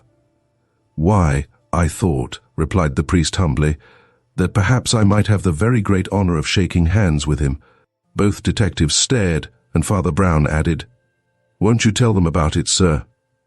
The man on the chair shook his tousled head, and the priest turned impatiently. "Then I will," he said. "Private lives are more important than public reputations. I'm going to save the living and let the dead bury their dead." He went to the fatal window and blinked out of it as he went on talking. "I told you that in this case there were too many weapons and only one death. I tell you now that they were not weapons, and were not used to cause death. All those grisly tools, the noose, the bloody knife, the exploding pistol, were instruments of a curious mercy. They were not used to kill Sir Aaron, but to save him." "To save him," repeated Gilda. "And from what?" "From himself," said Father Brown. "He was a suicidal maniac." "What?" cried Merton in an incredulous tone. "And the religion of cheerfulness. It is a cruel religion," said the priest looking out of the window. "Why couldn't they let him weep a little, like his fathers before him?" His plans stiffened, his views grew cold. Behind that merry mask was the empty mind of the atheist.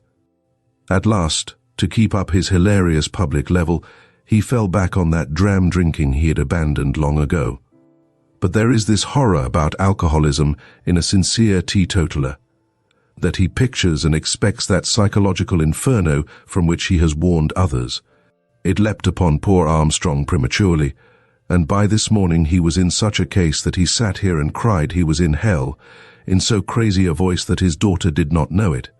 He was mad for death, and with the monkey tricks of the mad, he had scattered round him death in many shapes, a running noose and his friend's revolver and a knife.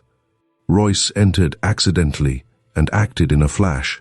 He flung the knife on the mat behind him, snatched up the revolver, and having no time to unload it, emptied it, shot after shot, all over the floor. The suicide saw a fourth shape of death and made a dash for the window. The rescuer did the only thing he could, ran after him with the rope and tried to tie him hand and foot. Then it was that the unlucky girl ran in, and misunderstanding the struggle, strove to slash her father free. At first, she only slashed poor Royce's knuckles, from which has come all the little blood in this affair. But, of course, you noticed that he left blood, but no wound on that servant's face. Only before the poor woman swooned, she did hack her father loose, so that he went crashing through that window into eternity. There was a long stillness slowly broken by the metallic noises of Gilda unlocking the handcuffs of Patrick Royce, to whom he said, "I think I should have told the truth, sir. You and the young lady are worth more than Armstrong's obituary notices." "Confound Armstrong's notices," cried Royce roughly. "Don't you see it was because she mustn't know?" "Mustn't know what?" asked Merton. "Why, that she killed her father, you fool," roared the other. "He'd have been alive now but for her. It might craze her to know that." "No, I don't think it would," remarked Father Brown as he picked up his hat. "I rather think I should tell her. Even the most murderous blunders don't poison life like sins anyhow. I think you may both be the happier now. I've got to go back to the deaf school." As he went out onto the gusty grass, an acquaintance from Highgate stopped him and said, "The coroner has arrived. The inquiry is just going to begin." "I've got to get back to the deaf school," said Father Brown. "I'm sorry I can't stop for the inquiry." Thank you for joining us in exploring The Innocence of Father Brown by G.K. Chesterton. We hope you enjoyed the clever mysteries and the unexpected solutions brought forth by Father Brown's unique perspective. Stay tuned for more classic tales and timeless stories on Storytime Haven. If you like this narration, don't forget to like, share, and subscribe for more literary adventures. Until next time, keep enjoying the magic of storytelling.